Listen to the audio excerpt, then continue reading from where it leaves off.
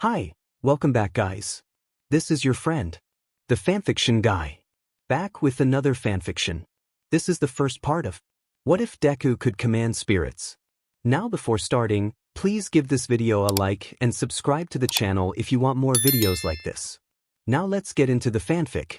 It isn't every day that Aizawa finds a teenage boy that jumps from one building to another without stumbling.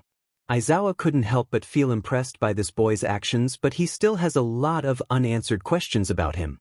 Unfortunately, receiving answers from him wasn't a piece of cake. Aizawa is gazing through the one-way mirror at the boy who is handcuffed seated on a chair. He hates to admit, but the boy shows promise when he encountered him last night. It was midnight when Aizawa was on patrol as the pro-hero Eraserhead. He was walking through the streets, keeping an eye out on any villains or threats until he heard the sound of clanging. He ran swiftly to the source of the sound, which came from a dark alley. Dark alleys weren't a good sign for him and always lead to a bad end. Suddenly he stopped dead in his tracks as he finds nothing. Could he have imagined it? Is he out of his mind? The person couldn't have escaped since the other route lead to a dead end. A crazy idea came into his mind which made him look up. On the top of the right wall, there was a shadowy figure. Without any further thoughts, Eraserhead shot himself up using his signature scarf made from steel wire alloy woven with carbon nanofibers, onto the roof, facing a surprised teenage boy with messy black hair, dark green eyes, and 4 symmetrical freckles on both cheeks underneath his eyes. He was wearing a long dark cloak along with a dark green checked shirt, black pants, and black leather brogues. Aizawa couldn't help but ask questions. What the heck is this boy doing here in the middle of the night, and how the heck did he get on the roof of a 10-feet building? The boy took no second of thought and immediately sprinted away. This made Eraserhead sent out his cloths to immobilize him, but the boy easily evaded them as he was light on his feet.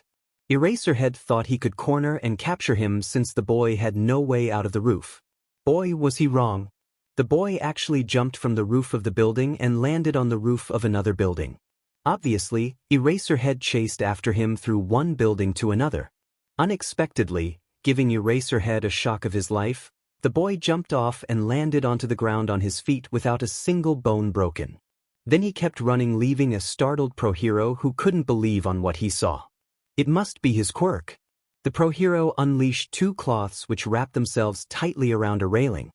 He jumped and swung with the cloths around the railing, loosening until they were eventually released as Eraserhead landed onto the ground. He saw the boy which was sprinting swiftly ahead. Eraserhead activated his quirk, showing the red glowing eyes.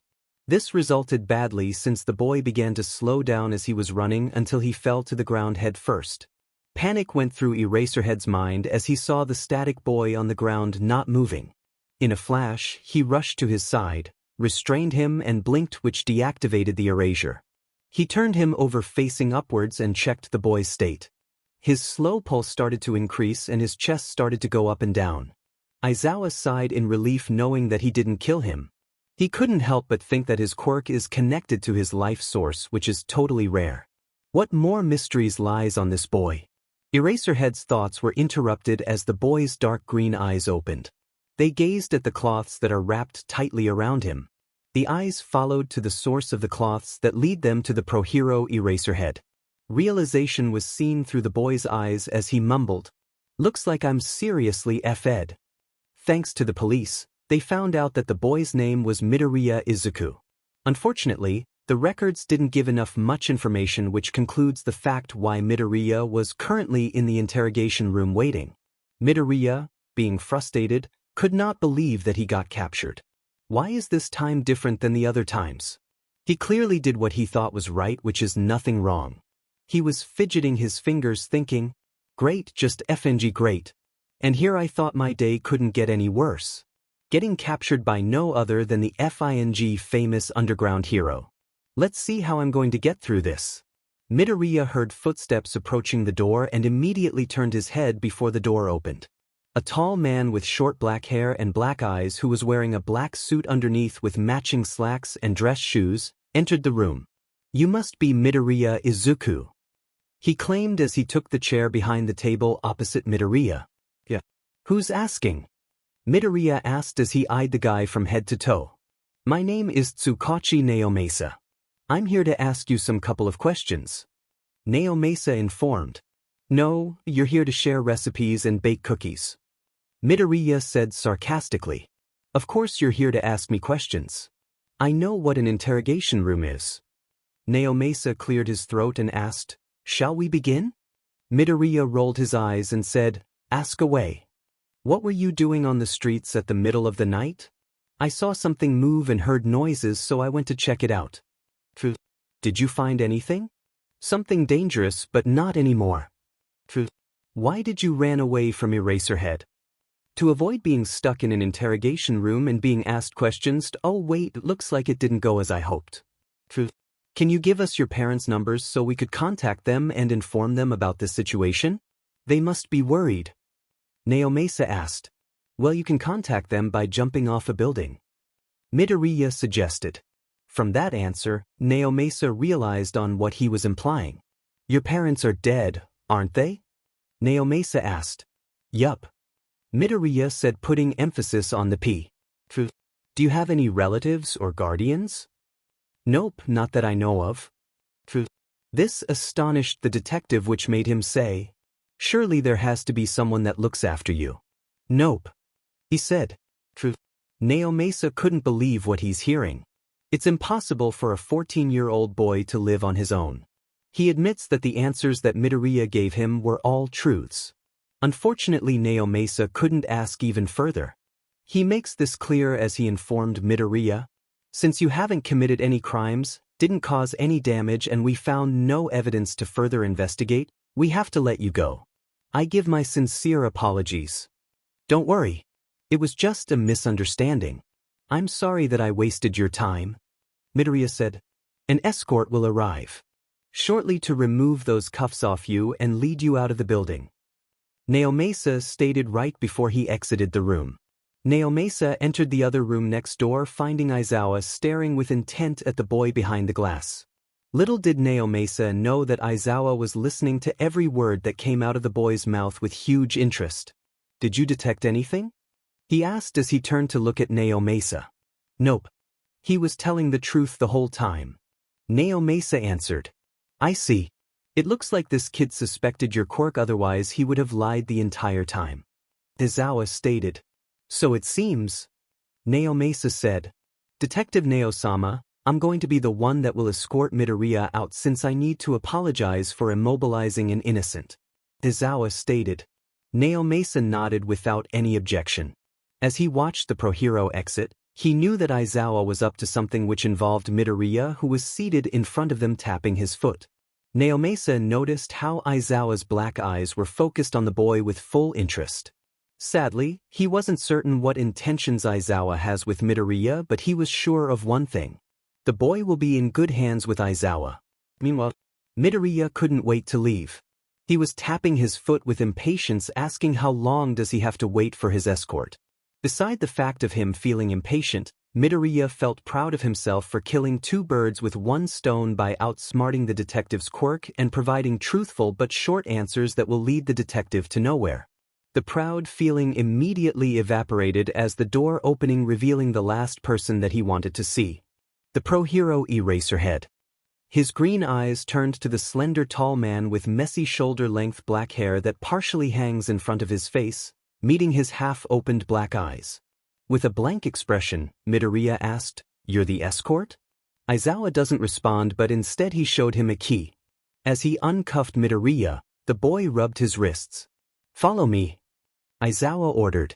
Midoriya did what he was told by following the pro-hero and walking through the corridors by his side. Aizawa broke the ice by asking, How are you feeling? I'm good, excluding the fact that my life flashed before my eyes. Midoriya responded in a calm tone. I deeply apologize for that. I did not know that your quirk was connected to your life source. Aizawa said. Neither did I, apparently. Midoriya admitted. Aizawa raised his eyebrow at that statement. They arrived at the exit of the police station. As Midoriya exited, Aizawa also followed him by his side. You don't have to escort me anymore. I know my way to my apartment from here. Midoriya said. I know, but still, since you found something dangerous as you stated, I'm just taking precautions. Aizawa explained. Aizawa noticed how the boy's face remained with a blank expression, giving him no indication of surprise or worry. Oh, are you sure? It's pretty far, so I have to use the train to get there. Besides, shouldn't you be getting rest? Midoriya asked. I have the night off. Besides, I know a shortcut. He answered. Then Midoriya nodded and gestured him to lead the way. Aizawa continued walking with Midoriya following by his side. So what's your quirk? He asked. A blessing and a curse. Midoriya admitted. This made Aizawa raise an eyebrow, which made him ask another question. What is the thing that you consider dangerous? Life-threatening. Midoriya answered. That's not the answer I wanted. Aizawa stated. Well, sometimes what we want isn't necessarily what we get. Midoriya said bluntly. The pro-hero was unamused by his answer. Midoriya noticed, which made him roll his eyes and mumbled. Besides, it's not like you'd believe me anyway. Aizawa heard that and got the hint to drop the subject, and so he did. He didn't pursue him even further, but still had a nagging feeling that there's more to this kid than he realizes. Whoa! Midoriya said as he got distracted by a building. Aizawa noticed that they were walking in front of the U.A barrier. Looks much bigger than in the pictures I've seen. I see they have pretty high security due to that barrier. Must be to keep villains or the press out. Midoriya said out loud. Aizawa raised an eyebrow at the boy who just talked to himself out loud. Midoriya noticed the pro's expression and apologized. Sorry. Due to the fact that I've been alone for a long time, I tend to talk to myself. Don't worry, Midoriya. I do the same thing when I'm on night patrols. Aizawa admitted. You weren't wrong though. Midoriya was about to smirk, but his eyes widened and yelled, Eraserhead! Watch out! Eraserhead! Watch out!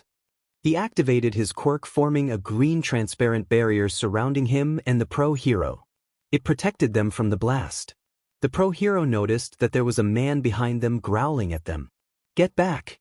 Aizawa said as he pushed Midoriya out of the way.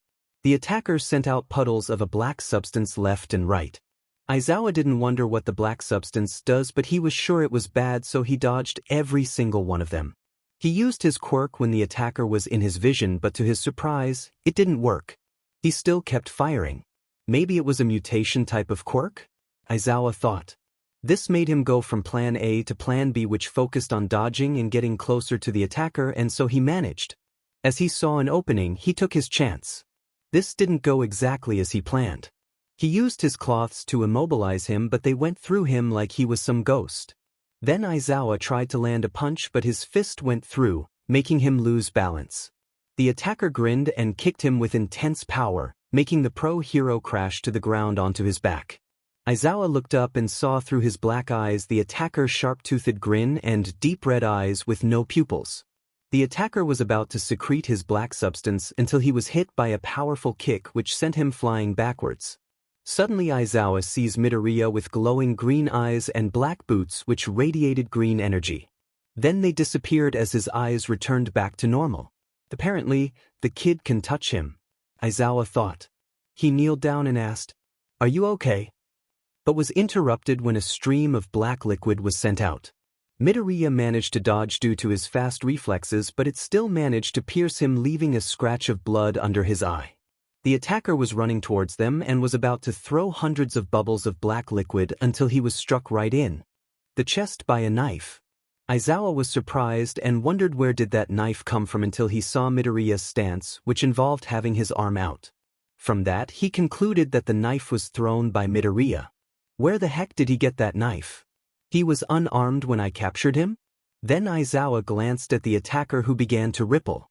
For a split second, he saw his true form, which would certainly give people the run of their lives. It was all black liquid with blank red eyes and sharp teeth until it turned into a pile of dust. What the hell was that? Aizawa asked. A demonic spirit. Midoriya answered.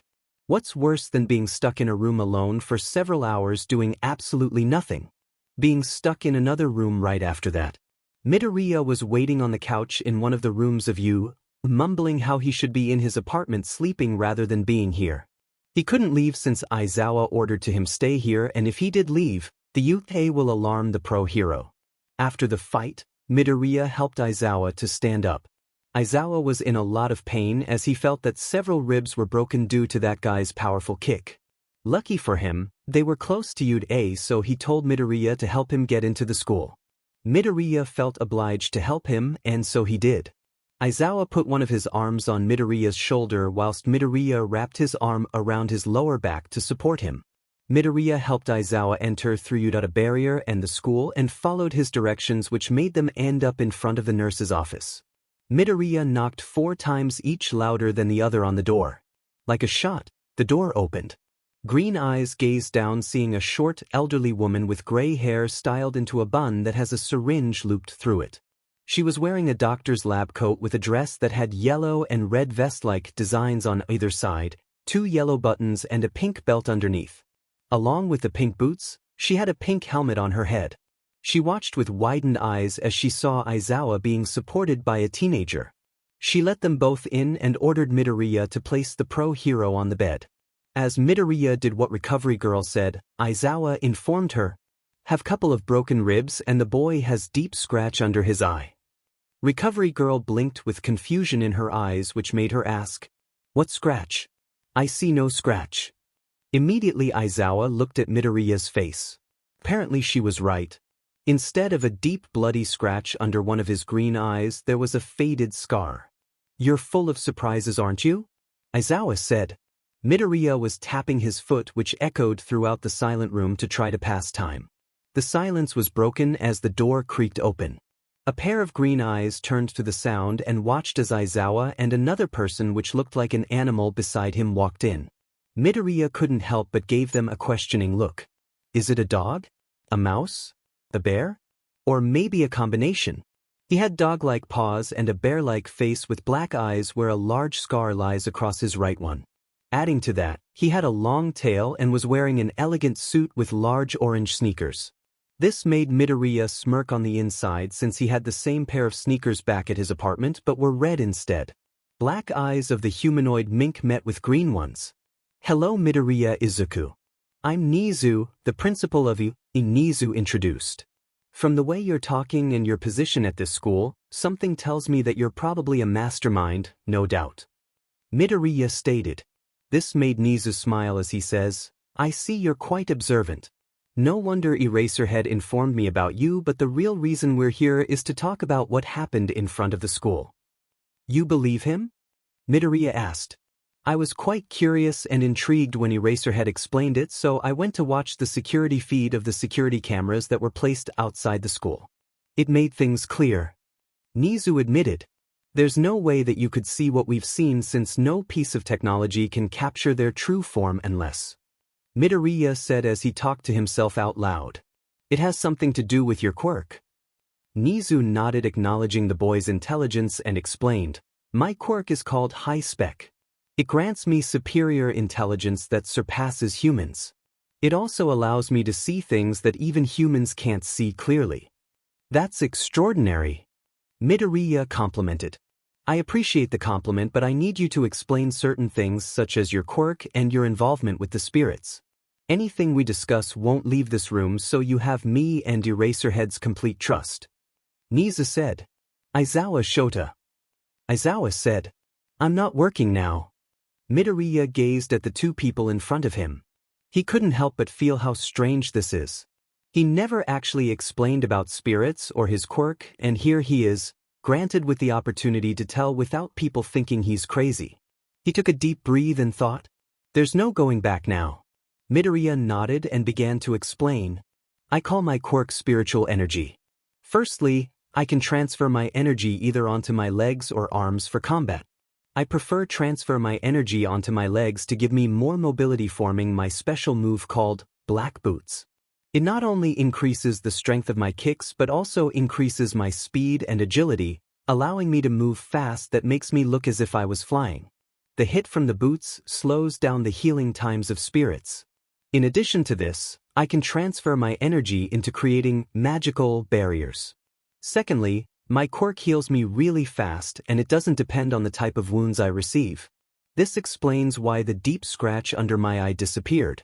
Thirdly, I can create weapons by using spiritual energy that can harm or cleave the spirits, which explains why Aizawa couldn't immobilize him using his cloths. The main ones that I create are knives, which give me an advantage in surprise attacks from short range and long range. Also, I can sense other spirits' energies and sense if they're a threat or not. The last thing I could do is teleport, but the main disadvantage is that it requires a large amount of spiritual energy, which I only use for emergencies. It only works if I've been in that place, such as my apartment, the police station, and this room. In addition to everything I've just said, is every time I use my quirk my eyes glow. Midoriya swore that Nizu's eyes lit up as he finished explaining his quirk. That's such a fascinating and rare quirk. Nizu complimented.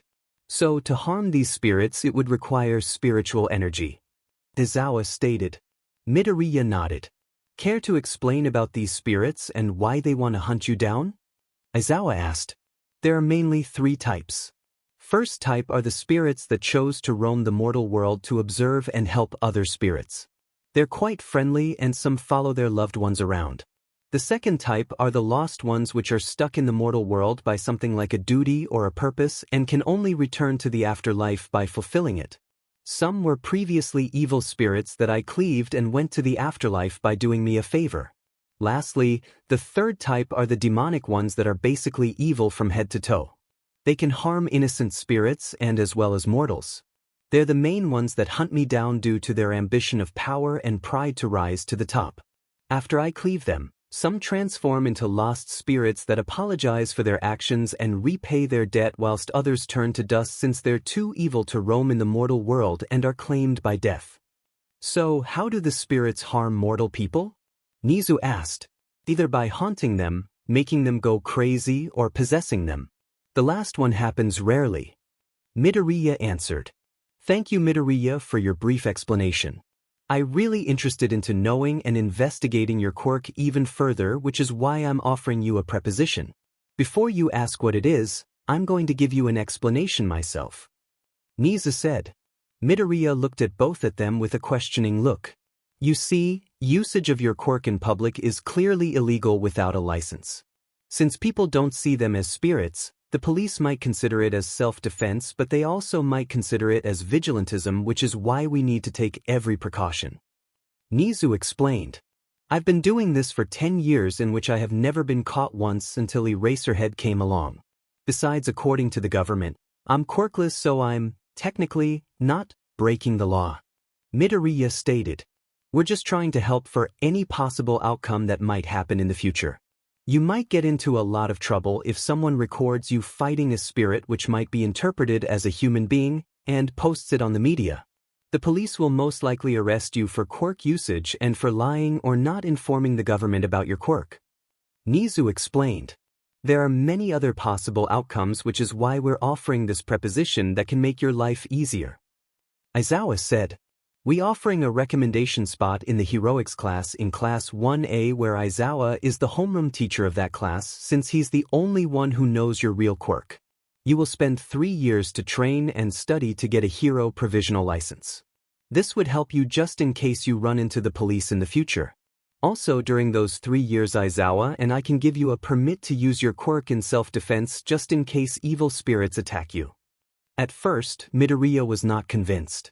Being stuck in a school surrounded by other teenagers wasn't reassuring. Heck, it was a nightmare, but he couldn't help but admit that they had a point. It will make things easier for him in the future. Iida too. The only ones except a friend who knows about his quirk are willing to help him. This was too much for them to offer. He didn't feel he deserved their generosity, so he asked. Aren't people supposed to take some sort of exam to get into this school, especially a recommendation spot? Well, for the practical exam, you nailed it by jumping from one building to another without stumbling, easily dodging my attacks, and saved my life from a spirit that I couldn't beat. Aizawa said. But there's also the written exam. Now, according to your educational record, the only school you attended was kindergarten. Nizu said. Yeah. From then on, I've been homeschooled and taught by the peaceful spirits and the lost ones that owed me a favor. Midoriya explained. Can you inform us of what you've been taught? Nizu asked. My mother, before she died, managed to teach me how to read and write when I was 4 years old. From the spirits, I was taught world history, along with English, French and Latin since I traveled around and some Japanese literature. Midoriya explained. That makes things easier. Aizawa admitted. Well, in that case, Midoriya, you're going to need to take this test seriously since a pass mark higher than average is required for a recommendation spot and you only have 2 months. Think you're up for it? Sure, I can manage these 2 months stuck in my apartment. Midoriya said.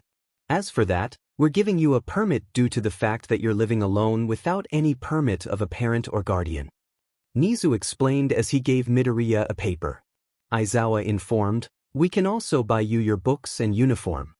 No, there's no need for that. You guys are doing so much for me so I can buy them myself. Midoriya said. Are you sure, kid? Aizawa asked. Yeah. My mother left me a lot of money before she died. Midoriya half-lied. Partially yes, his mother have left him money but his job of fighting evil spirits always did an old friend a favor and he returned it by paying Midoriya. With relief, Nizu and Aizawa bought it. Now, you still need to update the government on your quirk. Due to your circumstances, we can inform them that your quirk is energy, and here is the summary I made of your quirk. Nizu said as he was writing. As the principal handed Midoriya the paper with the summary on it, he began to read it. Quirk name, energy. Tip, Midor. Summary. Transfers energy to arms and legs which enhance powerful punches and kicks. Can also create weapons and transparent shields with the energy. They didn't make you the principal for nothing. Midoriya said as he gave it back to Nizu. It's the same thing that Mum did to hide her true quirk by stating that she can levitate things towards her. Midoriya thought. Thanks you, Principal Nizu. I really appreciate your kindness and generosity. Same goes to you, Aizawa. Midoriya said. Sensei. After exchanging phone numbers and filling in registration papers, Aizawa offered to take Midoriya home with his car. And so he did. While Aizawa was driving, Midoriya was seated in the passenger seat, just staring from the window at the outside without a single blink. What's on your mind, kid? Aizawa asked as he noticed. How the hell getting captured by you got me a recommendation spot in you? Midoriya admitted. Aizawa couldn't help but snicker and responded, I admit, you deserve to be in that school. You have more potential than the first years I had. How are they doing now? Midoriya asked. I don't know. Last time I saw them, I expelled them. Aizawa answered. Ish. Talk about having guts. Kind of feel bad for Nizu though. Midoriya said. I expelled them because I can't waste time on teaching heroes with no potential. On the bright side, I get to have more sleeping hours. Aizawa said. Midoriya laughed and said, Nichi. Nothing's worth more than sleep. You said it, kid. Aizawa agreed. Then there was a moment of silence. Aizawa took a few glances and noticed that something is bugging the boy. The pro hero didn't know how to approach him until the boy opened his mouth. Okay, Aizawa-sensei, I'm going to cut the chase. Why are you and the principal being so generous to me? Is it because the fact that I have a rare quirk, or is it because you pity me because of my situation? Aizawa looked at the boy that was waiting for the answer. Straight to the point, huh? Then Aizawa answered truthfully. The truth is I told Nizu about accepting you and he immediately agreed. I don't know why he agreed but that principal is always up to something so don't ask me why is that. Anyway, the real reason is that I admire you. You've been fighting against these spirits your whole life even though you were basically a walking target. You didn't run and hide but instead you fought and saved. That takes a lot of guts for a kid like you. I'm surprised you haven't gone insane by living alone which makes you strong and independent. Also you have an intelligent and analytical mind due to the fact that you've been doing this without the police knowing or getting caught for number of years and for figuring out Nizu's and Detective Naome's quirk. Oh, so you figured the last part? Midoriya said. Yeah, I did. The thing is, kid, you got heart. After that fight with Spirit, you could have chosen to run away but instead you took me to Recovery Girl and also even though the job of fighting evil spirits is exhausting and dangerous for a kid like you, you're still doing it to prevent them from harming others. I don't see any reason not to give you the hero provisional license right away since you clearly have the experience and are a hero already but even heroes deserve a break. This is why we accepted you to UA. We wanted you to live a simple life by making friends, learning subjects, and doing homework. You'll also have heroics training which might be beneficially helpful when it comes to different types of situations. I know for a kid that lived alone for most of his life isn't going to be easy, but it will be beneficial for you. Being stuck behind a desk listening to nagging teacher is beneficial. Midoriya said with sarcasm. I don't blame you since there is present Mike. Aizawa said. Midoriya laughed with tears forming in his eyes which made Aizawa grin behind the scarf. Seriously? What does he teach? He asked. English. Aizawa answered. Remind me to wear a pair of earmuffs during drama. Midoriya said. Drama? It's grammar and spelling you need to watch out for. Aizawa said. This made Midoriya laugh even harder, which made Aizawa realize that this is what the boy needed. He noticed several times the light of his dark green eyes as he interacted with him and Nizu, which surely differed from the dull, lonely and dark eyes he wore daily. Aizawa's thoughts were interrupted by Midoriya stating, Stop here. They stopped in front of a large building with numerous apartments. Remember, kid. 2 months. Study hard. If you need help, you can contact me since I gave you my phone number. Aizawa-sensei, thanks for everything. Midoriya said as he unbuckled the seatbelt. Midoriya exited and walked forward, but then he stopped. He turned his head back to Aizawa and added, Also please try not to kill me when you meet me next time. As long as you don't run off and jump off from buildings. Aizawa responded. A smile appeared on Midoriya as he nodded. Then Aizawa watched the teenage boy entering before he drove off. 2 months later. Midoriya just exited the room after taking the written test. He couldn't help but feel sure that he passed with flying colors. Studying for it wasn't easy. Heck, it was hell for the past 2 months between studying and fighting against evil spirits. Praise the Lord that they were nice spirits that offered a hand in Midoriya's studying, including Aizawa-sensei, who gave him pointers on the main subjects that are going to be asked on the test. He visited the library, meeting some evil spirits on the way, to lend some books that Aizawa-sensei suggested to him. Got all that? Aizawa asked. Yeah. Pretty sure I'll have the whole library in my apartment these next 2 months. Midoriya said as he eyed the list of books that he'd taken. So kid, mind telling me where the heck did you learn mathematics? Aizawa asked. Oh yeah, turns out there was this evil spirit that I defeated when I was 10 years old, which turned out to be a lost spirit that was a maths teacher. Turns out he went mad by incorporate students in his past life and killed himself, turning into an angry spirit. As I freed him by cleaving him, he explained everything and apologized. So I told him to apologize by teaching me math, so possibly this guy can finally rest in peace, and he happily obliged. Honestly, I didn't know what I got myself into. I was so naive back then, not knowing about the horrors of mathematics. Aizawa snorted at that remark. But with the spirit's help, I managed to learn everything within a year or two, and the guy rested in peace. Midoriya finished. Within a year or two, huh? Aizawa said. Well, spirits don't get sick, tired, or hungry, including weekends. Midoriya said. Other than that, my mother always said I was a fast learner. Good. It surely will help you when you read from the books I've suggested. Aizawa said. Obviously, Midoriya was grateful for Aizawa-sensei's help, which is why he returned the favor. In the U.A staff room, a week before the entrance exam, Aizawa was both confused and intrigued as he watched the object mysteriously placed on his desk that came from nowhere. It was a black cat with white eyes, nose and whiskers on a coffee mug.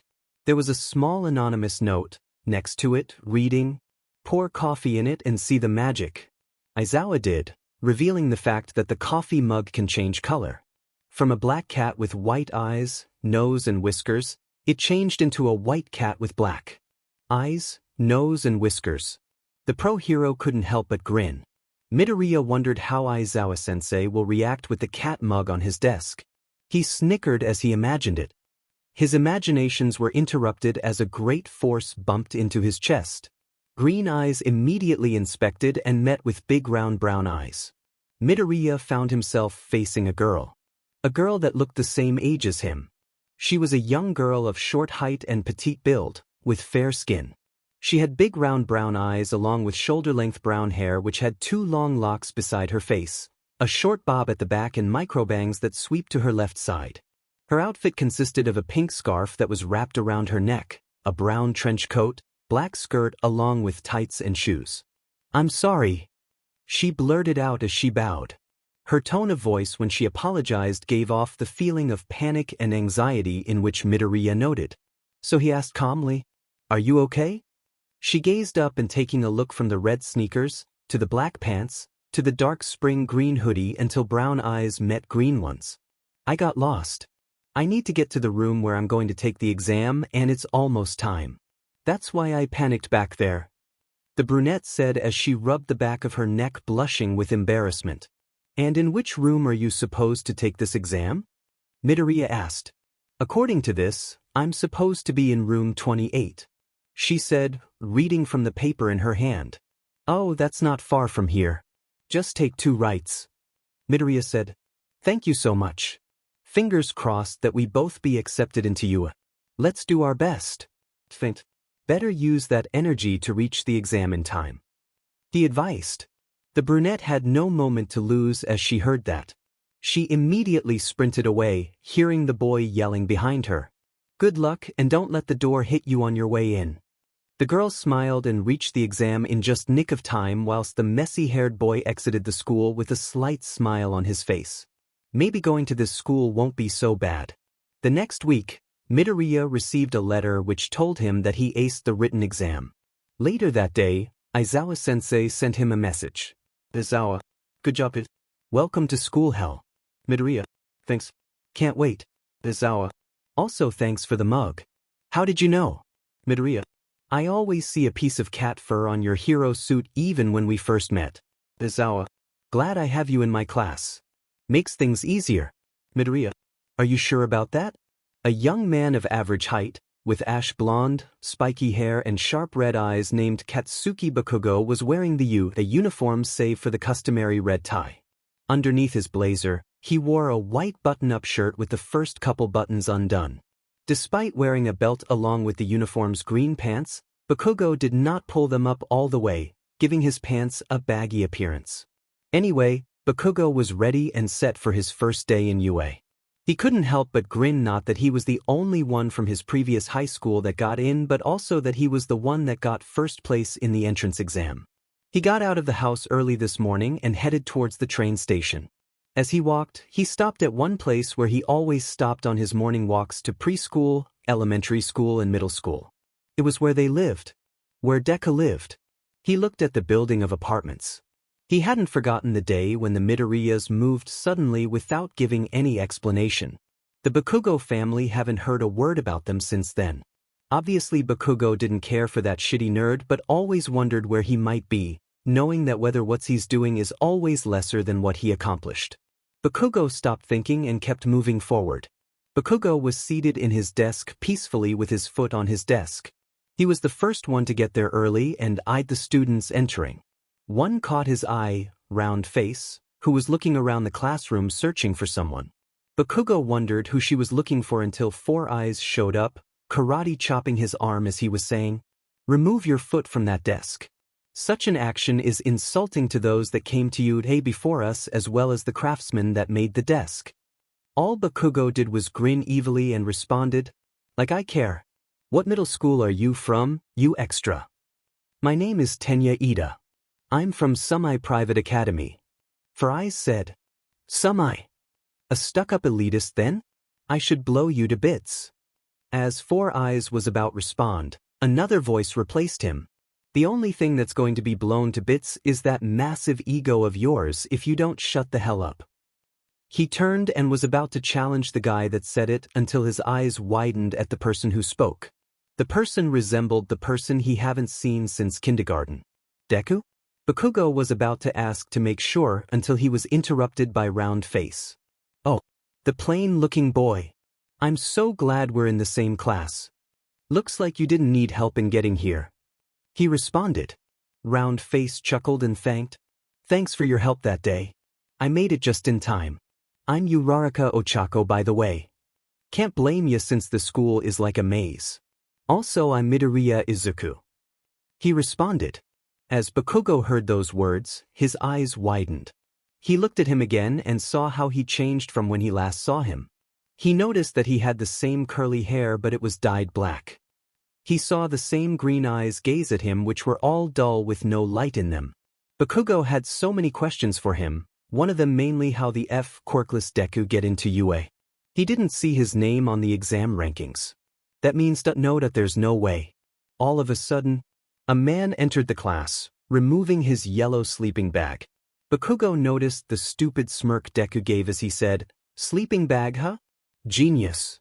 It took 8 seconds to quiet down. Time is limited. You kids are not rational enough.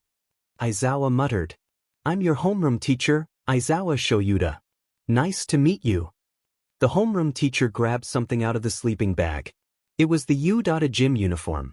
"It's kind of sudden, but put this on and go out onto the field." Aizawa ordered. "Use the changing rooms." All of the students in Class 1A did what was told. The students separated into 2 changing rooms, one for the boys and one for the girls. Each student had their locker along with their number given. In the boys' locker room, everyone was wondering and asking questions to each other about what they were going to do on the field, until they were answered by Midoriya. "It's a Quirk apprehension test. It's no big deal." Everyone looked at the boy who was so calm about a test of all things. Bakugo couldn't help but admit that dumb Deku was probably right. He couldn't lay his eyes off of Deku ever since he walked out of the classroom. There's something strange about him. The one thing he can conclude is that he wasn't the same Deku he knew back then. He continued staring even while he was changing into the gym gear. Bakugo hates to admit, but Deku was ripped. He took a closer look and took notice of the faded scars on his back and arms. Even though they were faded, they were too many. What had been Deku doing these past years? It's rude to stare, Bakugo," Deku said with his back towards him. All Bakugo did was give him a mean glare, avoiding everyone's gazes at him whilst 4 eyes kept scolding and karate chopping. "Bakugo, you should show respect to other students, including their privacy." Bakugo ignored him and continued changing, overhearing the following conversation. "I'm glad we have someone like you, Iida. Keeps things in order and balanced." "Thank you for your compliment, Midoriya. I'm truly happy that I have a classmate that appreciates my services," Iida said as he clenched his heart with tears of joy in his eyes. "No need to get emotional on the first day. See you guys on the field," Midoriya said. He was the first one of all the classmates who exited fully dressed and the first one who arrived at the field. Bakugo couldn't help but feel angry. Why the heck does he suddenly care for Deku? He's always been a pebble, always have and always will. Let's see who will do better in this Quirk apprehension test, but Bakugo is sure that he's gonna beat Deku easily as the rest of these extras chapter text. Every student in Class 1A was outside in the field with their homeroom teacher who claimed to be Aizawa Shoyuda standing in front of them. "A Quirk apprehension test?" everyone asked. "What about the entrance ceremony? The orientation?" Uraraka asked. Aizawa with his back towards them explained. "If you're going to become a hero, you don't have time for such leisurely events. UA's selling point is how unrestricted its school traditions are. That's also how the teachers run their classes." Everyone were surprised and shocked at the same except for Midoriya and Todoroki. "You kids have been doing these since junior high, too, right?" the homeroom teacher asked. He showed his phone and explained. "Physical fitness tests where you weren't allowed to use your quirks. The country still uses averages taken from results from students not using their quirks. It's not rational. Well, the Ministry of Education is procrastinating." The homeroom teacher glanced at Bakugo and said, "Bakugo, you finished at the top of the practical exam, right?" Bakugo nodded. "In junior high, what was your best result for the softball throw?"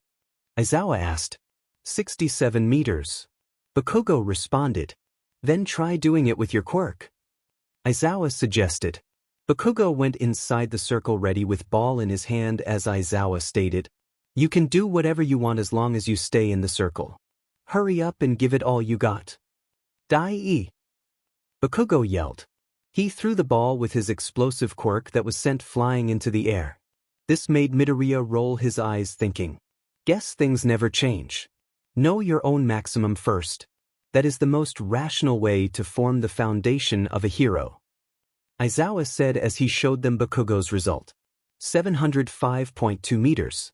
705 meters, for real? Kaminari asked. What's this? It looks fun. Ashido said with excitement. We can use our quirks as much as we want. As expected from the hero course. Shiro yelled with enthusiasm. It looks fun, huh? You have 3 years to become a hero. Will you have an attitude like that the whole time? Aizawa asked. Then he grinned and added, Alright. Whoever comes in last place in all 8 tests will be judged to have no potential and will be punished with expulsion. Everyone were shocked and surprised by this. Uraraka looked at Midoriya and saw that his face was blank the whole time. Uraraka couldn't help but wonder how he's so calm about this. This made her prevent to say something to Aizawa until somebody said the words that she was thinking. Last place will be expelled? But it's the first day of school. No, even if it was the first day of school, this is too unfair. Natural disasters, big accidents, and selfish villains. Calamities whose time or place can't be predicted. Japan is covered with unfairness. Heroes are the ones who reverse those situations. If you wanted to go talk with your friends at Mickey D's after school, too bad. For the next 3 years, Iida will do all it can to give you one hardship after another.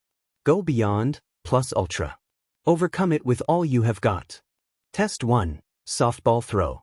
Almost everyone took the test but no one beat Bakugo's score until. What?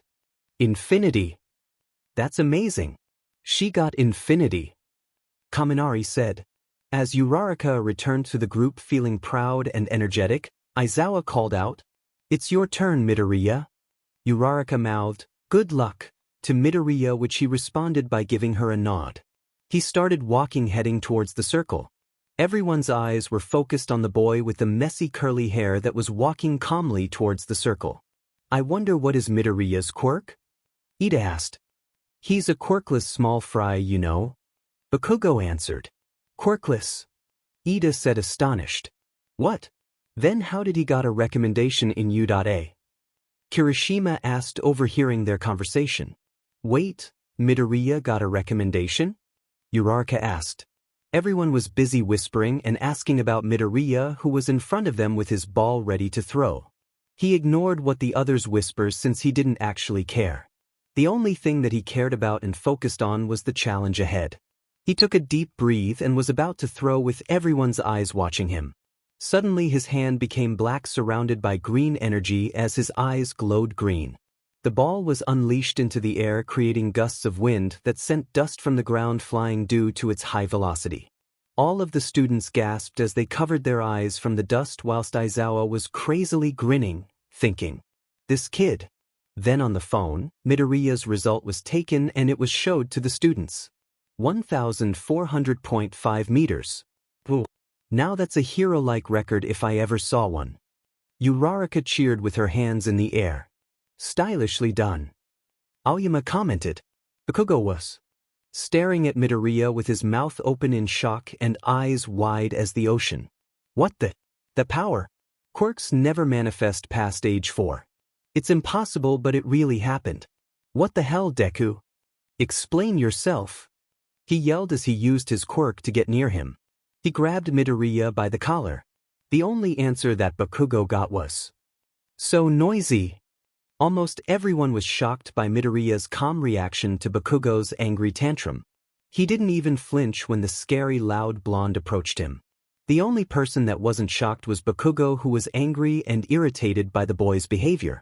He was about to use his quirk by raising his hand, but it didn't work out as his quirk was erased. In a flash, he found himself wrapped up in several cloths. One red eye looked back, finding Aizawa with glowing red eyes glaring. What the dot this cloth dot it's stiff. Bakugo mumbled. It's a capture weapon made out of carbon fibers and a special alloy wire. Aizawa explained. Midoriya smirked and advised the wrapped-up Bakugo. I would give a second thought when crossing our homeroom teacher, who is the pro hero Eraserhead, on your first day. Bakugo was about to use his quirk on Midoriya for the second time, but it ended up erased again. Geez, stop using your quirk. I'm getting dry eye over here. Aizawa ordered. Bakugo stopped and eyed Midoriya, who was walking back to the group with hands in his pockets. He was just another pebble in my path up until now. What a waste of time. Prepare for the next event. Aizawa informed. Event 2, 50-meter race. Iida made it in 3.04 seconds with his quirk called Engine, whilst Azui made it in 5.58 seconds with her frog quirk. Next was a blonde-hair boy with a tail named Ojiro Mashireo against Uraraka. She made her clothes and shoes lighter with her quirk called Zero Gravity, which allowed the things she touched get unaffected by gravity. She made it after Ojiro but managed to be faster than she was back in middle school with 7.15 seconds. Then it was Aoyama against Ishido. The pink girl used her acid to skate on, whilst Aoyama used his naval laser to launch himself into the air like a rocket in a horizontal position. Aoyama dropped to the ground halfway to prevent having a stomach ache and continued using his quirk in 5.51 seconds. Finally, it was Bakugo versus Midoriya. Both were ready on their marks in separate lanes. Bakugo eyed his opponent with determination to beat him, whilst Midoriya looked forward with a blank expression on his face, not once looking at his opponent. This irritated Bakugo, thinking that he'll remind Deku of where he belongs, and gave him a snarl. Midoriya's eyes took a quick glance at him and met with angry red eyes. Again, Midoriya rolled his eyes. Then their gaze returned to looking what's ahead as Aizawa yelled. Ready, set, go! Explosive speed turbo. Bakugo yelled as he unleashed the largest explosions using both his hands.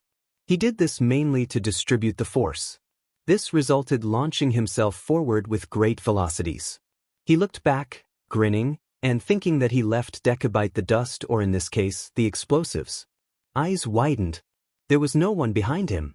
Then he heard 1.01 seconds. Then Bakugo crossed the finish line. 4.13 seconds. Everybody watched in awe at Midoriya, which still the same blank face despite the compliments he was given. This irritated Bakugo even more. That shitty nerd. Third event, grip test. The student Mizo Shoji got the highest score on the grip test. 540 kilograms. 540 kilograms? Are you a gorilla? Or an octopus? Shiro asked with astonishment. A secretary octopus? Mineta asked. Then Midoriya came along and Mineta snickered, thinking there's no way this scrawny guy can beat Shoji's score. Midoriya gazed at the grip recorder and grabbed the handle. He transferred his spirit energy to his fingertips, which turned black, emitting green energy, and gripped. His grip almost broke the handle as it read 900 kilograms. Mineta, Shiro, and Shoji all looked at Midoriya with shock on their faces while he placed the grip recorder onto the table. I wonder what he's been gripping? Mineta asked, thinking in a perverted way.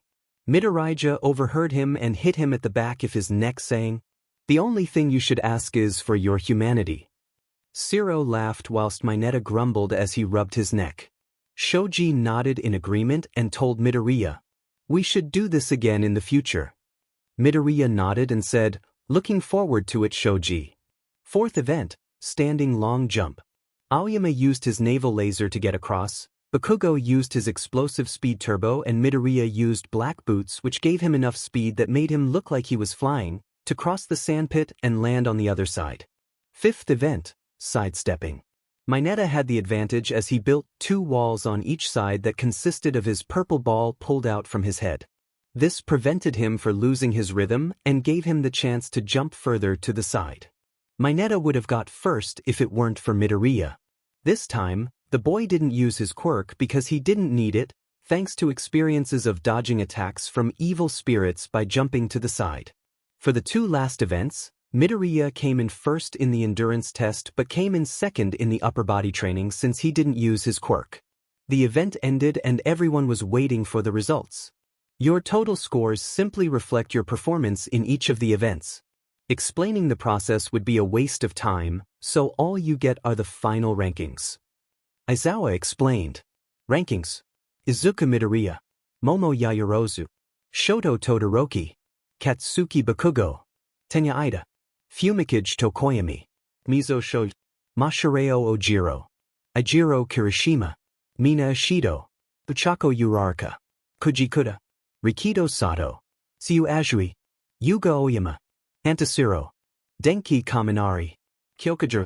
Toru Hagakure. Minoru Mineta. Then the homeroom teacher added, "Also, I was lying about expelling someone. That was a rational deception meant to bring out the best in all of you." He gave a creepy grin as the students felt shocked and betrayed, yelling, "What?" "Well, of course it was a lie. Didn't take much to figure that out," Yayorozu stated. Then Midoriya chuckled, which startled everyone even more. From the normal blank expression he wore all day, now he had a smirk on his face. Good to know someone else was smart enough to figure it out. Also Aizawa-sensei, that was genius. Uraraka couldn't help but chuckle as well, including others. "Anyway, we're done here. Your documents about the curriculum and such are back in the classroom. Give them a look," Aizawa explained. Midoriya was exiting the school but stopped as he heard, "Hey Midoriya. Wait for me." He turned and saw Uraraka along with Tenya running towards him. "Uraraka." "Tenya." Midoriya greeted. "Are you heading towards the train station?" Uraraka asked. Midoriya nodded. "We can go together. I really want to get to know you," Uraraka admitted. "Sure, Infinity Girl," Midoriya said, which made Uraraka chuckle. Then the curly-haired boy looked at Iida and asked, "What about you, Iida?" "I really want to get to know you and Uraraka better. As a student, I must be in good terms with everyone in our class," Iida explained as he karate chopped continuously. Midoriya imitated Iida by karate chopping as he said, "I'm glad to be of assistance." This caused Iida to stare dumbfounded at his new friends who were laughing so hard. After the laughter died down, the trio continued walking, heading towards the train station. While they were walking, Iida had his hand to his chin and said out loud, "I was really taken in by Aizawa-sensei. I even thought, this is the best of the best, and such. I didn't think a teacher would encourage us with a lie. At first, Iida, I thought you were scary, but now I'm convinced that you take things way too seriously," Uraraka said. "Honestly, when I first saw him, I thought he's just earnest." Midoriya said, "I really appreciate your honesty," Iida admitted.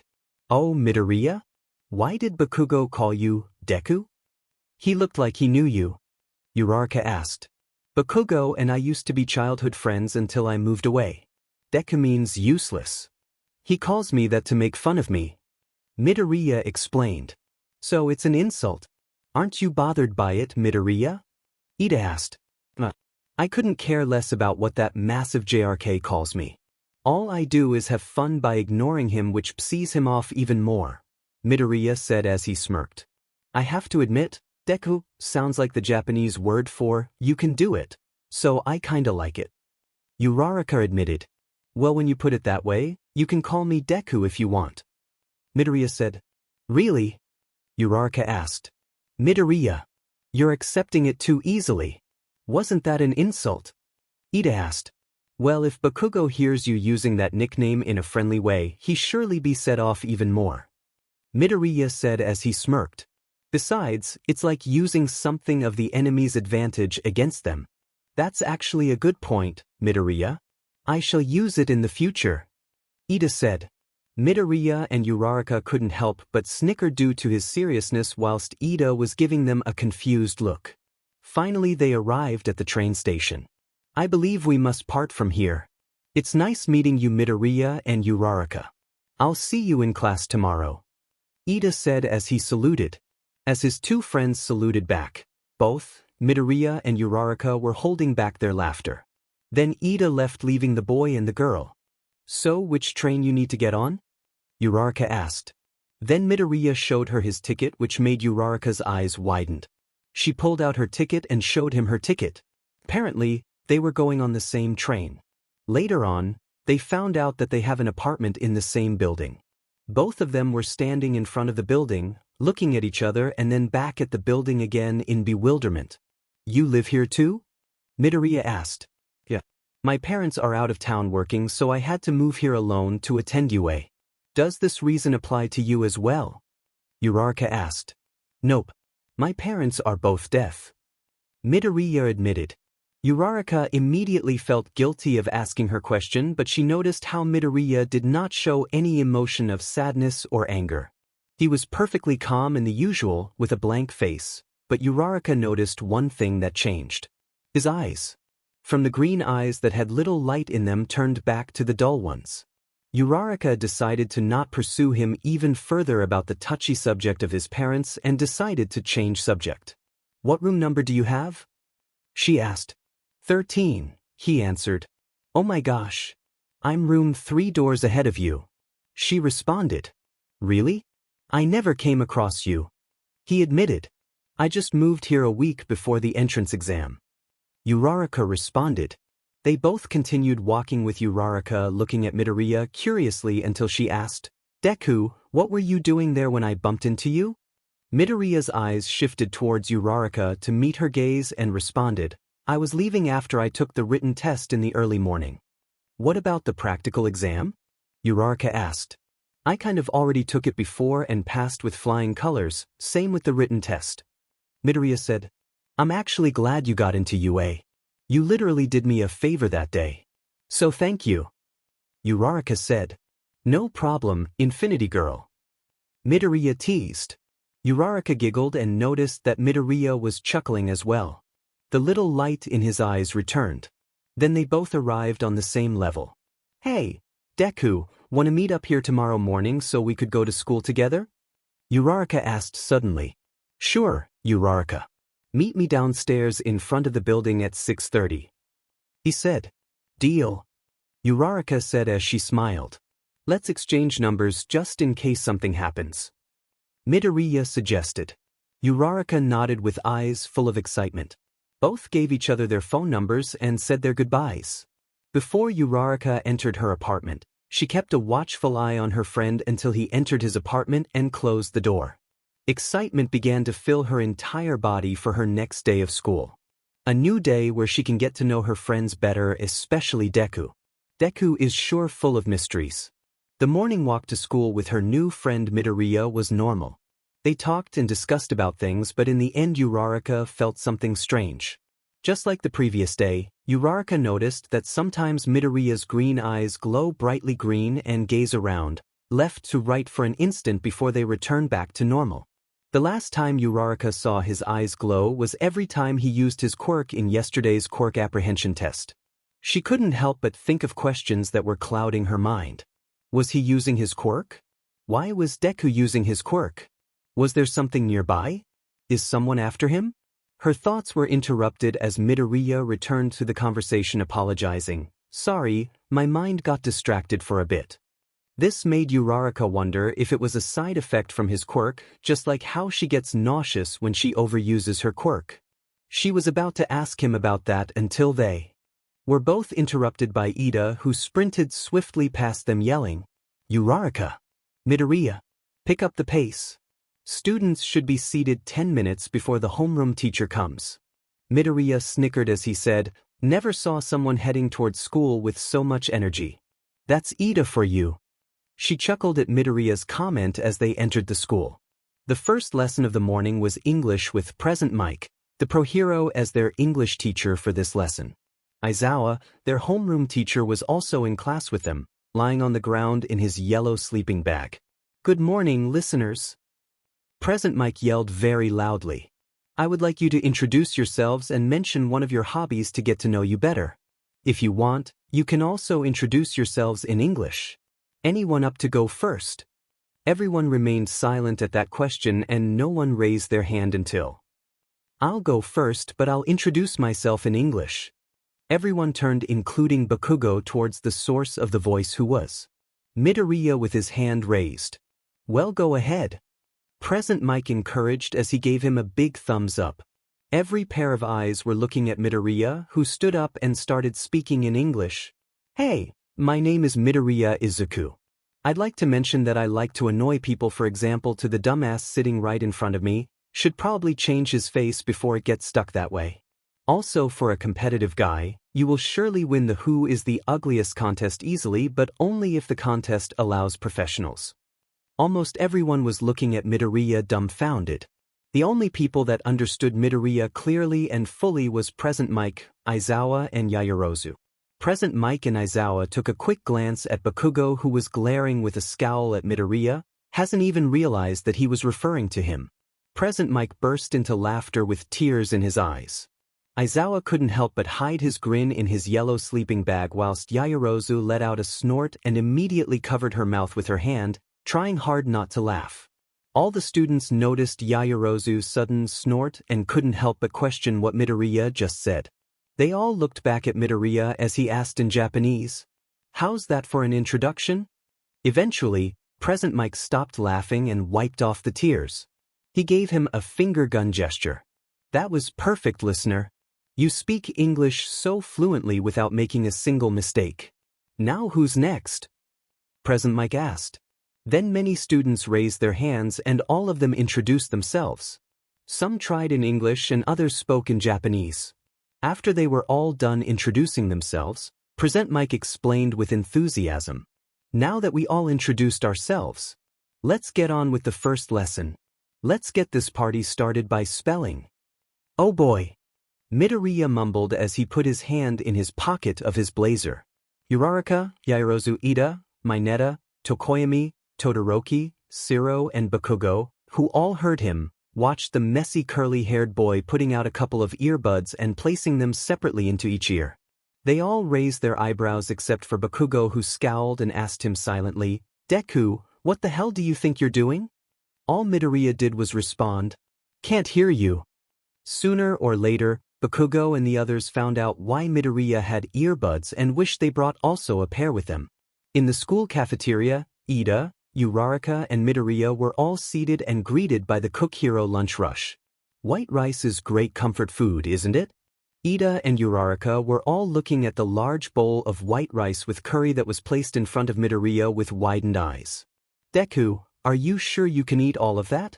Uraraka asked. "I have a huge appetite." Midoriya answered right before he ate a spoonful. After the trio thanked the pro hero as he was leaving, they had the following conversation. "My ears are still ringing from Present Mike's lesson," Uraraka admitted. "Now I know why you wore earbuds, Deku." "Doesn't mean they worked. I still heard him," Midoriya stated. "On the bright side, my ears aren't ringing." "Midoriya, what did you say in English when you introduced yourself? I didn't quite catch some of it," Tenya asked. Midoriya responded by translating what he said in English into Japanese to his two friends. As he finished his translation, Uraraka couldn't help but burst into laughter whilst Iida kept karate chopping and scolding Midoriya about using foul language even in English. "That guy had it coming after he kept glaring at me non-stop this morning. Besides, now I know how to use a language that the enemy doesn't know as an advantage." Midoriya said, "That's also another good point. It could be an advantage when communicating with other heroes without letting the villains knowing of their plan." Iida said. Then he added, "I must admit, Midoriya, the trick you pulled back in the English lesson was pretty impressive and funny at the same time." Then Iida started laughed, which startled both Uraraka and Midoriya. The brunette couldn't help but gasp whilst green eyes widened in surprise. "Deku, pinch me if this is a dream," Uraraka whispered to him. "Only if you return the favor," Midoriya whispered back. Then both of them ended up joining Iida, laughing and smiling at the same time. Not until they were both interrupted. "Hello, Midoriya." This made the curly-haired boy turn, meeting a teenage girl with a mature physique for her age. Green eyes met with cat-shaped, onyx-colored eyes. The girl had long black hair which was tied into a spiky ponytail along with bangs on the right side of her face. It was one of their classmates, Yaoyorozu Momo. "Yaoyorozu, what brings you here?" Midoriya asked. "I just came to compliment you on your English speaking. You really speak the language fluently," Yaoyorozu said. "Thanks, Yaoyorozu. Sorry that I got you surrounded by our classmates that were asking you for a translation." He apologized. "No need to apologize. I haven't laughed that hard ever since, and the funniest part was that Bakugo had no idea," Yaoyorozu stated as she giggled. "That was the whole point," Midoriya said as he giggled as well. "Hey, Yaoyorozu, would you like to join us?" Uraraka asked suddenly. "Are you sure? I don't want to interrupt. Yaoyorozu responded shyly. Of course. As your classmate, I would be glad if you join us. Iida answered again, karate chopping. Yaoyorozu looked at the other two, waiting for their responses. From Uraraka, who was beaming and nodding, to Midoriya, who responded imitating Iida, including his hand gestures, what he said. Yaoyorozu couldn't help but smile at the responses as she sat at the table whilst Uraraka snorted, receiving a dumbfounded look from Iida. I translated what you said to some people, but word tends to spread fast, so I'm warning you that Bakugo will kill you if he finds out. Yaoyorozu warned. Then Midoriya smirked and responded. He's going to have to catch me first. It was the afternoon and all students were seated in Class 1A waiting for their teacher. They were all chatting and discussing until they hear, I am coming through the door like a normal person. All eyes beamed as the number one hero, All Might, entered through the door. All Might watched his new students who became full of enthusiasm. It's All Might! Kaminari exclaimed. Wow, he really is a teacher. Kirishima yelled. That's a costume from the Silver Age, isn't it? Azui asked. Its style is so different, it's giving me goosebumps. Ojiro admitted. All Might took notice the excitement and determination that the Class 1A students wore, including the blonde boy giving him a creepy grin, all except the one seated behind him. The boy with black messy hair, who was wearing a blank expression, was staring at him with dull eyes. He didn't show any signs of emotion or expression. His green eyes looked at him from head to toe and then slowly gazed away, looking out of the window. All Might felt uncomfortable by his gaze but intrigued. Then he began his lesson. I teach hero basic training. It is a subject where you train in different ways to learn the basics of being a hero. You'll take the most units of this subject. Let's get right into it. This is what we'll do today. Battle combat training. As those last three words ran through Bakugo's ears, he grinned and said with excitement, Combat training. And to go with that are these. All Might yelled as he pointed. He was pointing at the opening cupboards that revealed several briefcases with numbers. Costumes made based on your Quirk registrations and requests you sent in before school started. All Might saw his students all gape at the mention of their hero costumes, except of course for the messy curled-haired boy. After you change, gather in ground beta. All Might ordered. All Might gazed at the hero costumes of the students of Class 1A as he complimented.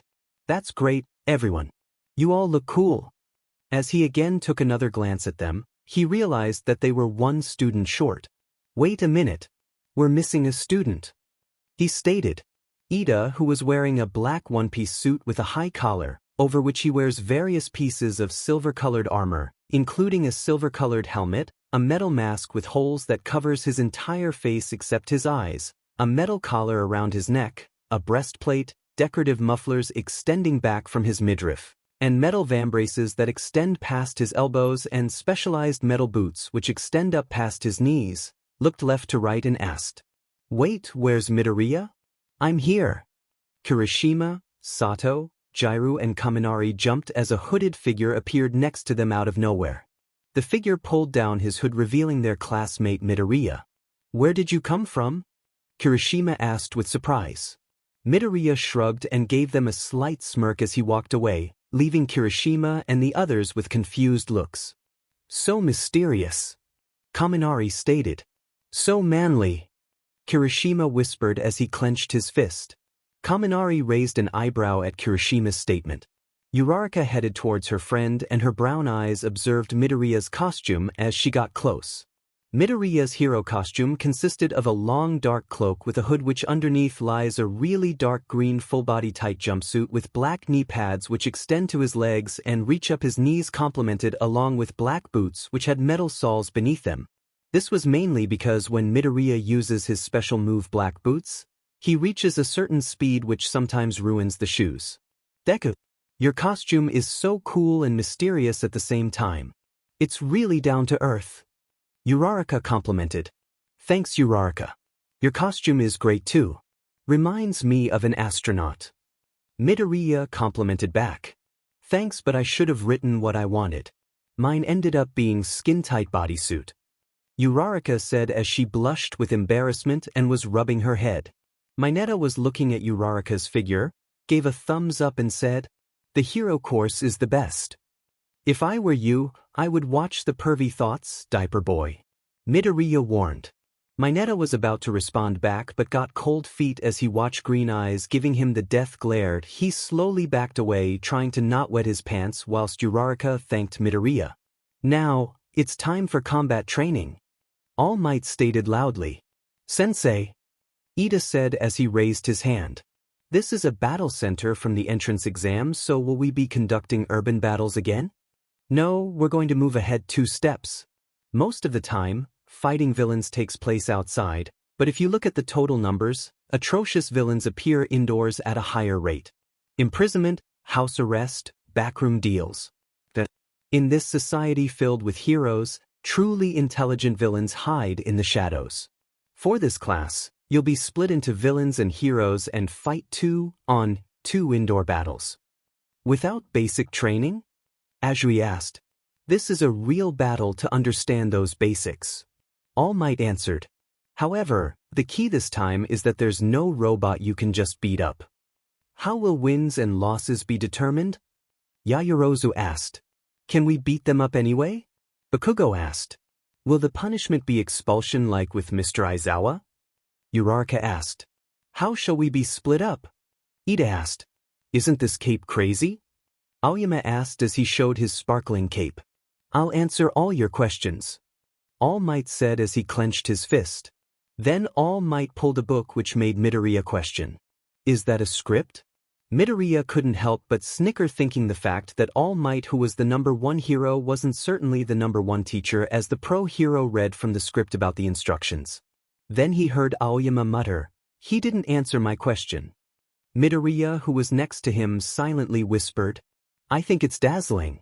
The boy could have sworn that Aoyama's eyes had stars in them as he said that.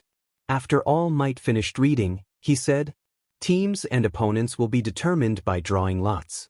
"They're being decided so haphazardly?" Iida asked. As All Might was about to answer Iida's question, but Midoriya did the job for him by explaining. When an incident occurs or a villain attacks, you'll meet other heroes with different types of quirks. With time being against them, they'll have no choice but pair up and figure out the best they can do involving their quirks to help the situation. "I see. The discernment to look ahead. Please excuse my rudeness," Iida yelled as he bowed. "It's fine. Let's do this quickly," All Might yelled as he punched his fist in the air. Team A, Uraraka and Midoriya. Team B, Todoroki and Shoji. Team C, Yaoyorozu and Mineta. Team D, Bakugo and Iida. Team E, Ashido and Aoyama. Team F, Kuda and Sato. Team G, Kaminari and Jiro. Team H, Azui and Tokoyami. Team I, Ojiro and Hagakure. Team J, Siro and Kirishima. "Wow, it must be fate. I'm counting on you," Uraraka yelled with excitement. Midoriya nodded as he slightly smiled. All Might put his hands in separate boxes, one in the hero's box and the other in the villain's box.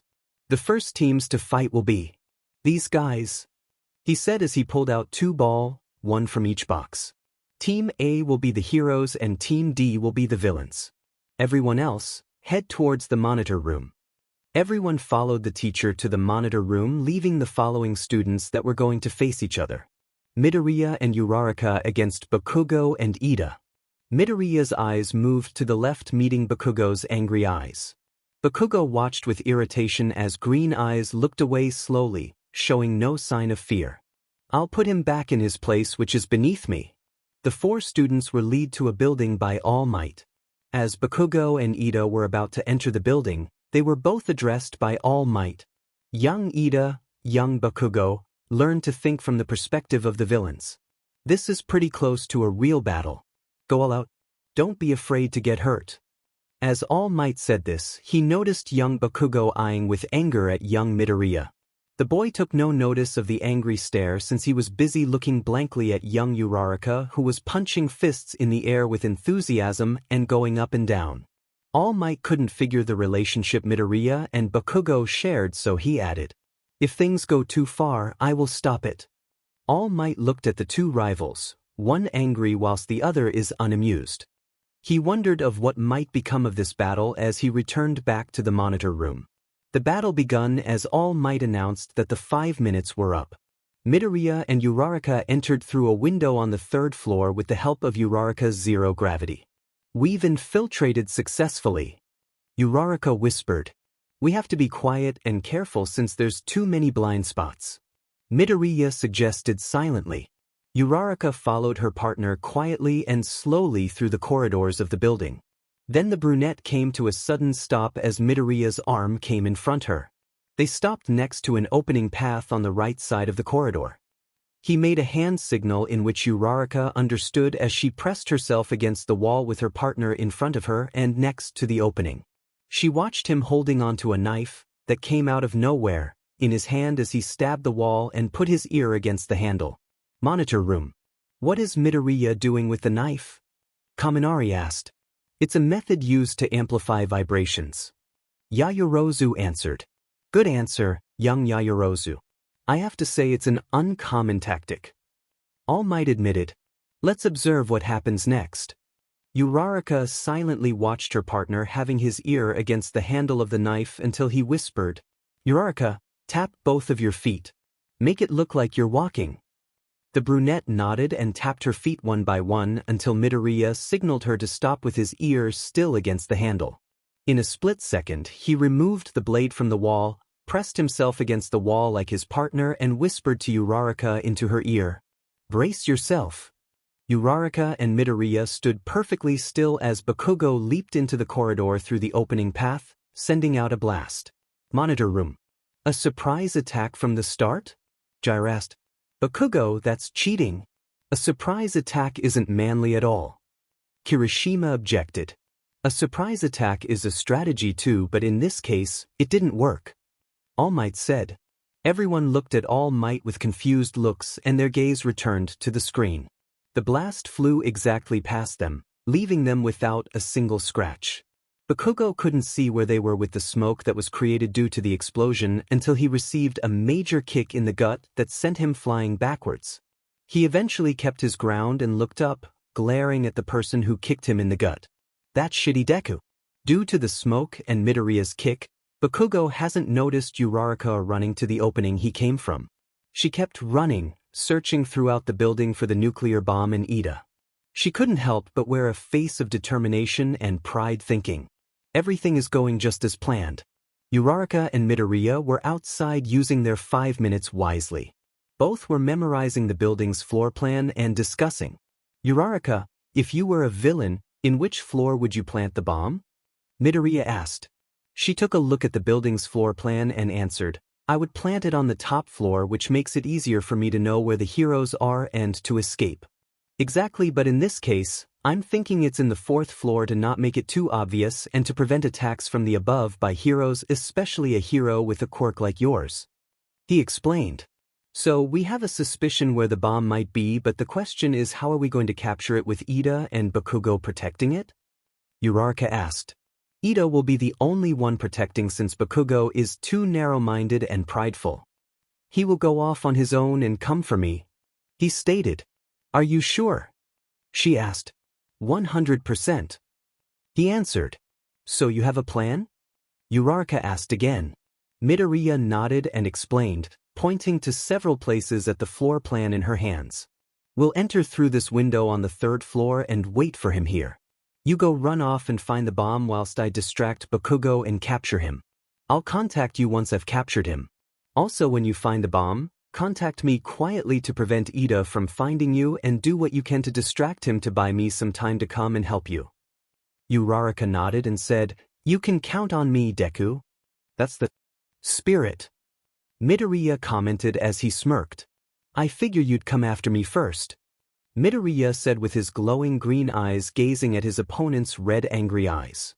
Bakugo began running, heading straight towards him with his right arm raised. He unleashed an explosion from his right hand and another from left hand. Both ended up being dodged swiftly by Midoriya as he wall jumped from the left wall to the other and landed behind Bakugo. The angry teen turned and glared at his opponent, who was ready for him in a fighting stance.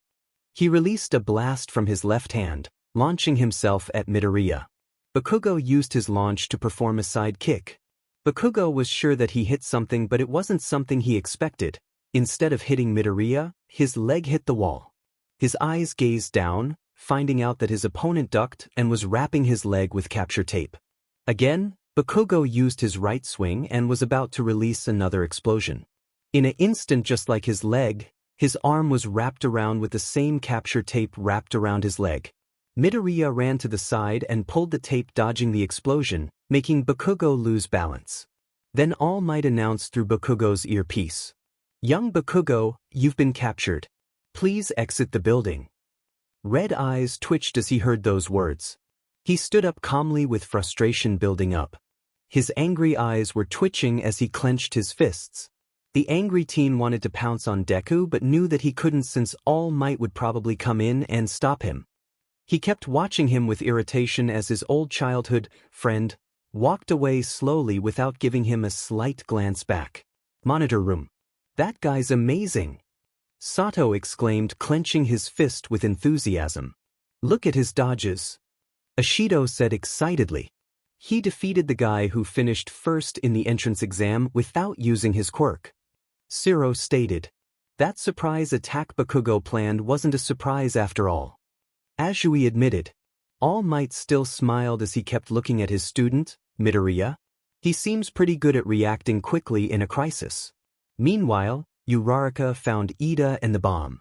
She was hiding behind the column, whispering onto her earpiece. "Deku, I found Iida and the bomb. Middle of the 4th floor." Then she heard Midoriya's response. "Good. Bakugo captured. Go with the plan." Uraraka nodded and watched Iida, who was speaking out loud, talking to himself. "Bakugo is a natural at being bad, but that fits this training perfectly. Then I must also devote myself to being a villain. That's right. This is another trial to turn me into a man who will not bring shame to the Iida family. Become a villain. Be dyed with evil in order to become a hero." Then he turned with a creepy gaze and yelled, "I am extremely evil. Bwahaha." Behind the column, Uraraka snorted out loud and lost it. She whispered to herself, "This is comedy gold." "Have you arrived, Uraraka?" Iida asked. Uraraka took a deep breath and got out from her hiding place. She faced Iida, who was in front of the bomb, and yelled, "Yes, you villain. The hero has arrived to stop you. I knew that you would come here alone the instant Bakugo ran off by himself. Your quirk allows you to make the objects you touch float. That is why I put away all the things on this floor before you arrived." Iida explained as he opened his arms. Apparently he was right. The room was cleaned without a single object in sight. "Now you cannot play your little tricks. You have blundered, hero," he yelled as he cackled. For Uraraka, this was a disadvantage except for the fact that Deku will be joining her soon. Need to stall. A plan came into her mind as she grinned. "You stupid villain. You forgot to clear that object that is standing right there." She lied as she pointed to an empty corner. Fortunately, Iida fell for it and looked towards where she was pointing. With no time to lose, Uraraka pounced and made herself float into the air with the help of her zero-gravity quirk.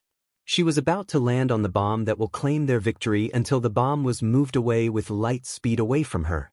Iida, with the help of his engine quirk, moved the bomb to get it away from Uraraka. He looked back and saw Uraraka falling onto the ground. Iida couldn't help but grin as his plan worked until he hears All Might's voice booming through the speakers.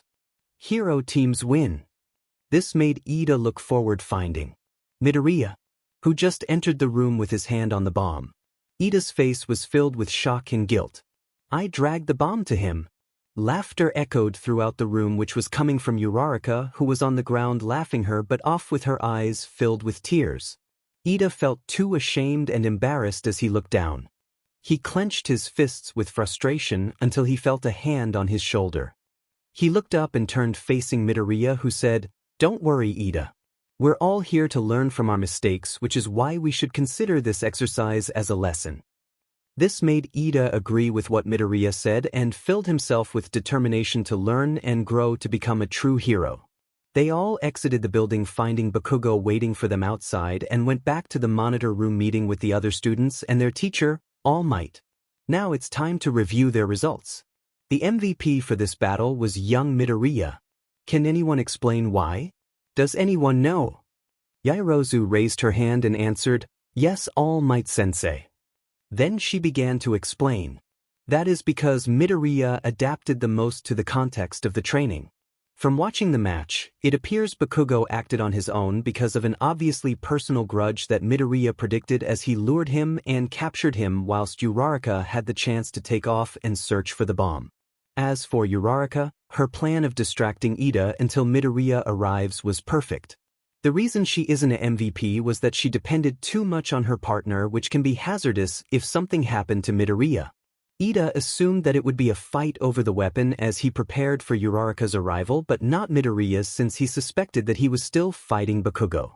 On the other note, the villains failed because there was lack of communication, whilst the heroes won because they discussed on a plan as was seen on the cameras. Therefore there was communication between them, and that they took this exercise as a real-life situation since they did not break any rules. As Yaoyorozu finished, All Might added, "Let's not forget that young Midoriya predicted young Bakugo's whereabouts with the knife technique. I have to admit that was a very clever method, young Midoriya." Then All Might put his hand on Midoriya's shoulder to congratulate him, but All Might discovered that Midoriya took the message differently. He slightly flinched as his shoulder was in contact with All Might's hand. This caused All Might to remove it slowly, watching the boy with a blank expression but with his fists loosening. All Might and Uraraka were the ones that only noticed this since they were the only ones close to him. The pro hero then continued, "All right everyone, let's change locations and start the second match. Tackle this training after thinking about what we just talked about." The second battle between Todoroki and Shoji against Hagakure and Ojiro commenced and ended sooner than expected as Todoroki froze everything, including the entire building. All Might was shivering as he explained. He did not cause any damage to his teammate or the nuclear weapon, and on top of that he weakened the enemy. Everyone was freezing to the bone and all wrapped themselves up with their arms to stay warm. Uraraka turned and found her friend with his head lowered, surprisingly not shivering. She noticed how he wasn't paying attention to the battle and kept staring at the ground.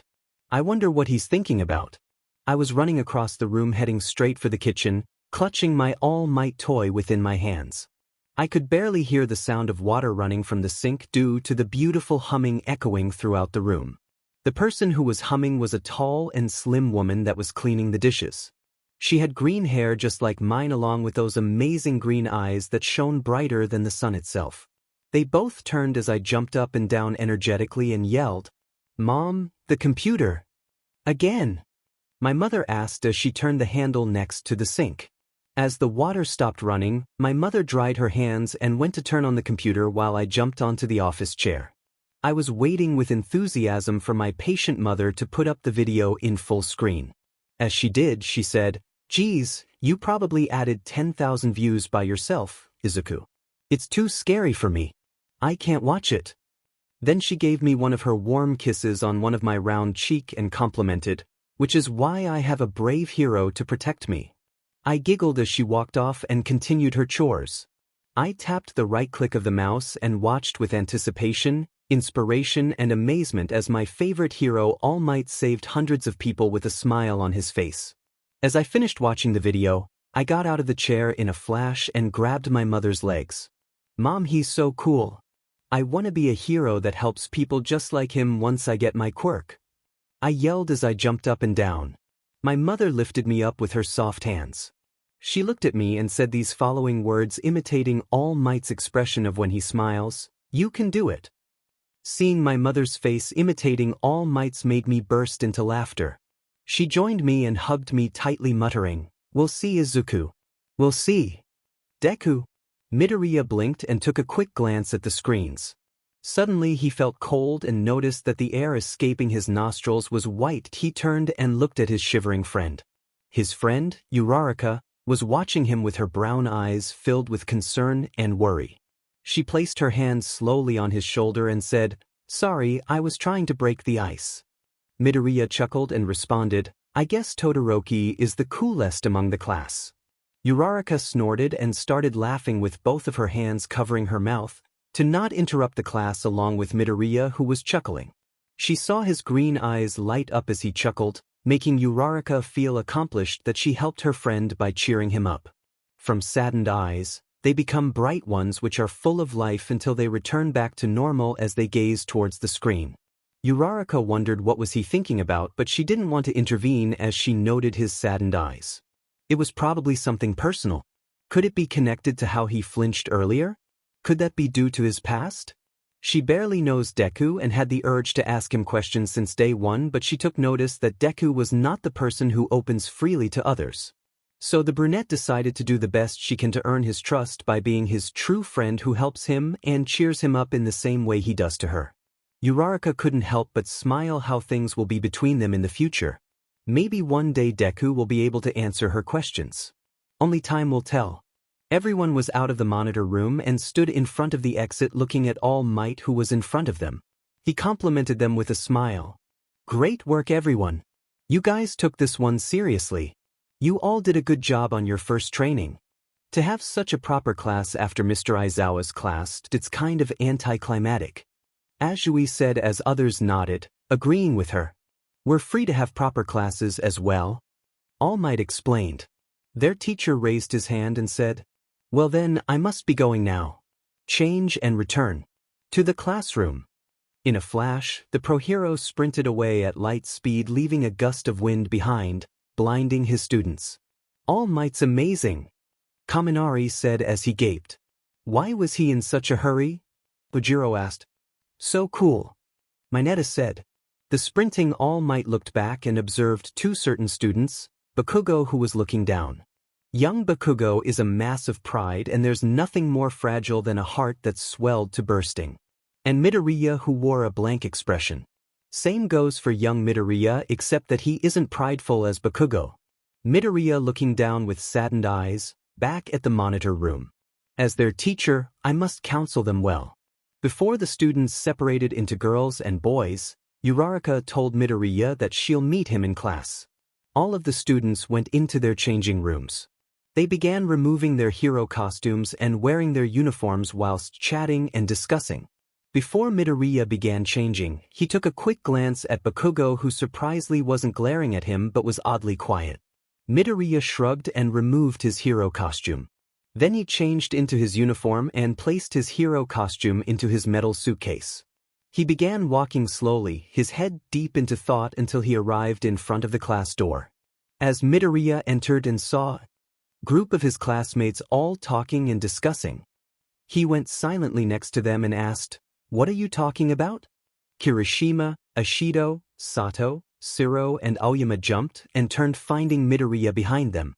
"Man, we gotta put a bell on you before you scare us to death," Siro said. The next thing you know, the curled-haired boy becomes surrounded by some of his classmates. "Good work. Man, you were fired up," Kirishima complimented.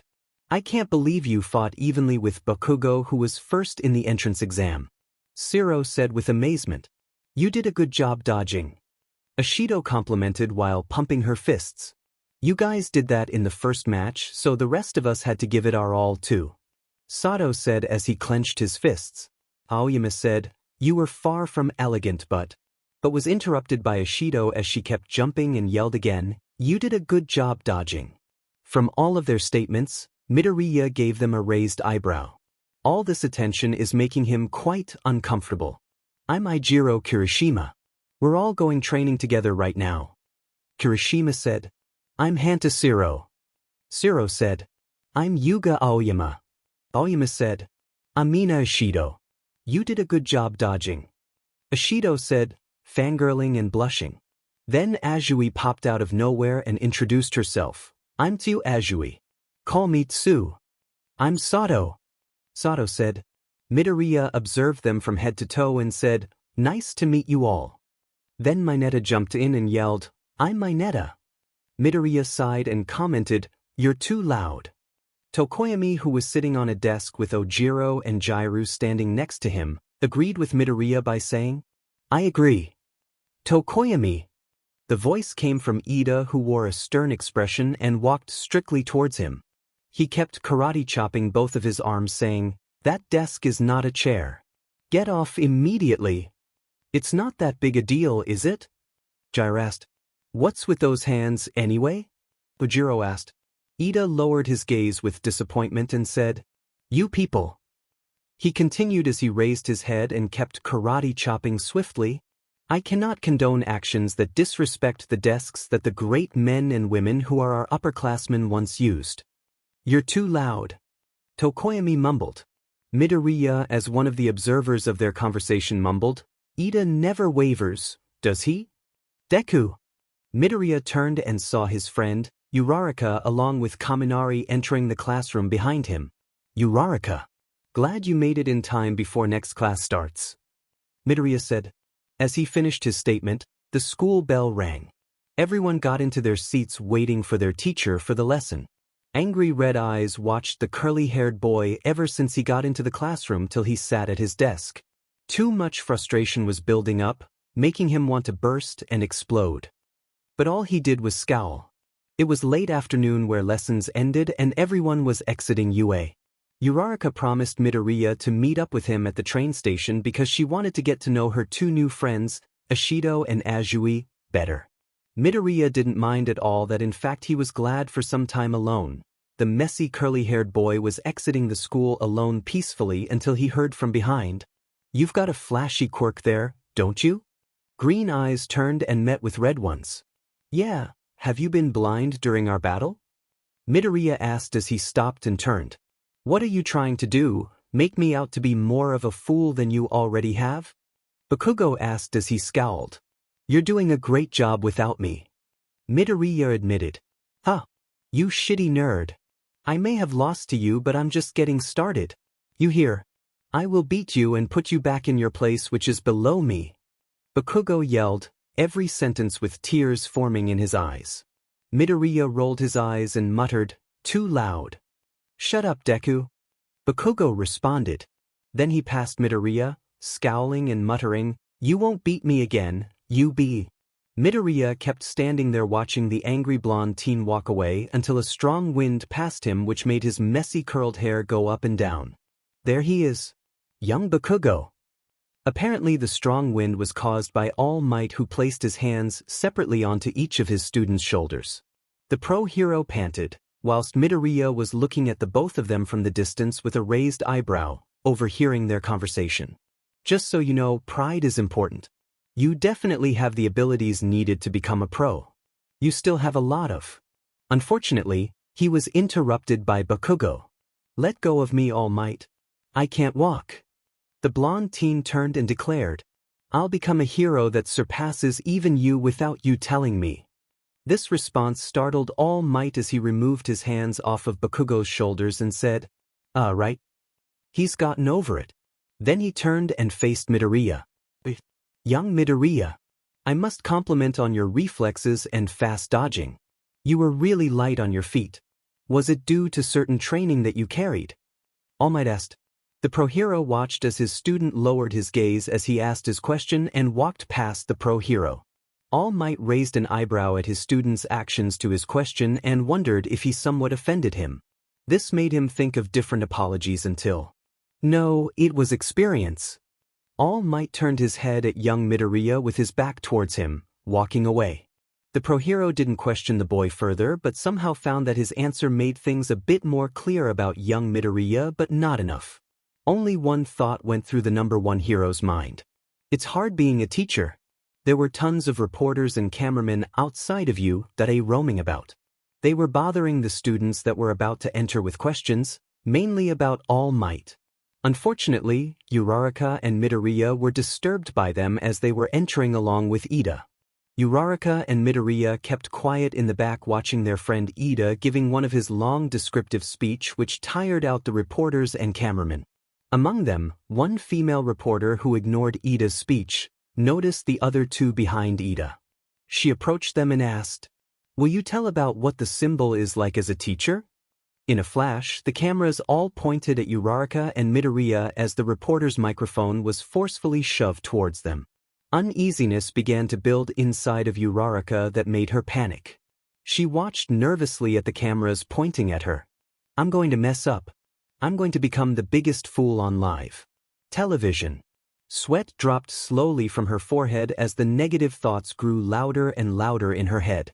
She squinted her eyes to think clearly until ear-piercing sound was heard, interrupting Uraraka's thoughts.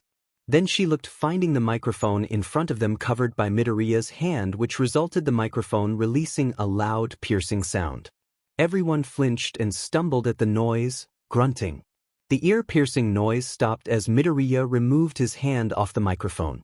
The reporter holding the microphone and asked outraged, "What is the big deal?" Midoriya slowly looked at all of them with his green eyes, taking a deep gaze at them. The boy's eyes made the crowd uneasy as he responded bluntly, "The big deal is that I'm surrounded by adults that act like children. You supposed to be responsible and mature adults, but all I see is immature and spoilt children. As adults, you should have the decency to respect the school's privacy and its students, not bother them rudely, interrupt their time and illegally film the students without their permission." The reporters and cameramen became silent at his answer. "Uraraka. Iida. Let's go."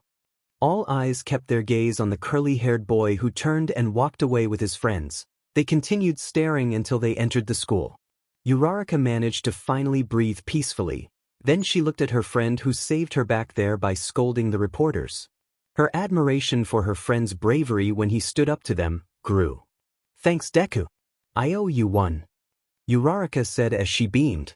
Midoriya nodded but looked at Iida, who was thinking seriously about something. "What's wrong, Iida?" Midoriya asked. Then he responded, as usual, karate chopping. "I'm so sorry, Midoriya and Uraraka. I forgot about the violations of interfering into someone's privacy and did what the reporters wanted." "It's okay, Iida. You were responding truthfully and humbly, so you did nothing wrong," Midoriya admitted. This brought tears of joy in Iida's eyes, which made Uraraka snort and Midoriya slightly smirk. The trio all headed to class whilst their poor homeroom teacher Aizawa kept shooing away the reporters until the Iida barrier did the job for him too well. "Good work on yesterday's training. I saw the video and results," Aizawa complimented to his students seated in their seats. "Bakugo," the homeroom teacher addressed. "You're talented, so don't act like a kid." "I know," Bakugo said. "Now let's get down to homeroom business. Sorry about the late notice, but today, I'll have you." Most students began thinking with full focus. Take another special test.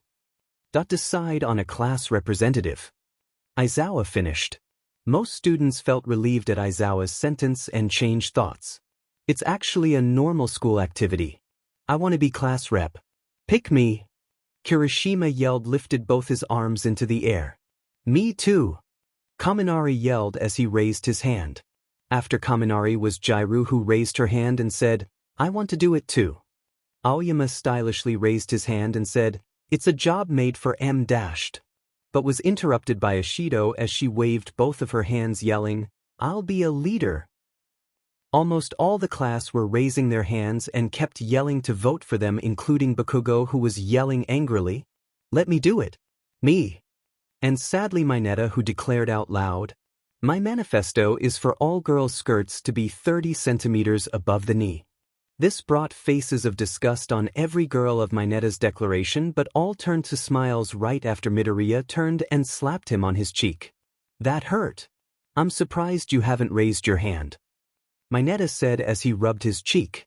Everyone turned to hear Midoriya as he responded, not interested. It's too much work. The loud commotion began rising again as it echoed throughout the classroom until, silence please. The classroom silenced as all classmates turned towards Iida, who was explaining, it is a job with the serious responsibility of leading others. It's not a job for just anyone who wants to do it. It is a calling that requires the trust of those around you. If we want to use democracy to decide on a true leader, then we should hold an election to choose one. Then Iida raised his hand the highest. Why did you suggest that? Kaminari asked. We haven't known each other for that long, so how can we have trust or anything? Azui asked. If that's the case, then everyone would vote for themselves. Kirishima stated. That's why we make a rule of prohibiting self-voting. The one who receives the most votes will be truly considered the most suitable person. I must advise you to think clearly about the person who would be representing the whole class. Iida explained loudly. Then he turned and asked the homeroom teacher who was standing behind his desk in his yellow sleeping bag. What do you think, Aizawa-sensei? I don't care, as long as you decide before homeroom is over. Their teacher said as he fell onto the ground. Thank you very much. Iida thanked. Election results. Midoriya is Zugate. Yaoyorozu Momo, 7. Todoroki Shuda 2. Kirishima Eru. Iida Tenyuan. Why Deku? Who the hell voted for him? Bakugo asked as he stood up from his seat angry. Well, it's better than voting for you. Shiro admitted. What did you say? I kill you. Bakugo yelled. Midoriya was so confused and irritated that most people voted for him that Bakugo's yelling didn't help much either since his eyes slightly twitched. Then anger got the best of him as he stood up and yelled. Would you please shut the hell up, Bakugo? Everyone was surprised by Midoriya's outburst, including Bakugo. This was because they were used to him having a calm and tired voice. After that, the curly-haired boy took a deep breath and continued. Now as Bakugo asked, why the hell would you guys vote for me? There's no way I'm going to be class representative. Then, the class rep is Midoriya, and the deputy class rep will be Yaoyorozu. Unfortunate for Midoriya, he didn't have a choice since they didn't have time to do a re-vote. Next thing you know it, he was standing in front of the whole classroom with Yaoyorozu by his side. He was still shocked and annoyed by this as he muttered, how the hell did I get myself into this? Yaoyorozu covered her mouth, trying hard not to laugh as she overheard him muttering. This might not be too bad. Ashuri said. After all's said and done, Midoriya is pretty good at adapting into situations and planning ahead, and Yaoyorozu was cool when we were going over the battle results. Kirishima admitted. In the back, Iida was clenching his fists in frustration. In Lunch Rush Eatery, Midoriya, Yaoyorozu, Iida and Uraraka were all comfortably seated at a table eating their lunch. Congratulations, Deku. Uraraka congratulated him while she was eating her rice. I still don't get why the heck people voted me for class rep? Midoriya asked. Oh come on, Deku. Besides, I'm one of the people who voted for you. Uraraka said. I too. Iida said. Everyone's eyes at the table widened except for Iida. Iida, why did you vote for me? Midoriya asked calmly. Your courage, awareness, judgment and intelligence you showed these past days make you worth following. You had been giving us helpful advice for our hero training. Not to mention in the training battle combat, you had the abilities of leading, strategizing and remaining calm to think things through. That is why I voted for you. Iida explained. Not to mention you are very helpful since you saved my hide many times and also you're funny. Uraraka pointed out. Yaoyorozu added, and you are very respectful unlike other people. So all of you guys voted for me even though I clearly stated not to? Midoriya asked. All of his friends nodded. You guys are really good friends. Midoriya said sarcastically. All of them laughed at Midoriya's remark. I merely did what I said. Actions do speak louder than words. Iida said. Merely? Uraraka asked. Oh, that's. Iida stuttered. Uraraka gave him a closer look and said, I've been thinking. A drop of sweat flowed down Iida's forehead. Uraraka asked, clenching both her fists. Are you a rich boy, Iida? There goes my secret. This made Iida opened his mouth in surprise and admitted, I tried to change how I talk because I didn't want to be called that. You blew your cover when I first met you. Midoriya stated. This brought shock to Iida and Uraraka. You knew. Why didn't you tell me? Uraraka asked. I didn't want to step into certain boundaries, plus I thought you knew already. Midoriya admitted. Uraraka mouthed, oh, whilst Iida thanked Midoriya for his respect of privacy. Yaoyorozu admitted, you're not alone. I know how it feels to try get along with everybody else to not be called the rich girl. I appreciate your kindness, Yaoyorozu. It gives me great reassurance. Iida thanked. Iida, Yaoyorozu. Don't be someone you're not. Be yourselves so we get to know your true selves. Midoriya said. Deku's right. We won't judge. To be honest, I think it's pretty cool. Uraraka complimented. Midoriya added. If someone labels you or make fun of you, karma will get them. Trust me, she's one bad beach. Iida had tears of joy in his eyes while he clenched his heart whilst Yaoyorozu was beaming. Then Iida began to explain. My family has been heroes for generations. I'm the second son. Do you know the turbo hero Ingenium? Yeah. He has 65 sidekicks working at his Tokyo agency. Midoriya answered. The reason Midoriya knew this was due to the crazy shenanigans he did with his old friend in that agency. One of them, for instance, included their sandwiches of their cafeteria. He hated to admit, but that was one of the greatest sandwiches he ever tasted, making him not regret losing 500 yen because of the bet. There were also other things they did at their agency, but let's not get into the details. Iida stood up and yelled, He is my elder brother. He's telling us straight out. Uraraka said, That's amazing. Yaoyorozu admitted, He is a likable hero who honors the rules and leads people. I set my sights on being a hero because I want to be like my brother. Iida explained as he smiled. That's a great dream. Right, Deku? Uraraka asked as she turned to look at him. His friends watched Midoriya opening his mouth, awaiting for his answer to respond until suddenly his eyes began to glow. This surprised everyone, but what was more surprising was how their friend got up, excused himself, and ran out of the eatery. He left his friends dumbfounded until a loud alarm started to ring. Mirio Togata, a third-year student at Iida, was leaving All Might's office after a brief meeting. They've been discussing about the training that Togata endured to control his new quirk. One for all. It isn't every day that the #1 hero gives his power to him. He felt honored and determined to live up to All Might's expectations, to become the symbol of peace. It all thanks to Sir Night Eye for introducing him to All Might. He kept imagining strategies and forms of training to control One for All until the alarm interrupted his thoughts. What? An alarm? Who entered the school premises? Mirio couldn't help but feel out of place. He didn't know what to do until someone swiftly nudged him in the shoulder. This startled Mirio as he felt the breeze left behind. He turned, finding himself looking at the back of a teenage boy with messy black hair who was wearing the same uniform as him. He kept observing the boy, who suddenly stopped and kept turning his head left to right continuously like he was searching for something. Mirio heard him mumble as the boy clenched his fists. I lost it. Coincidentally, the alarm stopped. The boy turned, facing the third year with dark green eyes that observed Mirio from head to toe. Did you lost your way? Mirio asked. Yeah. I heard the alarm when I was heading towards the eatery and I kind of panicked. He answered calmly. He sure didn't look panicked when he ran past me. Are you a first year by any chance? Mirio asked. The boy nodded. Mirio, who smiled brighter than usual, commented, That explains a lot. For a first year, you're very energetic. Thanks. He said. I'm Mirio Togata. I'm a third year attending you. Mirio introduced. Midoriya Izuku. The boy answered. In which department are you, Midoriya? Togata asked. Heroics department. Midoriya answered. What a coincidence.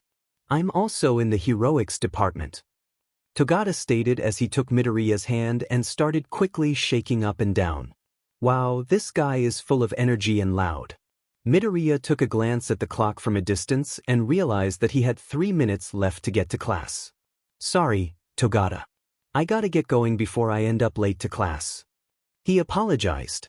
Don't worry about it. Are you sure you know where you need to go? Togata asked. Positive. Midoriya answered. Well, it was nice meeting you, Midoriya Izuku. Hope we meet again in the future. Toga said as he waved. The curly-haired boy nodded and walked away, leaving the third-year student filled with curiosity. How did he get from the cafeteria to here? Footsteps are echoed throughout the corridors, coming from Midoriya, who was heading towards class. The curly-haired boy kept staring at the ground as he was walking, thinking of what happened. I was too late. I lost it, which is bad considering it had a strong aura. The troubling thoughts continued until... Deku-kun, you're all right? The messy-haired boy looked up and found himself looking at his 3 friends, Uraraka, Iida, and Yaoyorozu. Midoriya nodded and apologized for having a weak bladder, obviously to decrease suspicion, whilst Iida scolded him that it wasn't wise to go to the restroom alone during an alarm. "So what happened while I was in the restroom?" Midoriya asked. "You should have seen Iida, death.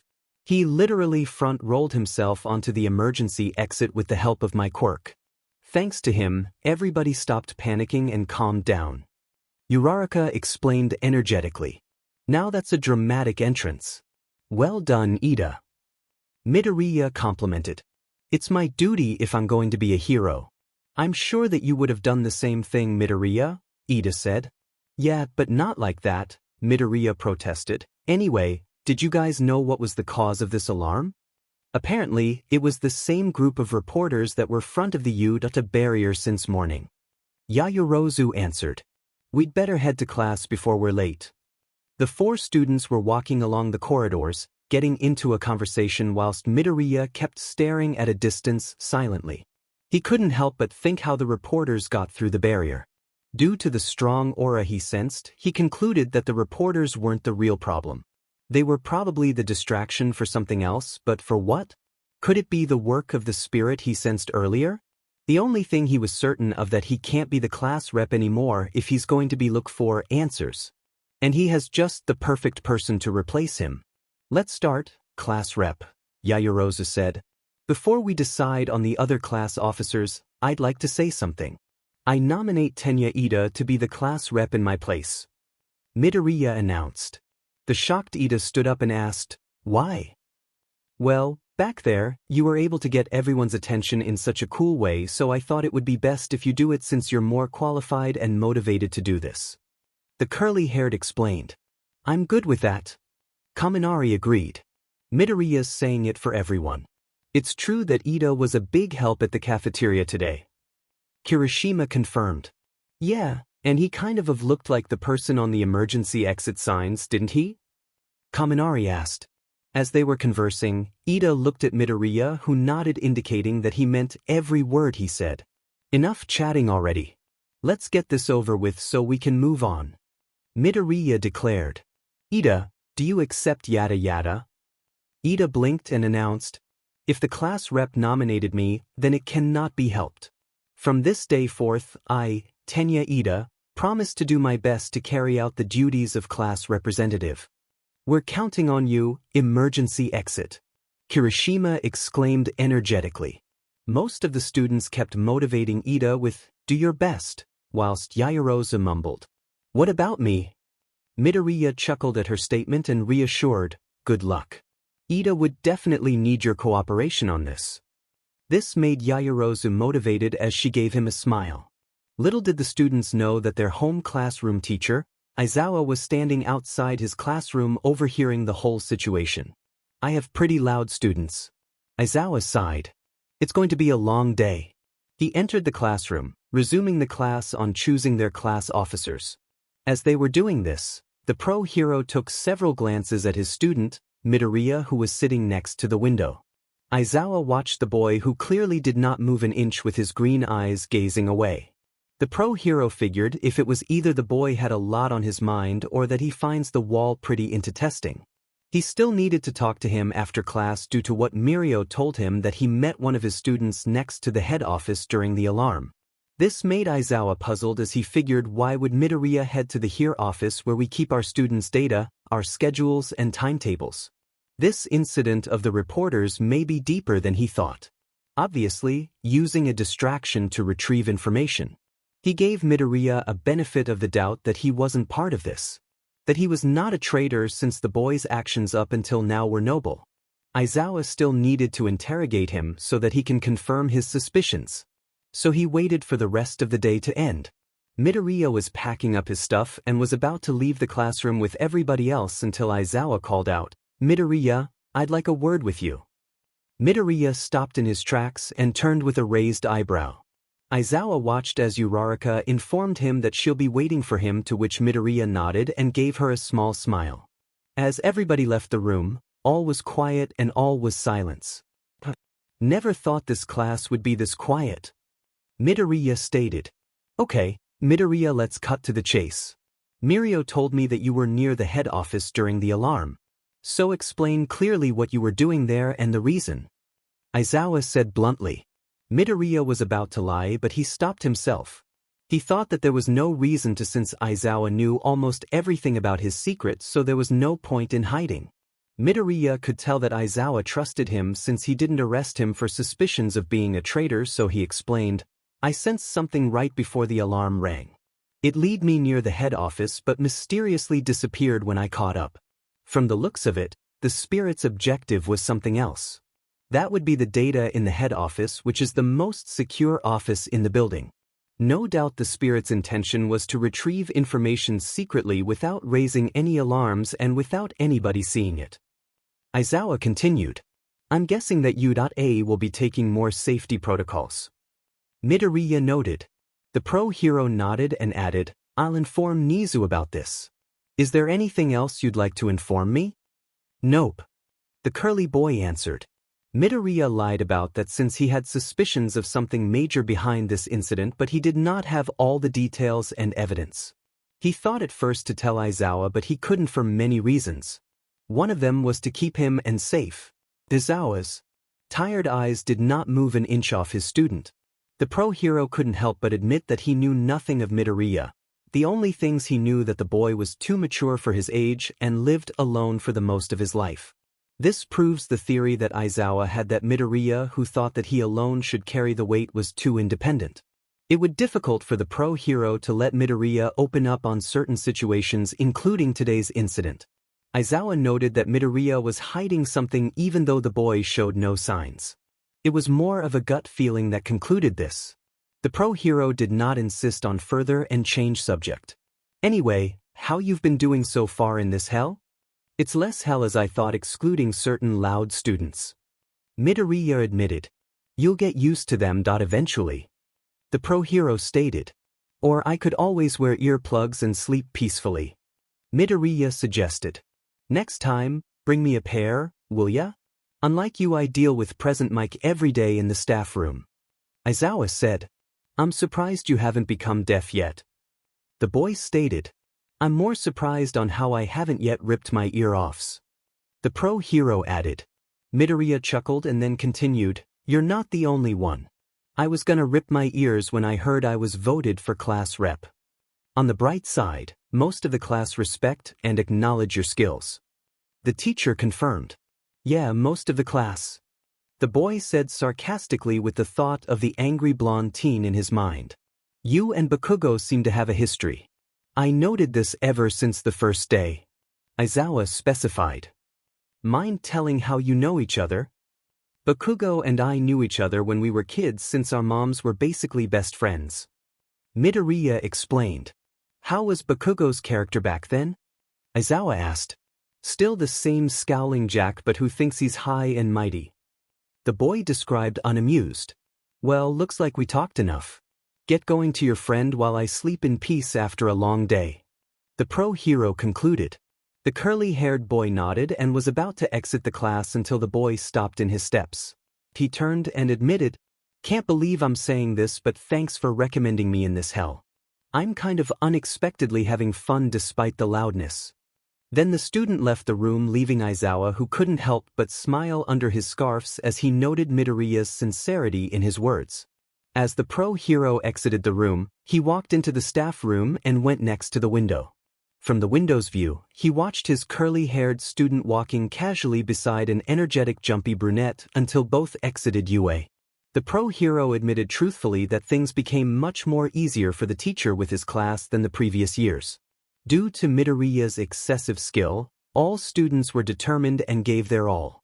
Not to mention he also liked the fact that he was not suffering the noisy students alone. Again, Aizawa smiled and wondered what tomorrow might bring. Chapter text. PIM 050. For today's hero basic training, it's turned into a class with 3 instructors, All Might, me and one other person. Aizawa informed.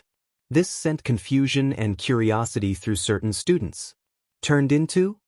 I wonder if it's a special case? Ciro raised his hand and asked, Excuse me, what will be doing? Their teacher moved his hand into his pocket while everyone's gaze was on him. He pulled out the object slowly out of his pocket. It turned out to be a flashcard with the word rescue on it. Disasters, shipwrecks, and everything between. It's rescue training. The teacher answered. Some students got very excited and enthusiastic about this. Rescue. Looks like it'll be a lot of work this time too. Kaminari commented. Right. Mina cheered. Idiot, this a duty of a hero. Kirishima stated. My arms are ready to rumble. No one can beat me in water, ribbit. Azui declared. Hey, I'm not done. Aizawa grumbled that made certain students sweat drop. The pro hero continued with the explanation. You can decide if you want to wear your costume or not this time because there are probably costumes that limit your abilities too. The training will take place off campus, so we're taking a bus. That is all. Start getting ready. Then the teacher left the room, leaving the students who were getting ready. Midoriya was standing outside waiting for the others. Rescue training. Memories of that day began clouding his mind as his hands slightly trembled. He kept thinking and regretting at the same time as those memories were viewed one by one in his mind up until. Hey Deku, are you excited? Uraraka asked energetically. Yeah, because there's nothing more fun than earthquakes, hurricanes, and other natural disasters. Midoriya commented sarcastically. The brunette snorted at her friend's response. The curled boy couldn't help but admit that his new friend's presence was comforting and takes the boy's mind off of certain things. All of a sudden, a loud whistle echoed throughout the air. This made all the students waiting turn their heads towards the source, which was their new class rep, Iida. Class 1A, gather round. Form 2 lines by your student members in order to make boarding the bus go smoothly. Iida ordered. Both Midoriya and Uraraka sweat dropped. Iida's going at full throttle. The brunette commented. If he wasn't, I would think he went mad or got possessed. Midoriya remarked. That's our Iida, Uraraka said approvingly.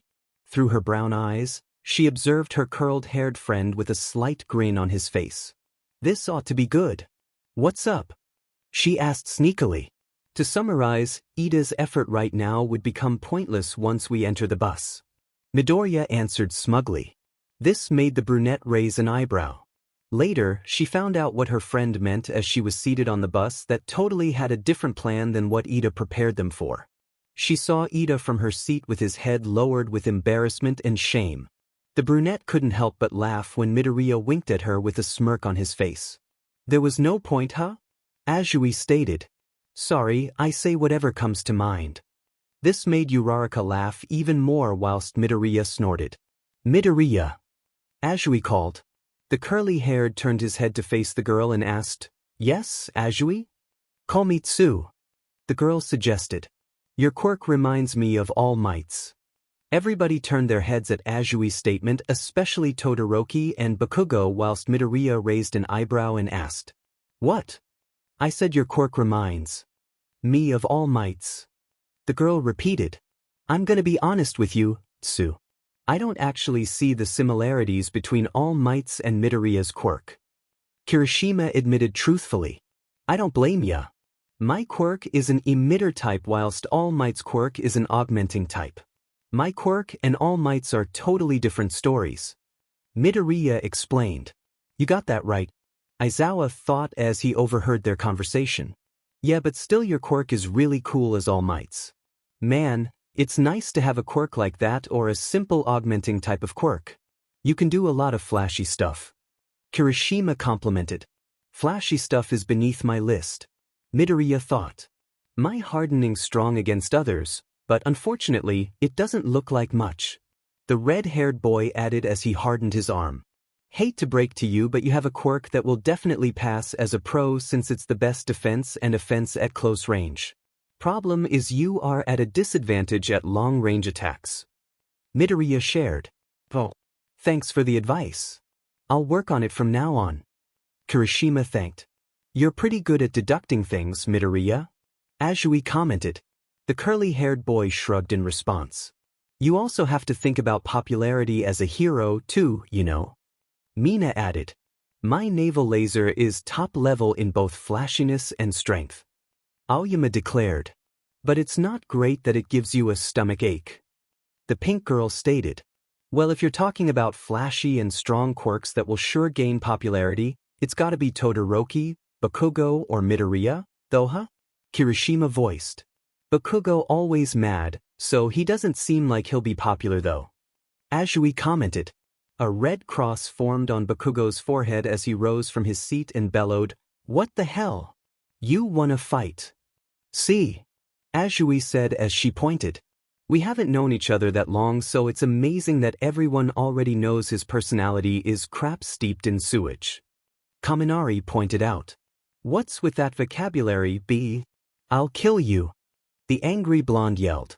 Then the angry blondie's red eyes noted the rolling of Deku's green eyes, which increased his irritation and, no surprise, his anger. Oidikeyu. Stop thinking you're all that. We both know that my quirk will gain more popularity than yours. Bakugo declares. If you want popularity, take it by all means. I don't have any interests on becoming popular. I'd rather spend my time saving people than looking in front of a camera. Midoriya answered. The curled-haired boy's statement silenced everyone in the bus. So manly, Kirishima whispered as he clutched his fists. Certain students were struck by Midoriya's words, especially Iida and Uraraka. The brunette couldn't help but admire her friend even more because of his selflessness. The same goes for Iida, who figured that he has so much to learn to become a hero. Then the bus stopped. Stop messing around. We're here. Their teacher ordered. The teacher eyed the curly-haired boy with pride. That kid is more of a hero than heroes today. Hope his statements gets through everyone's thick heads. Aizawa grinned under the scarf as he exited the bus. Once all of the students exited the bus, they found themselves facing another teacher. The teacher's costume consisted of a white space suit design using what appears to be a puffy jacket instead of an actual astronaut suit, a black helmet with white eyes, and a pair of yellow boots. Everyone, I have been waiting for you, the teacher in front of them said. Gasps and squeals were heard as the students recognized the teacher in front of them. Uraraka started clutching her friend, Deku's arm with enthusiasm and praised. It's the space hero, 13. The gentlemanly hero who has reduced tons of people from disasters. Oh, I love 13. Really? I haven't noticed. Midoriya thought as his friend began clutching his arm harder and harder. Uraraka, would you please let my hand go? I need it in one piece for this exercise. He asked. The brunette let go immediately and apologized. Sorry, Deku. 13 was observing their students until they eyed one with messy curly hair. They couldn't help but think that the boy looked familiar. Midoriya noted the teacher's gaze on him and began to hope internally that the pro-hero would not recognize him, as they both once met before for a brief second. Let's go inside without delay, 13 suggested as they motioned the students to follow them. Looking forward to working with you. They entered the dome and gaped at the sight.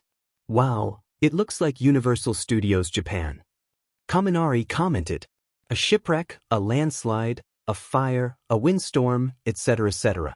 It is a training ground that I made with different types of accidents and disasters. It's called the Unforeseen Simulation Joint, or USJ, for short. Everybody had their face blank at this except for Midoriya, who gave off a little snort as he commented, "The originality astounds me." Aizawa again grinned, but he noticed someone was missing, so he asked, 13, where's All Might? He's supposed to meet us here. The two pro-heroes kept on discussing whilst everybody was busy looking around their surroundings except Midoriya, who was staring at the two teachers with suspicion. I wonder what they're talking. Something about All Might, I presume. Did something happen? With his observant green eyes, he saw 13 putting up 3 fingers up. It can't be helped. Shall we begin? Aizawa asked. Let's see. Before we begin, let me say one thing. Or 2, or 3. Or 4.5.6.7. It's increasing. Everyone, I'm sure you are aware of my quirk, black hole. I can SCK up anything and turn it into dust. I've been able to use my quirk to save people from all kinds of disasters, but it is a power that can kill easily. Some of you also have quirks like that, right? In a superhuman society, personal quirks have been certified and stringently regulated, so that doesn't seem to be a problem at first glance. However, Please do not forget that there are many quirks that can easily kill with wrong step. With Aizawa's physical fitness test, you found out about the possibility of your own hidden powers, and with All Might's person-to-person combat training, I think you experienced the danger of using those powers against others. This class is a fresh start. You shall learn how to use your quirks to save people's lives. You do not have powers so you can harm others. I hope you leave here with the understanding that you have powers in order to help others. That is all. Thank you for listening. 13 finished their long explanation with a bow to which everyone clapped. That was wonderful. Iida had tears in his eyes as he clapped louder than the others, yelling, "Bravo! Bravo!" All right then. First. Aizawa was interrupted when he observed Midoriya's eyes glow green. This gave him an indication of what was coming. Danger. The pro-hero turned, finding a large purple portal at the center of the dome. He took a closer look and found a person with killer eyes in the purple mist. Gather together and don't move. 13. Protect the students. Aizawa ordered with urgency. What's that? The red spiky-haired boy asked. Through the large purple cloudy portal, an army of menacing figures appeared. Gather together and don't move. 13. Protect the students. Aizawa ordered with urgency. What's that? The red spiky-haired boy asked.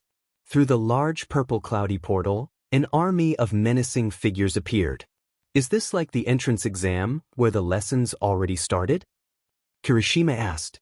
Midoriya watched Aizawa, who was preparing for battle, putting on his goggles. The messy curled-haired boy answered bluntly, "Nope. Those are villains." Several students gasped as they were in shock when they heard Midoriya's answer. They all watched the one at the center, behind the army of villains. It was a male with messy grayish-blue hair of varying lengths, the longest clumps reaching to about his shoulders, left hanging over his face in uneven waves. His villain costume consists of 14 hands, all shaped to hold onto him on his arms, chest, neck, head, shoulders, and one over his face. Each one had a zombie-like grayish-blue color with a golden box at the base with 2 holes drilled into the bottom. The hand on the top of his head is connected to the ones on either shoulder with a thick red cord. For the rest of the outfit, he wore black clothes and red shoes. Aizawa stated, "The trespassing the other day was the work of these scumbugs after all, huh? What? Villains? No way." Kirishima protested. "There's no way they could get into a hero school." "Sensei, what about the trespasser sensors?" Yaoyorozu asked. "We have them, of course, but..." 13 responded. "Did they only appear here or around the whole school? Either way, if the sensors are not responding, that means they have someone with a quirk that can do that." Todoroki voiced out. An isolated area separated from the main campus during a time when a class is supposed to be here. They might be fools, but they're not dumb. This surprise attack was carefully planned with some sort of goal in mind. Their class teacher ordered out, 13, start the evacuation. Try calling the school. These villains even had something to counteract the sensors. It's possible someone with radio wave-type powers is interfering. Kaminari, you try contacting the school with your quirk, too. Yes, sir. Kaminari answered. I'm leaving it to you, 13.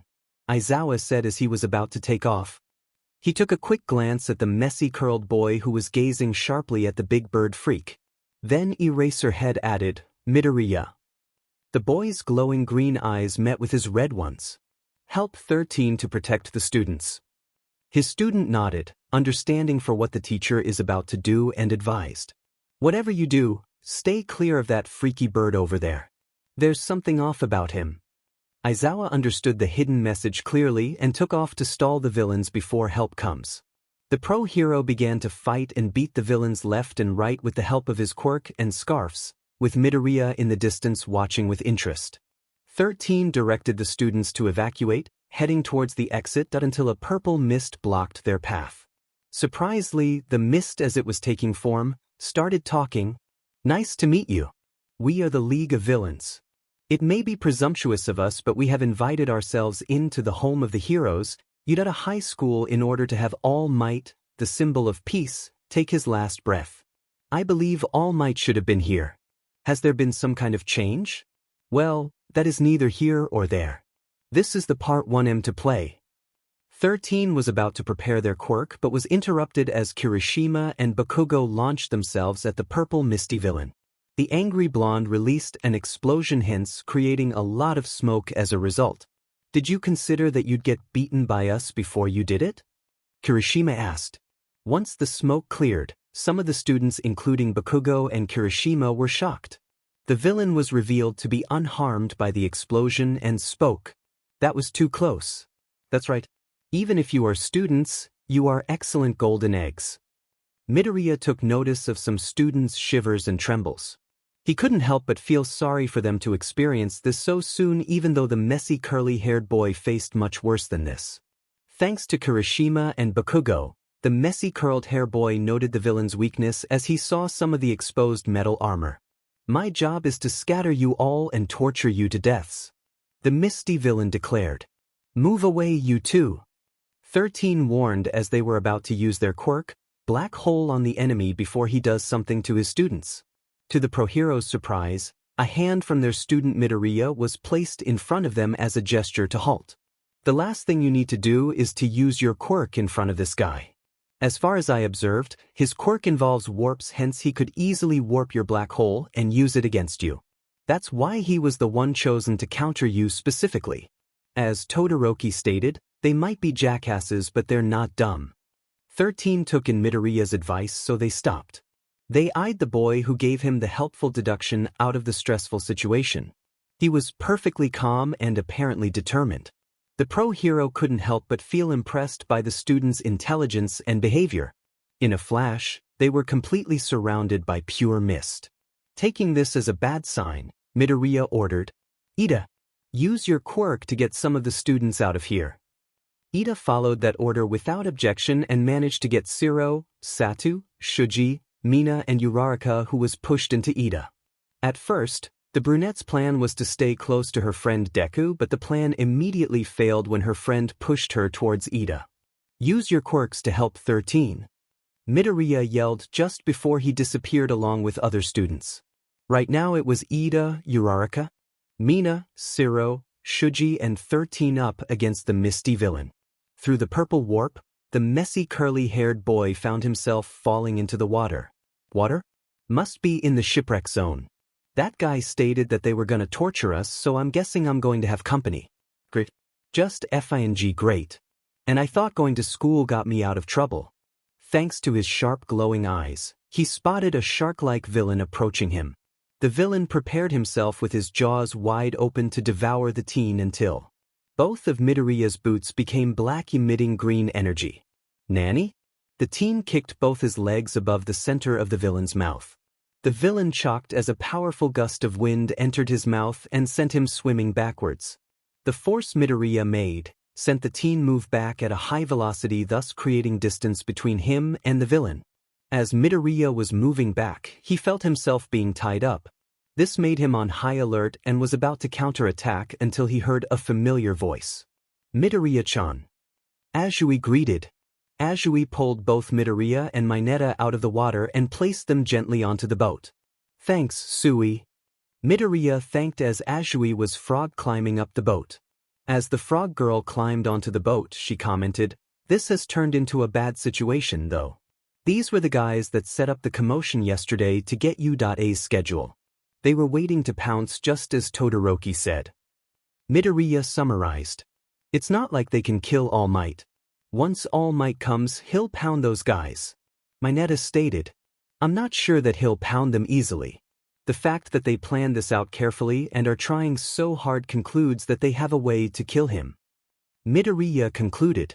That freaky bird creature that was beside the hand guy must be their secret weapon. Knowing that thing is not ordinary, All Might not get out in one piece. Then Mineta noticed something at the distance and blurted out, Midoriya! What the heck is that? Ribbit! Azui turned at the shaking Mineta's comment and saw the villains approaching in the water. There's ton of them. The purple student squealed.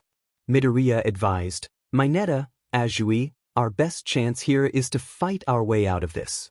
Mineta immediately objected with tears in his eyes. What do you mean, fight? Are you stupid? These guys might kill All Might, right? You're contradicting yourself, Midoriya. The best plan would be to sit tight and wait for the Iida heroes to come save us, of course. His classmate responded, Mineta, time is not on our side. It would take too long for the Iida heroes to come. Besides, this is what being a hero is all about. Then the messy curly-haired boy placed a hand on the shorter boy's shoulder and admitted, as we do this, I'll protect both of you with my life.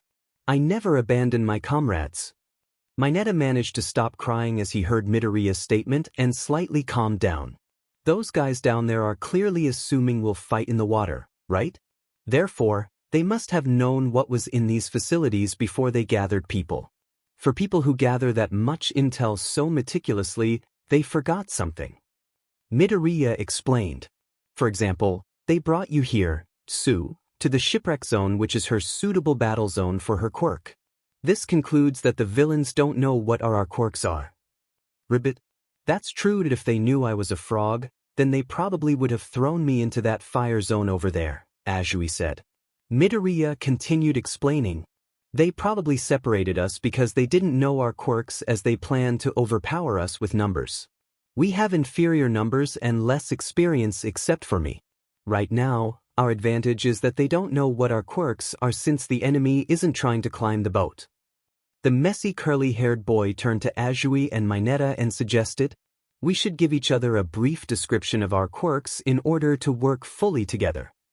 I'll tell you more about my quirk, Azui said as she began her explanation. I can jump high, stick to walls and stick my tongue out up to about 20 meters. I can also spot out my stomach and wash it, and secrete toxic mucus that actually just stings a little. The last two are practically useless, so you can probably forget them. Then it was Midoriya's turn. My quirk involves emitting energy. I transfer energy that my body creates into my arms and legs, which enhances powerful kicks and punches. I can also go very fast, create weapons and transparent energy shields. Your quirk is really one of a kind, Midoriya-chan. Azui commented. So I've been told. The boy responded. Then both teens' heads turned to the purple student as he began to explain. My quirk let these purple balls stick super tight. Depending on how I'm feeling, they can even stick for a whole day. They grow back after I pull them off, but if I pull off too many, I'll start bleeding. They don't stick to me. They just bounce off. Midoriya kept a straight face at his explanation, which made Mineta nervously declare. That's why I said we should just wait quietly. My quirk is totally unfit for battle. Midoriya stated truthfully, sorry for my reaction, Mineta, but I was just thinking how your quirk is a major help to the plan. Nanny? Mineta asked. The curly-haired teen nodded and stated, your quirk hits the jackpot of making the water a disadvantage for the villains. All of a sudden, a large hand of water smashed the ship into two, making it slowly sink into the water. I'm getting impatient. Let's end this quickly. A villain declared.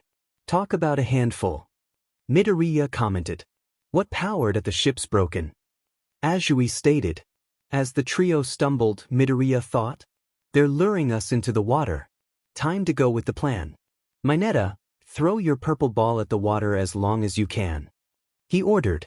The curly-haired teen realized what he just and commented, that's something you don't say every day. Azui couldn't help but snort at how her friend lightens the mood at their bad situation while Mineta was busy throwing his sticky purple ball, pulled from his head, at the water. The trio noted that the villains were slowly backing away from the ball. The purple boy stopped throwing as Midoriya stopped him and complimented, good job, Mineta. I'll take it from here. Sue, when I make my mark, grab Mineta and get out here. The purple boy and the frog girl watched their classmate Midoriya, with black boots that were emitting green energy, taking off with a mighty. The villains prepared themselves to fight the flying teen heading towards them in the water. Unfortunate for the villains, that didn't go as planned since the teen never reached the water. Mineta and Sui jumped off the boat, watching with awe as Midoriya yelled, Energy air kick. Midoriya's kick sent a powerful burst of air at the center of the water between the villains. This created a typhoon pulling in all villains. Thanks to Mineta's sticky ball sticking to them due to the current, the villains were being weighed down towards the center. A large wave of water with full force jolted upwards, revealing the villains being stuck together, unable to move.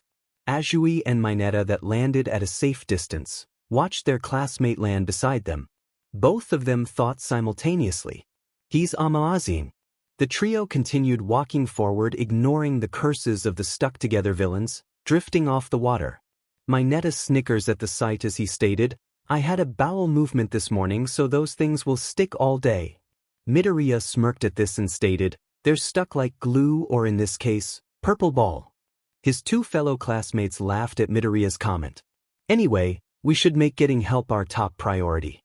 It would be best to follow shore and avoid the central place as you two head towards the exit." The curly-haired teen suggested. "That's true. Aizawa-sensei has drawn a large number of villains to the plaza." "Wait, you said you too?" Azui commented. Midoriya nodded and stated, "Aizawa is going to need the backup he needs. He overexerted himself jumping into that crowd of villains to protect us." "Wait, Midoriya, don't tell me you." Mineta realized. Baka. Azui, Mineta, go and get help. I'll be with Aizawa giving you time. Midoriya ordered. At first Azui and Mineta were about to protest, but then they realized that their classmate was right. The difference between them and the experienced curly-haired boy was clearly proven back at the shipwreck zone. They both nodded and headed off. One last glance was directed at their classmate, with two hopeful and worried eyes expressing the message. "Good luck." Aizawa was clearing up the last of the villains until the blue-haired villain with the hands began to swiftly approach him. The pro-hero, as he prepared his scarves, asked with a tone of surprise, "The last boss?" He sent out one scarf at the villain. The villain who was approaching grabbed it as Aizawa was also confronting him. At that moment the villain grabbed the cloth, the pro-hero pulled it. This made the villain move towards Eraserhead and was about to receive an elbow punch. The hand guy grabbed his elbow as if he predicted it. "DMN." Aizawa cursed. "It's hard to see because you keep moving around, but there's an instant when your hair falls. That's when you finished an action." The villain explained. The pro-hero's eyes widened as he felt pain in his elbow. As his elbow began to suddenly decay, the villain advised, "And the space in between has gotten shorter and shorter. Don't push yourself, Eraserhead." Aizawa gave the villain a punch that sent him flying and created distance as he pushed himself off. "My elbow is crumbling." Then the pro-hero found himself surrounded again. He couldn't help but admit that he has reached his limit since he was panting. That quirk isn't suited for fighting long fights against a large group, is it? Isn't this too different from your usual job? What you're good at is a short fight after a surprise attack, right? Even so, you jumped right in to fight us from the front. Was that to put your students at ease? The hand villain taunted as he slowly stood up. The pro-hero dodged and counterattacked the villains in sight with one arm. "You're so cool. You're so cool." The hand villain repeated. "By the way, hero." Eraserhead felt a presence behind him and turned his head, facing the bird-freaky monster. "The thing his student, Midoriya, warned him about. That I'm not the last boss." Blood was splattered onto the ground. Both of his arms were completely broken. His mouth tasted dirt and his own blood as his face was smashed against it. He could barely move thanks to the weight of the monster. His eyes no longer worked as he kept seeing black. The last thing he heard was, "Eraserhead, meet the anti-symbol of peace, the bioengineered Nomu." The hand villain was watching the helpless pro-hero who was bleeding to death with an evil grin, not until he heard a gust of wind. The hand villain turned his head and found himself facing a messy black curly-haired teen who was about to punch him. The person who received the punch was the Nomu, since he quickly jumped in front of the hand villain. The hand villain evilly chuckled at this pitiful sight and commented, "You seriously thought you can stop me and Nomu with that pathetic punch?" The teen's glowing green eyes shone brighter as he stated, "Who said that my first plan was to stop you?" Before the head villain could react at that statement, the messy curled teen appeared next to Eraserhead. The villain ordered the Nomu to stop him, but the monster couldn't reach Midoriya in time even with his all-might speed, since the teen again disappeared and reappeared at a distance away from them. "I see. He purposely attacked us to get Nomu away from Eraserhead, plus distracting me as well." The The fact Nomu couldn't reach that brat in time concludes that guy is faster than All Might and Nomu. The blue-haired teen watched with interest at the teen who gently placed the severely injured hero onto the ground. Then his glowing green eyes met with red ones covered by a hand. Both opponents were facing each other, preparing for their next move. All of a sudden, the purple misty villain appeared next to the hand villain.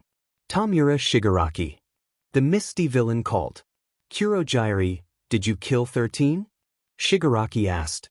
"Unfortunately, no. Thanks to that boy facing us, he immediately analyzed my motives and advised 13 to not use his quirk. Also due to his interference, I wasn't unable to disperse all the students, which leads to the fact that one got away." Kurogyri reported. "Wait, one of them got away. Must be Iida." Midoriya couldn't help but smile on the inside, cheering for the class rep. "Huh?" Shigaraki asked as he first looked at Kurogyri and then turned his head to look at Midoriya.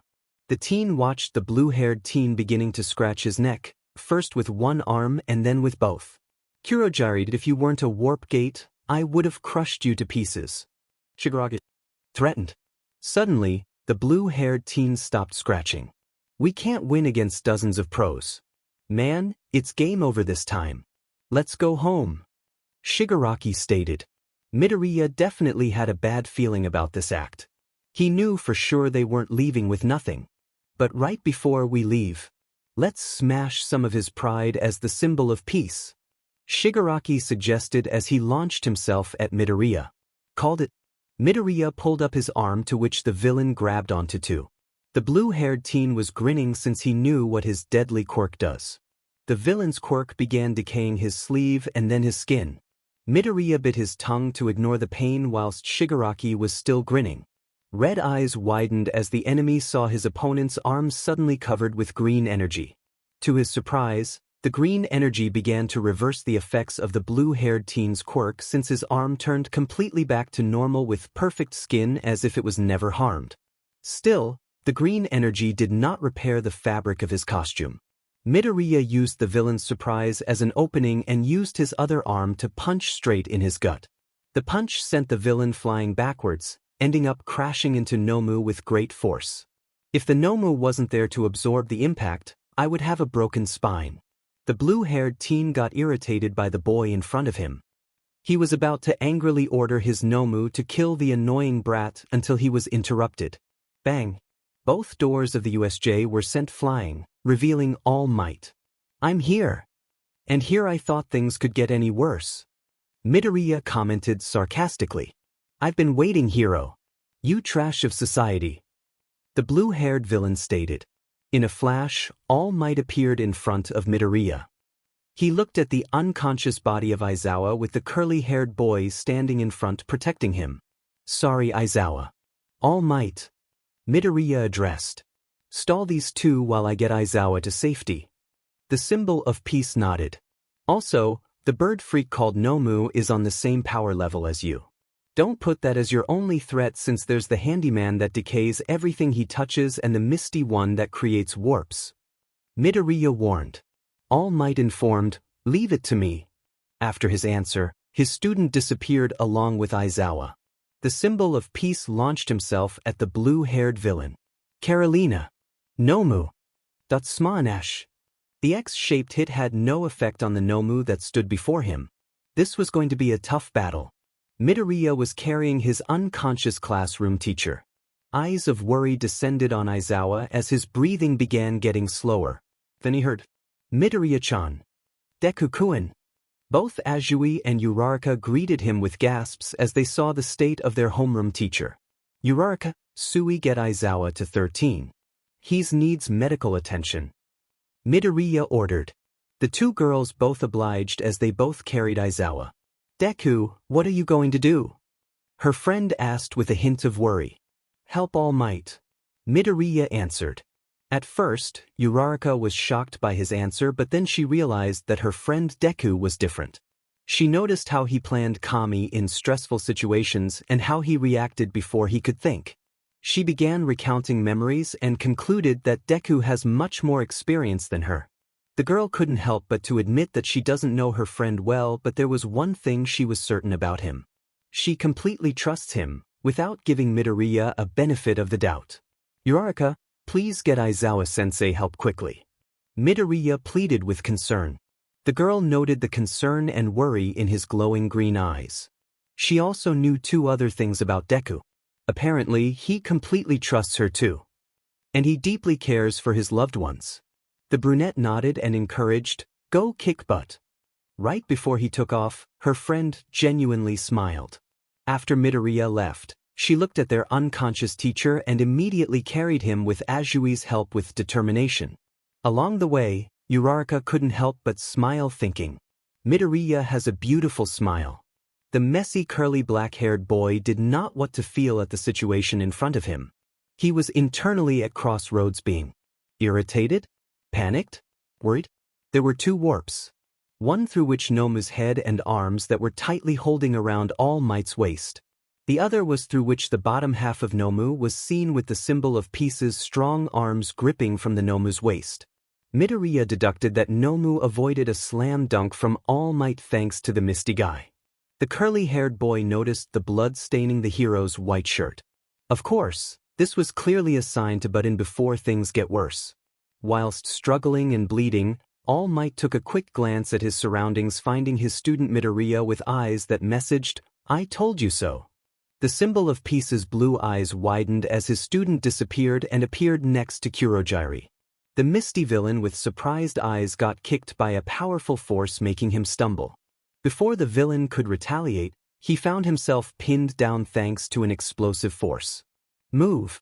You're in the way!" The blonde yelled as he pinned the misty villain down. Then ice began to cover throughout the Nomu's body.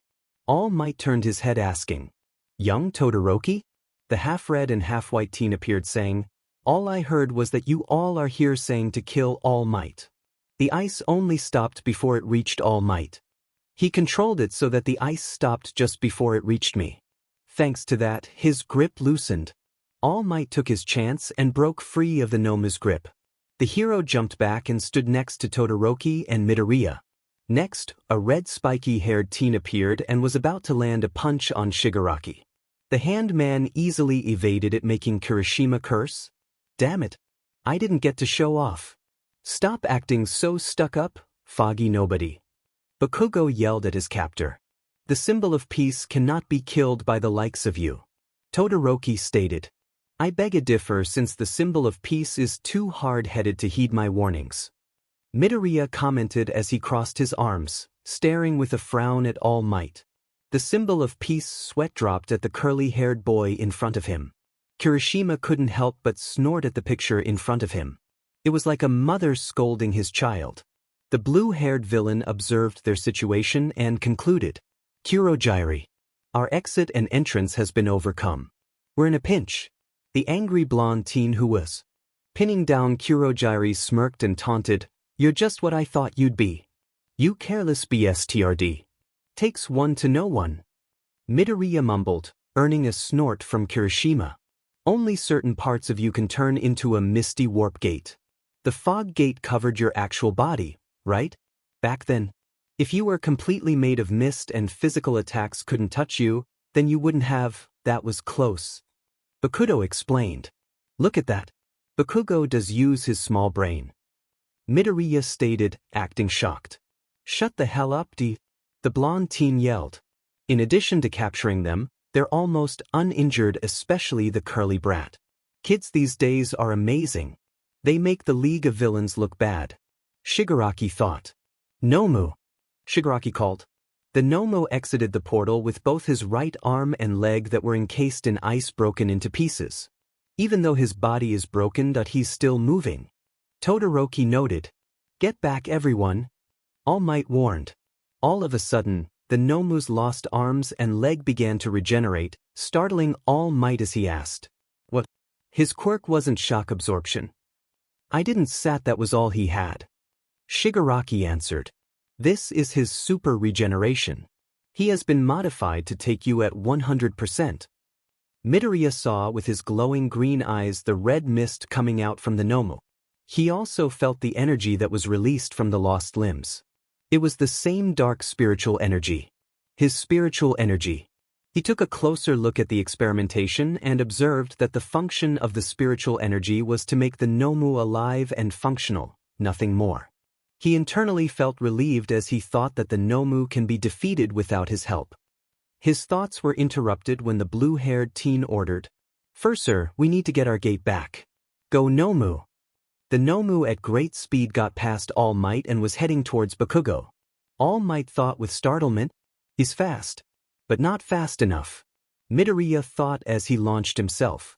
The Nomu punched, causing the ground to tremble as the mighty force was unleashed, hence creating puffs of smoke. Everybody stumbled at the tremors. "Young Bakugo!" All Might yelled. As the smoke cleared at their area, he found his blonde student completely unharmed and phased. "You dodged? That's amazing!" Kirishima complimented. "No. Shut up, scum." Bakugo denied. "Then how?" Kirishima asked. All turned their heads towards where the final puff of smoke was clearing. All eyes widened at the curly-haired boy standing with bright glowing green eyes, having his arms pulled out in a cross with a green energy shield in front of him. Behind him was a wall split in half due to the impact. That punch really left an effect on Midoriya as his back was sore, a couple of ribs were broken and had a headache. But he dealt with so much worse. The boy recovered his footing and lowered his shield. He managed to walk and stood next to his classmates, ignoring the shocked looks everyone gave. The symbol of peace gaped at his student Midoriya. How was the boy able to stand and not to mention walk after that brute force? Also, he was able to save Bakugo in a nick of time before I could reach him. He must be faster than me. The handyman began to give his speech. "You know what, All Might? I'm angry. I'm angry at this world that categorizes the same violent acts as heroic or villainous, deciding what's good and what's bad. Symbol of peace? You're just a device to repress violence. Violence only breeds violence. The world will know this once we kill you." That explanation is so full of bullshit. Are you really the mastermind behind this whole mess?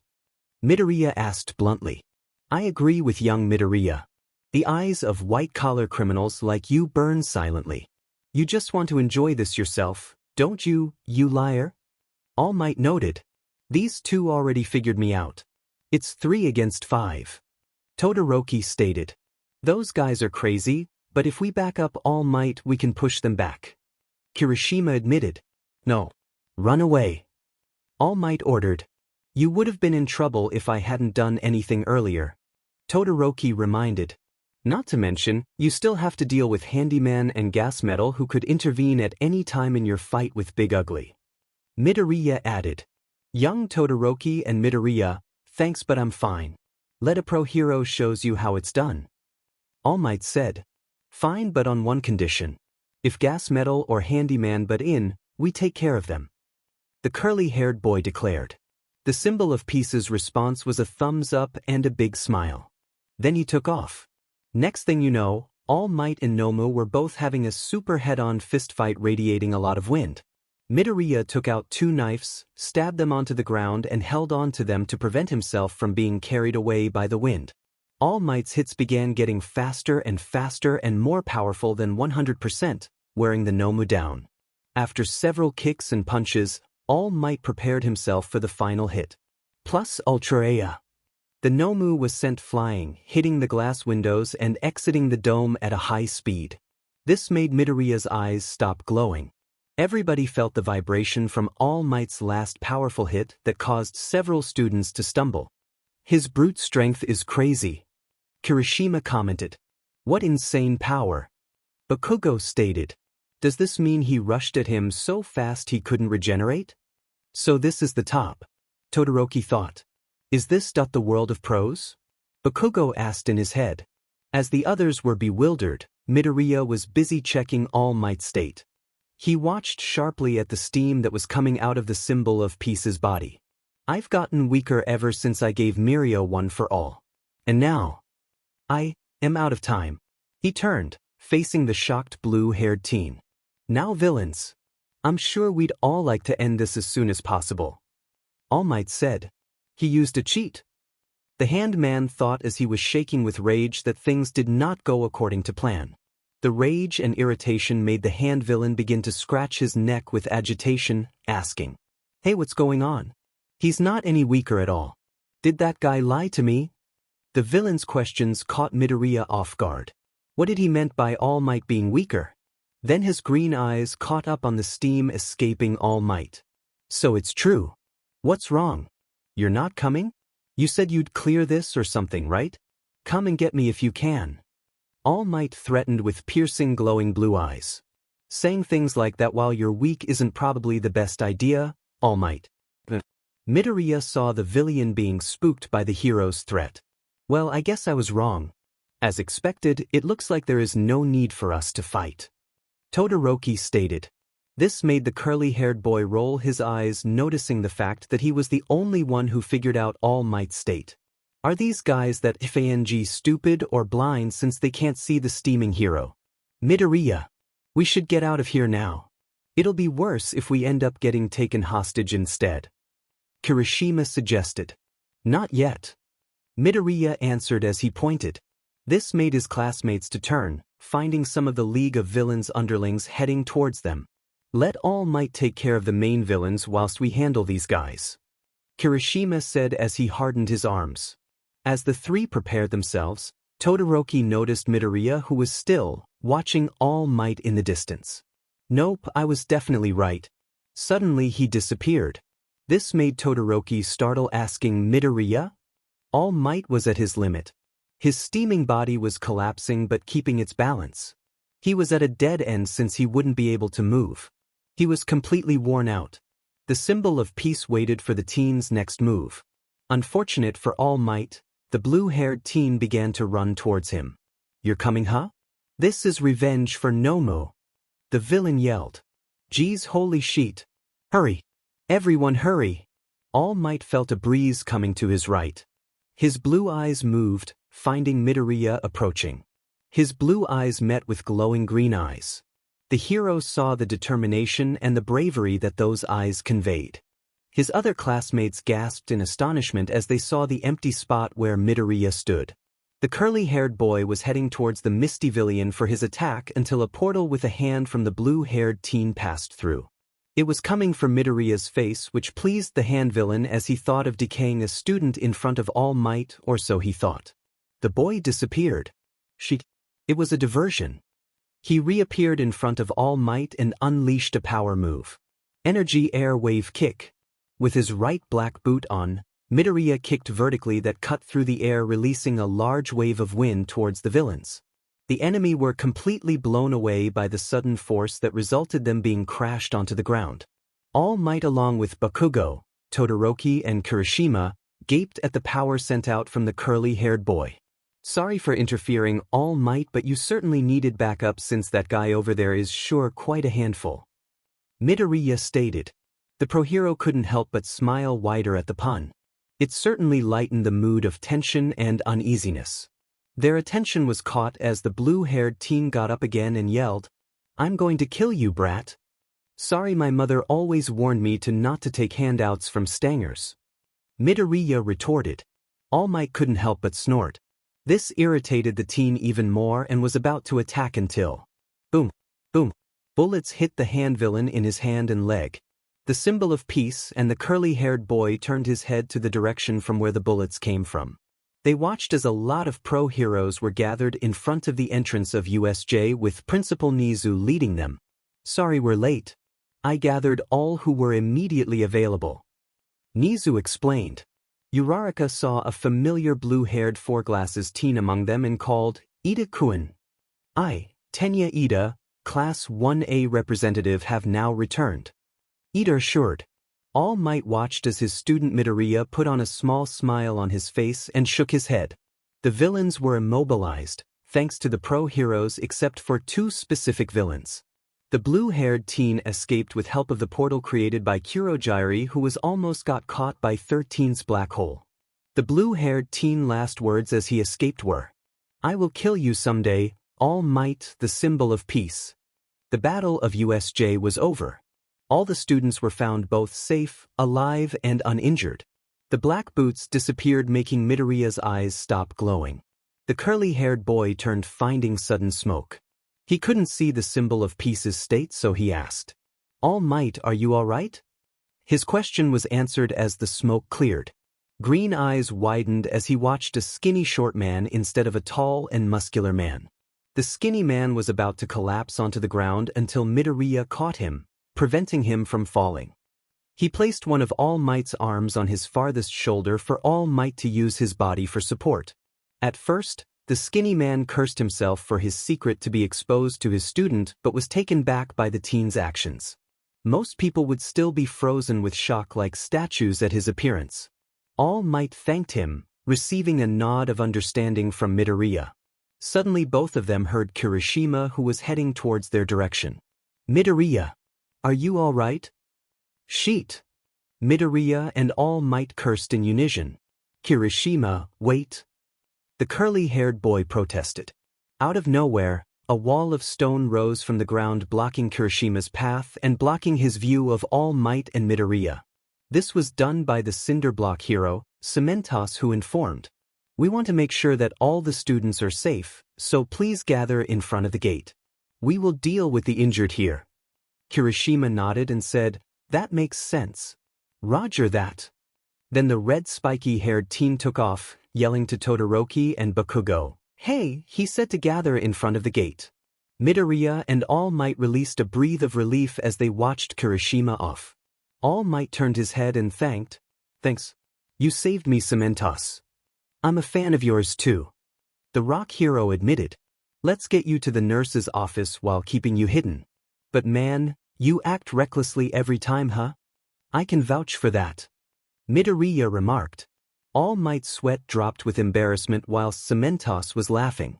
Then the symbol of peace thanked, "Thank you, young Midoriya. You saved me a couple of times." "It's nothing really." The curly-haired boy responded modestly. "Can you please don't tell anyone about this form?" All Might asked. "That was never my intention, All Might. Privacy is a pretty sensitive subject for me, so you don't have to worry about it. I'm fully aware of the chaos it will bring if your true form was revealed." Midoriya admitted truthfully. Relief went through All Might's tense and weak body as he heard those words. "Midoriya, let me support All Might to the emergency room while the police check you and your classmates." Cementos offered. The boy humbly obliged as he let All Might support onto Cementos instead of him. Must have been quite a shock seeing this form. All Might said, "To be honest, I was actually surprised how you took down that monster with all you have with that form. You're not weak, All Might. That true form is the basic evidence that you're a true hero who gives his all, weak or not. You should be proud that you survived many tough battles through your strong heart and will." Midoriya responded honestly. Blue eyes widened with surprise at Midoriya's words struck him. He kept watching the boy who reminded him of his old mentor and sensei with his widened eyes. As Midoriya was about to take off, he said, "Hope you get better along with some rest, All Might. You deserve it." All Might and Cementos kept staring as the boy ran off. Truthfully, the Cinderblock hero was grateful for Midoriya's words that seemed to have boosted his friend's spirit. Both of them began walking slowly, heading towards the emergency room. The symbol of peace was still preoccupied with Midoriya's words until Cementos broke the ice. "That kid will make a great hero someday." This made All Might turn his head to look at his friend, remembering his student's actions. Then the skinny man smiled as he commented, "With no doubt I think he already is. Young Midoriya, I must compliment on your reflexes and fast dodging. You were really light on your feet. Was it due to certain training that you carried?" All Might asked. The pro hero watched as his student lowered his gaze as he asked his question and walked past the pro hero. All Might raised an eyebrow at his student's actions to his question and wondered if he somewhat offended him. This made him think of different apologies until, "No, it was experience."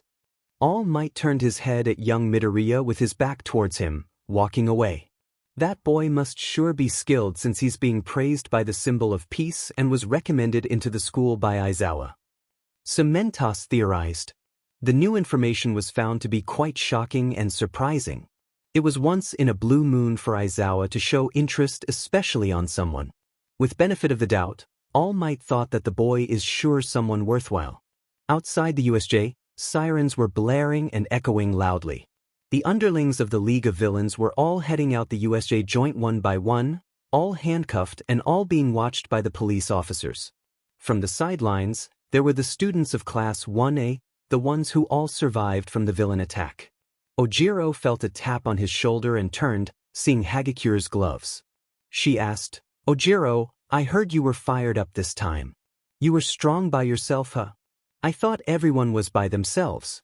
I survived by using hit and run tactics." Ojiro admitted. "Where were you, Hagakure?" "In the landslide area. Todoroki was super strong. I was surprised." Hagakure responded as she pointed at Todoroki. "Anyway, I'm glad you weren't hurt." The blonde with a tail said truthfully. "I almost froze her. That was close." Todoroki thought as he was overhearing their conversation. "I see, so the people you fought were also just hooligans." Todoroki stated as he was having a conversation with Kaminari, Kirishima and Koda. "They underestimated us 'cause we were kids." Kirishima pointed out. Siro, Satu and Chuji were also having their own discussion as Siro said, "So it was All Might who put the hole in the dome after all. That's some crazy power." Sata commented. "Yeah, as expected of All Might." Shuji expressed. The three groups ignored Aoyama, who kept asking, "Where do you think I was?" Until Aizu finally asked, "Where?" Aoyama answered, "It's a secret." Meanwhile, Detective Naomasa was standing in front of the class of students counting 18.19. Then he noticed that one student was missing, so he asked the students directly, "I'm afraid we're one student short. Do you have any idea who's missing?" Uraraka immediately noted who was the missing person. "Deku-kun." She blurted out with worry of her friend's absence. She immediately went to Kirishima and asked, "Kirishima, you were the last one who saw him. Do you have any idea where Deku might be?" Mineta, Azui and Tenya all grew worried of their friend as they heard the brunette question her classmate. As Kirishima was about to reassure her that Midoriya was all right, a voice beat him to it. "Don't worry. I'm here." All the students jolted as their classmate, who appeared out of nowhere, was standing right next to them. The first thing he received was a punch in the shoulder by Uraraka as she yelled, "Don't scare me like that." "Boy, did that girl carry a punch," as Midoriya began rubbing his shoulder and apologized.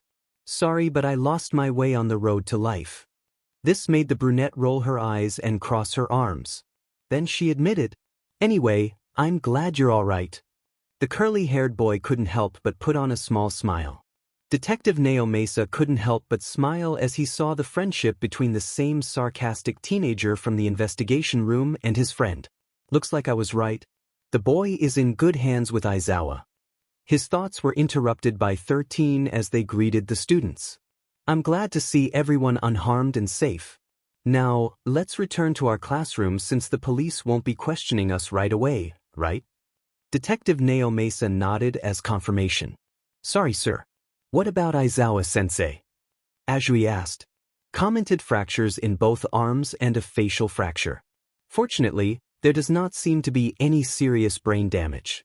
However, his orbital floor has broken into small pieces and his eyes may suffer from its after effects." A voice over Naomasa's phone explained. The detective watched closely at the students' reactions. Some had tears in their eyes, some lowered their heads and some were trembling. Among the students' reaction, there was one he was eyeing for. Both with his fists clenched and his teeth biting onto his lip, was the curly-haired boy. The detective could sense the frustration from his spot. 13 began to lead the students as they began walking heading for the main building. Uraraka didn't leave at first since her friend remained still on the spot with his head lowered, so she waited by his side. She was about to speak up, but Detective Naomasa interrupted as he greeted, "Midoriya, we meet yet again. And this time, there won't be need of an investigation room." Midoriya loosened his fists and admitted, "Thank God." Detective Naomasa laughed whilst the brunette was confused by their conversation. The adult noted that the boy still was frustrated, so he offered, "I'll take you to the hospital to see Aizawa." This shocked Midoriya since firstly, he didn't know if he was allowed to see his teacher and secondly, he has never been to hospital. Detective Naomasa turned his head at Uraraka and asked, "Could you please inform 13 that Midoriya will be coming with me?"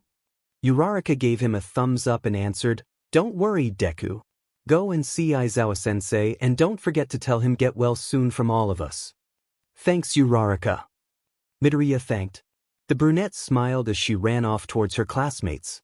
She knew there was something going on between Aizawa and Midoriya, and this confirmed it. Uraraka felt glad for Midoriya since he's been practically alone all of his life due to his absence of his parents. She theorized that Aizawa and Midoriya might have developed a sort of father and son relationship. Heck, if she didn't know about Midoriya being an orphan, she would suspect that their teacher and friend were related. The brunette began to chuckle as she imagined different scenarios of the two living together as father and son. Finally, she caught up to 13 who seemed distracted and informed them about Midoriya. Once she finished, she was bombarded with questions by Azui, Mineta and Tenya about the curly-haired boy. Little did they know that 13 was overhearing them as they wondered about their student who gave advice that saved their life. They couldn't help but admit that the boy did look familiar. From the distance, the pro-hero took a closer look at Midoriya who was entering a car. Realization came over 13 as a certain memory appeared in their mind. "I remember him. In an old rundown bar, a purple portal opened. Tamura Shigaraki, who was injured and in constant pain, was dropped gently onto the wooden floor, rambling things.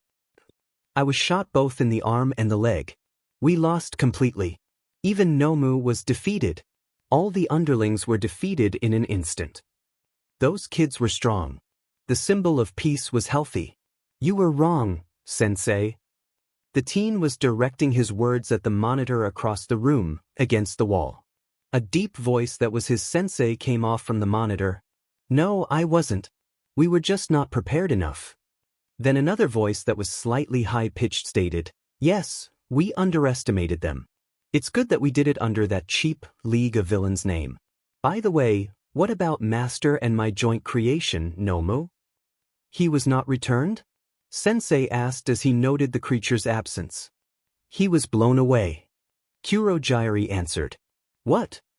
The creator of the Nomu said in shock.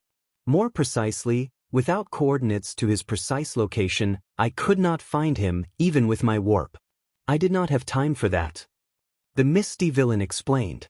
"After all we did to make him as powerful as All Might." The creator of the Nomu grumbled. "Well, I suppose it cannot be helped. That's unfortunate." Sensei admitted. "Powered up, that's right. There was one child who was faster than All Might." Shigaraki informed. "Oh," his sensei said with full interest. "If he hadn't gotten in the way, we might have been able to kill All Might, Eraserhead and 13. That green-eye glowing brat." Shigaraki yelled in irritation. "Of course, you have regrets, but this was not a futile exercise. Gather the elite. Take all the time you need.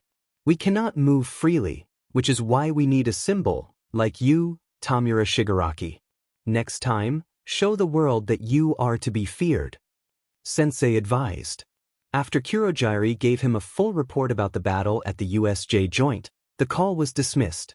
The kid, Shigaraki and Kurogyari described, matches your description. Sensei commented. In the dark side of the room was another villain. This person was overhearing the whole conversation this whole time with his dark, cold, glowing red eyes full of interest. The villain grinned as he said, "Looks like my dear little nemesis is back in the game once again." Midoriya was waiting just outside Aizawa's resting room feeling anxious. He didn't move since Detective Naomasa told him to stay here so he can get something for Midoriya to be allowed inside the room. As the curly-haired boy was waiting, he was putting puzzle pieces together. The spirit attack on Aizawa and Midoriya. In front of the U.A gate. The spirit that stole information from the head office of UA. The same evil spiritual energy he felt that was operating the Nomu. Once is an accident. Twice is a coincidence. But 3 times is a pattern. A familiar signature was felt by Midoriya which made him state, "You knew he was still alive." The curly-haired boy turned finding a familiar boy, his age, in a maroon hoodie along with black pants and black sneakers, reading a magazine. The person lowered the magazine, revealing his black flattened hair and his bright red eyes on his pale white face.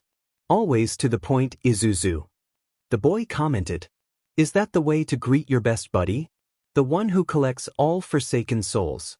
The one who cleaves human souls that determine their rite of passage. The almighty Grim Reaper? Damien? Midoriya rolled his eyes at his old friend's typical behavior but felt uneasiness and worry. His old friend is certainly not here to bring him good news. This a follow-up report on yesterday's incident at the Iida rescue training facility where Hero Corps students were attacked by villains. According to the police investigation, the criminals call themselves the League of Villains and have been plotting to kill All Might, who has been a teacher at Iida since the spring of year.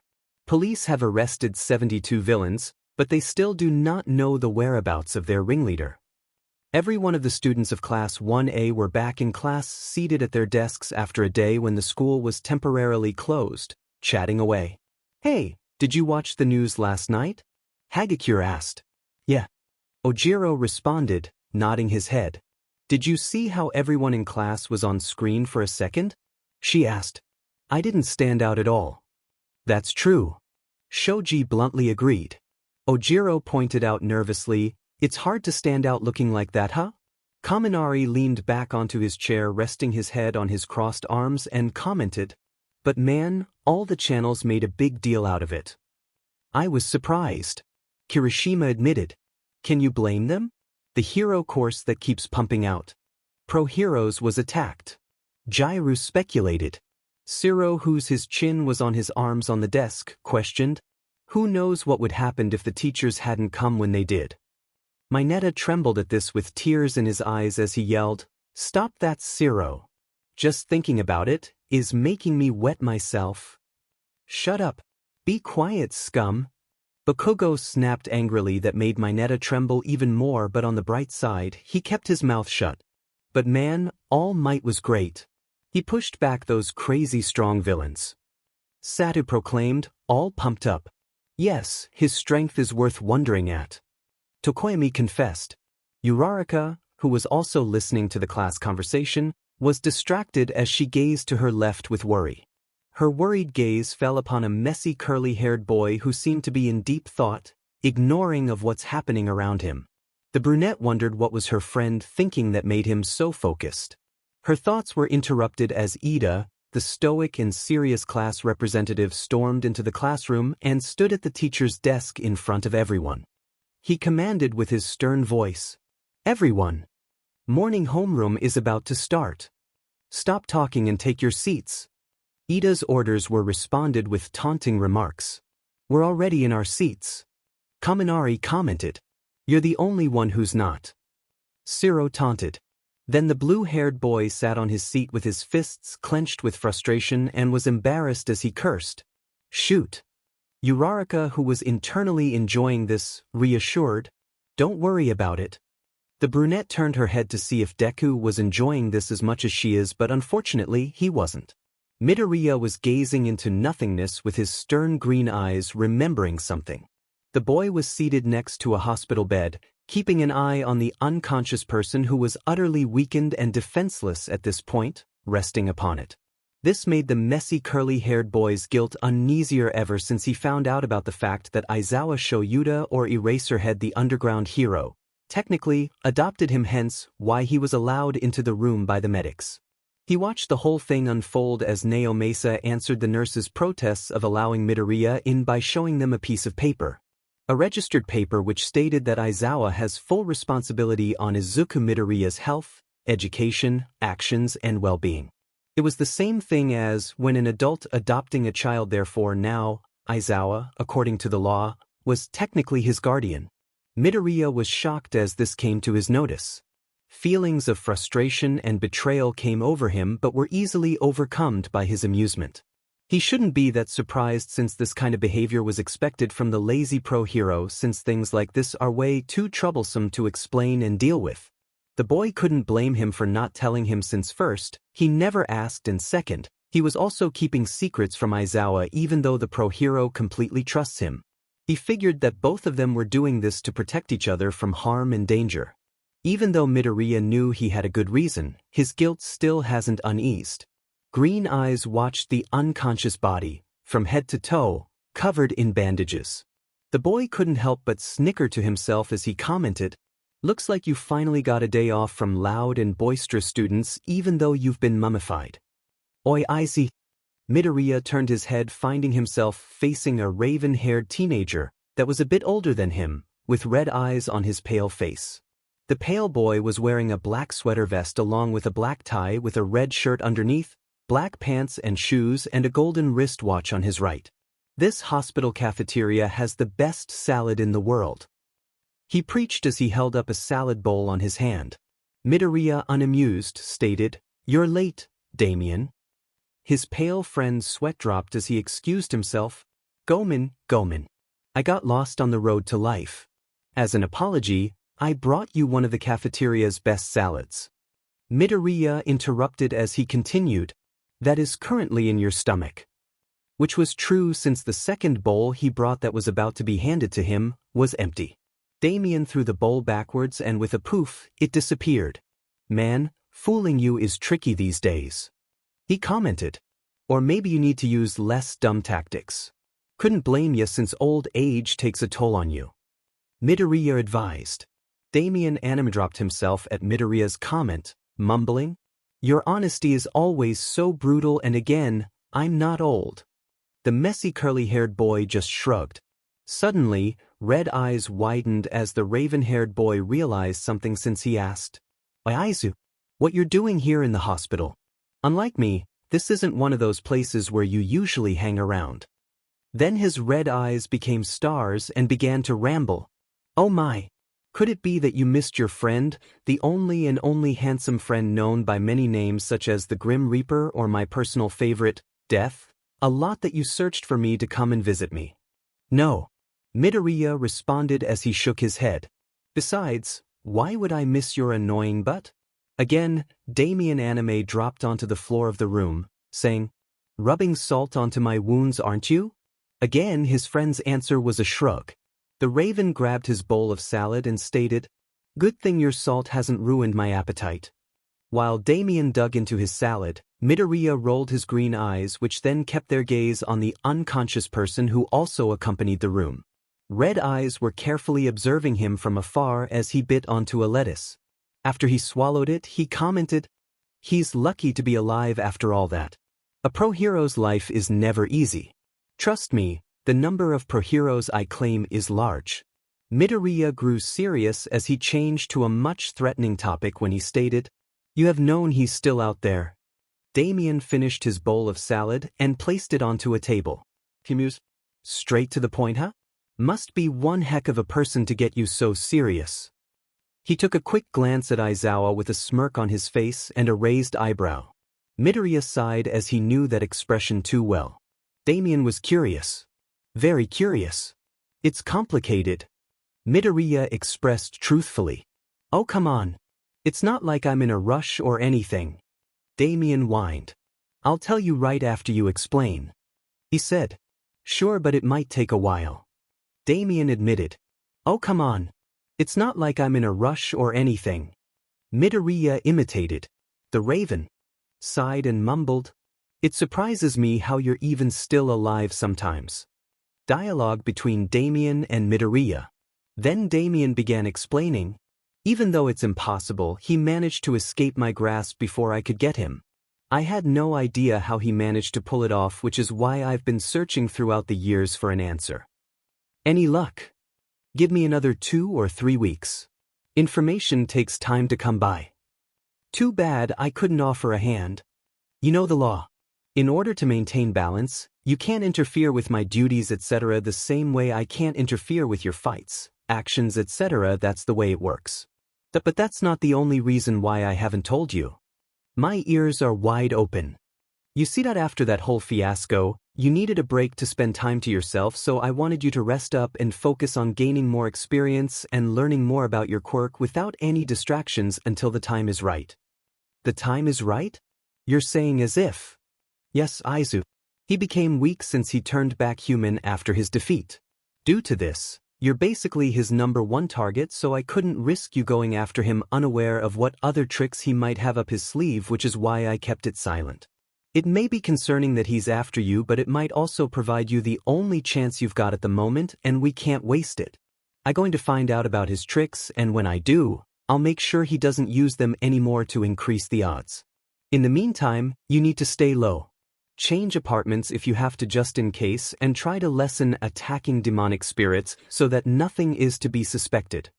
Keeping low isn't too hard for me due to the fact I managed to avoid the cameras at the scene of the USJ incident by turning invisible. Wait, you can turn invisible? Yeah, ever since I joined you today, I requested a specialized cloak which had invisibility as one of its functions. Wait, you joined U.A? As a student? Yeah. Holy shit. Ha ha ha ha. How the hell did that even happen? Getting caught by the mummy in that bed. It's a long story. Hey Tsu, who do you think will be teaching homeroom today? Ashido asked. Azui thought for a second and began to explain. Well, Aizawa-sensei is supposed to be in hospital recovering from his injuries. But she was interrupted by Midoriya as he informed. Don't worry. Aizawa-sensei will be arriving soon. Kaminari stood up and blurted out. What do you mean he'll be arriving soon? Didn't you hear yesterday about his injuries? There's no way. The sound of the door sliding open was heard throughout the class, making everyone silent. Ribbit? Azui asked. Morning. A mumbled voice was heard through the bandages covering the person's face. It was their teacher, Aizawa-sensei, standing there on his 2 feet all wrapped up in bandages like a mummy. Several eyes of the students widened by his entrance as they yelled, Aizawa-sensei, you're back too soon. Kaminari was too spooked by his appearance as he commented, You're too much of a pro. Iida raised his hand swiftly and asked, So you're all right, Aizawa-sensei? Uraraka's sweat dropped and retorted, Can you really call that all right? Midoriya couldn't help but smirk as the other students kept questioning their teacher about his health. To think this guy did all that. Damien commented, feeling impressed. Both of the teenagers were staring at the unconscious adult as one finished telling his story to the other. It's going to take a while for him to recover, especially his eyes. Midoriya concluded. The raven-haired boy raised his eyebrow at his friend's statement and grew curious, so he stated, You sound like you're planning something. The messy curly-haired boy nodded for confirmation since he was figuring out if his hypothesis would work. Midoriya decided to ask the professional beside him. Remember when I explained to you how Nomu was being generated by his energy? What if I inserted some of my spiritual energy onto him? So that it will increase his rate of healing the same way your energy does to you. Damien finished. Midoriya pointed out, Problem is that I have never tried it, so I won't know if my spiritual energy would leave a negative effect on him. Damien thought about it and admitted, The chance is 50. Plus, if this pro-hero miraculously got healed up in a day without a single scratch, it will increase attention onto yourself, especially by your enemies. The messy curly-haired boy began thinking of a solution until an idea came to light. He began unwrapping the bandage of the arm which the hand Villian disintegrated. He unwrapped until muscle tissue became visible, making Damien yelp. Dude, seriously? In front of my salad. A bowl full of salad which appeared out of nowhere was on Damien's left hand. Karma, beach. Midoriya bluntly responded. Damien rolled his eyes as he began to eat the salad. Thanks to his curiosity, he asked Midoriya, So what are you about to do? I'm going to give a sufficient amount of spiritual energy that will increase his healing rate at a slow rate and won't affect on him. He answered. By sufficient, you mean a very low amount. Damien pointed out. Yep. Midoriya confirmed. The raven-haired boy couldn't help but feel impressed by his friend once again, but that wasn't the only feeling he felt by his friend. To be honest, he was glad and happy for Midoriya's change in life. Midoriya was like a younger brother to Damien since both had similar lives thanks to their quirks that gave them responsibilities and a life of hell. He was the only one who could empathize the feeling of loneliness with the messy curly-haired boy, which is why Damien was his first friend that helped him ever since he found him. Due to their duties and threats, Both of them don't hang out that much with each other, but distance didn't break them apart. There were times where they crossed each other's paths and caught up like now. Thanks to his experience being around Midoriya, Damien could tell that his friend was enjoying himself at the school he calls Hell, with his new friends and teacher. The Raven knew that Midoriya could handle himself just like the Raven, but he couldn't help but warn him. Izuku, I need you to be careful when it concerns your friends from now on, since they could be also in danger. Damien and Midoriya were the only ones who knew everything about each other, so the Raven knew his friend's loss. That's the last thing Damien wanted for Midoriya. To experience another loss. He knew the messy curly-haired couldn't risk any danger on one of his friends at his hands. Midoriya simply answered with determination. Don't worry. As long as I'm alive, no harm will come to them by that BS dirty. And that's a promise. Damien watched as green energy began to emit from his hand. In a second, the energy traveled onto Aizawa in a short amount and began to slowly heal the unconscious adult. The Raven smiled, since he knew that Midoriya would be fine, because when his messy curly-haired friend is determined, the bad guy will surely be sorry. Eyes opened slowly, squinting at the bright light. The feeling of vulnerability and powerlessness came over his motionless body. The pungent smell of hospital disinfectant that invaded his nostrils truly woken him up as the blinding light slowly subsided. He appears to be in the hospital room due to the 4 and monitors beeping.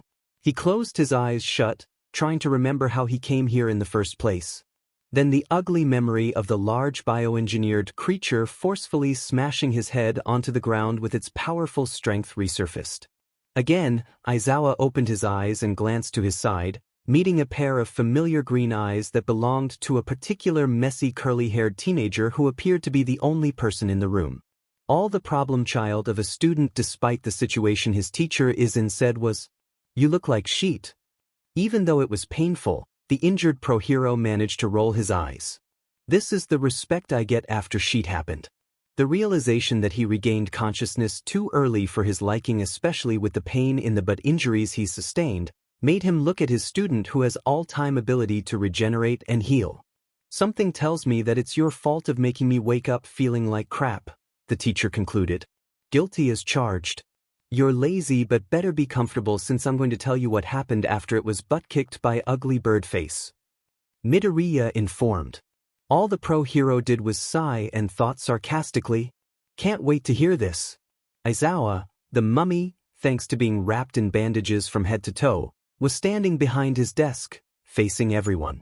As the students finished their outbursts, he began, "My well-being doesn't matter, since more importantly, the fight isn't over yet."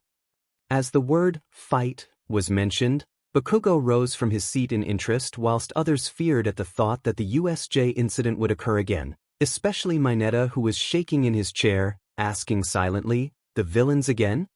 Aizawa's black eyes were seen through the bandages with a sense of solemnity and stated, "The Iida Sports Festival is drawing near." Their loud response was simple. "That's a super normal school event." Kirishima, with clear excitement on his face, clenched his fists and cheered, "The sports festival. That's a supernormal school event which.l." But was stopped as he was smacked in the face by a hand which belonged to Kaminari, who said, "Wait a minute." The redhead turned his head and wondered why his friend did that, until it was immediately answered by Jairu as she asked their teacher directly, "If it even okay to hold a sports festival so soon, even after the villains snuck inside? What if they attack the school again?" Ojiro added, sharing the same worry. Aizawa reassured to ease their distress and confusion. "Apparently, they think of it as Udare showing the fact that our crisis management system is solid as a rock by holding the event. This time, security will be strengthened to 5 times that of the previous years. Above all, our sports festival chants. It's not an event to be cancelled because of a few villains." Midoriya guessed, "I don't see how holding this event is even worth it. Is it really a big deal?" Midoriya, "You've never seen the U. Sports Festival?" Siro raised the question in bafflement. The messy curly-haired boy silently admitted, "Never got the chance to." "Lucky for him," Aizawa explained. "Our sports festival is one of Japan's biggest events. In the past, the Olympics were called a festival of sports. The whole country was crazy about them.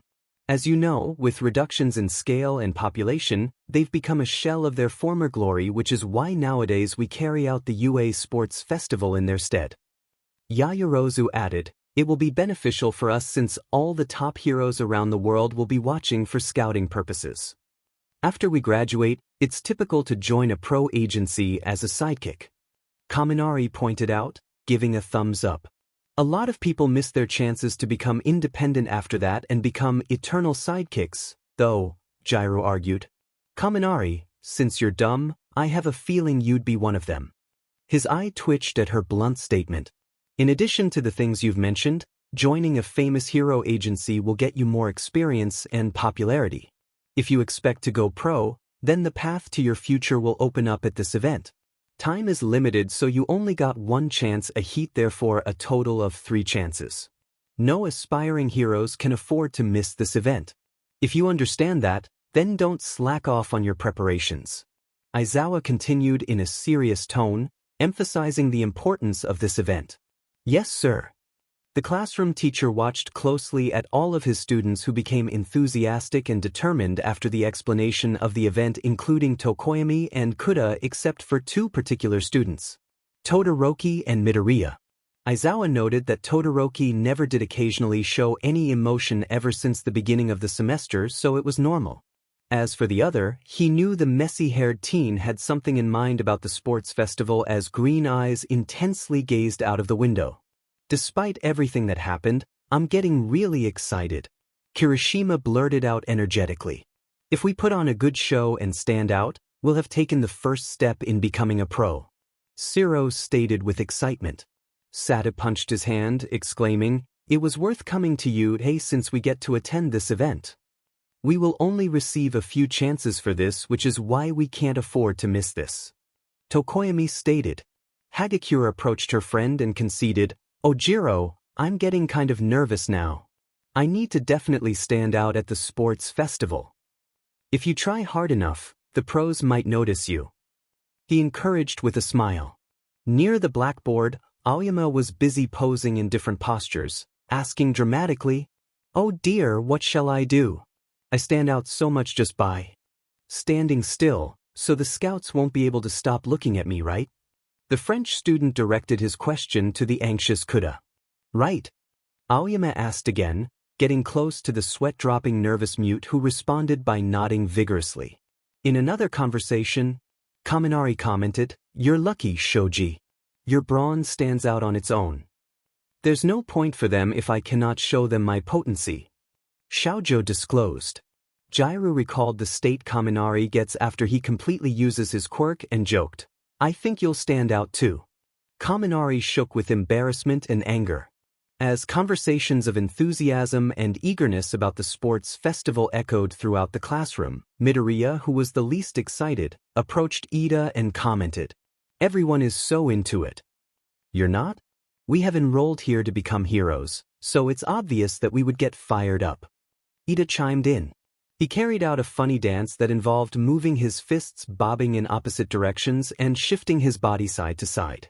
Azui admitted truthfully, "You have a unique way of getting fired up. It's weird." Midoriya grinned at the sight and called out, "Uraraka, you can't miss this." Deku.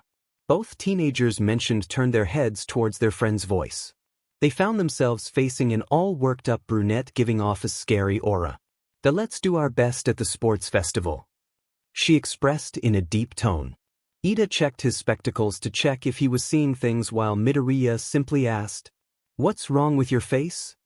Ashido enrolled into the conversation and questioned the scary female, "What's the matter? You don't look carefree at all, even though that's what your name means." Mineta blushed at this and was about to say, "PM," but was slapped in the cheek by Azui's long tongue. Uraraka strongly stomped one foot onto the floor and raised her first into the air.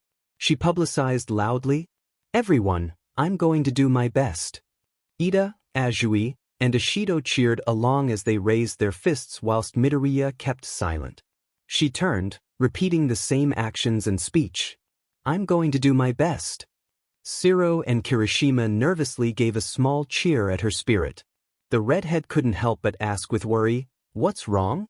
Your personality is all over the place. Uraraka, you're scaring the kids. Midoriya commented. The trio, Midoriya, Uraraka and Iida, exited the class, heading towards the cafeteria. The brunette was skipping ahead of them until her freckled friend called her. Hey Uraraka. Yes. She wondered. Midoriya asked, why did you decide to come to U.A and become a pro hero?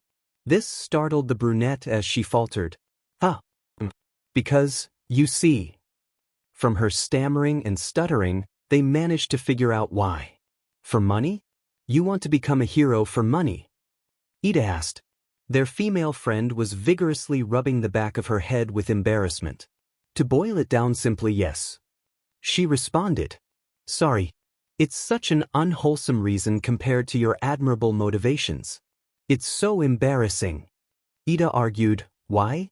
How is having a goal to support your livelihood not admirable? I agree with Iida. Besides, I'm pretty sure the money you want to acquire is for someone else. Midoriya deducted. Uraraka nodded and admitted, my family owns a construction company but we haven't got any work at all so we're flat broke. This isn't really something to tell other people though. Iida put his hand against his chin as he thoughtfully said, construction. With her quirk, if she gets licensed then it will bring costs way down. Midoriya pointed out. Iida nodded and added, she would make any raw material float. They wouldn't need any heavy equipment. Right? That's what I told Dad when I was little. But he told me that he would be much happier if I achieve my dream.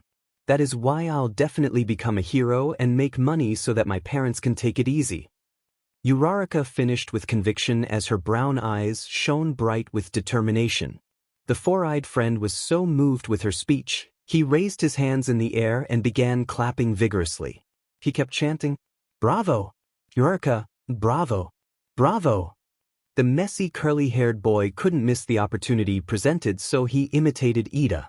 The brunette was, at first, surprised but then she blushed and gave a genuine smile since she embraced the thought that her friends were one of a kind. I can't wait for the sports festival. She beamed. Remembering his friend's behavior, Iida conveyed, Forgive for my rudeness but Midoriya, I have received the impression that you don't feel the same. He justified. Since Uraraka honestly responded, might as well do the same due to fairness. His two friends immediately were taken back by his response. He couldn't blame them. This event will help their futures on becoming pro heroes, which is why they came to UA. His reasons entering the school totally contrast theirs. He hasn't been totally honest with them from the beginning but unfortunately, it had to stay that way for their own safety. Midoriya didn't want any more innocent bystanders to perish. This brought on the thought of the people who were aware of the two worlds he lives in. The principal of the school and his teacher who apparently adopted him without his consent or knowledge. Years of solving his own spirit problems independently conditioned the instinct of handling things on his own, without involving others. Despite this, his inner gut twists at the notion of keeping things from Aizawa who all this time never asked questions and trusts him completely without a hint of doubt. This was certainly proven after the alarm incident. The thought of telling him has always been at the back of his mind since the threats were minimum but ever since the USJ incident, watching the pro-hero critically injured at the scene made him reconsider to explain everything. Well, not everything. Just the information about the enemy and what is coming in the future. Who knows, maybe Aizawa along with his classmates who are unintentionally dragged along would be prepared for future circumstances. Anyway, he needed to talk to his teacher right away, especially with the sports festival coming up. The messy curled-haired teen looked at his friends who were waiting for his answers so he opened his mouth to respond. All might, or while he is in his true form, Yagi Toshinori was on his way to the staff room after his talk with his one-for-all successor about the sports festival. He sighed as he remembered that his time left as the symbol of peaked is shortened.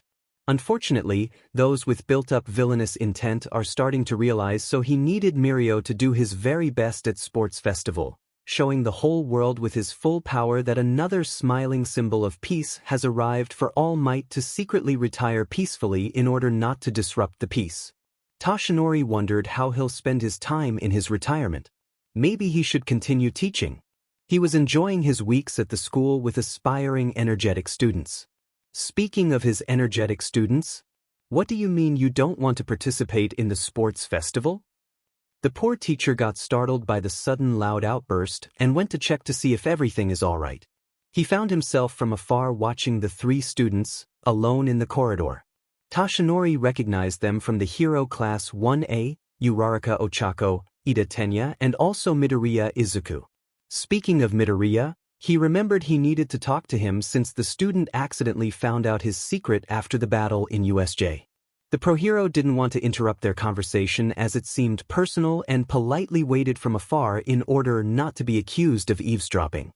He silently hummed to block out their conversation but failed miserably.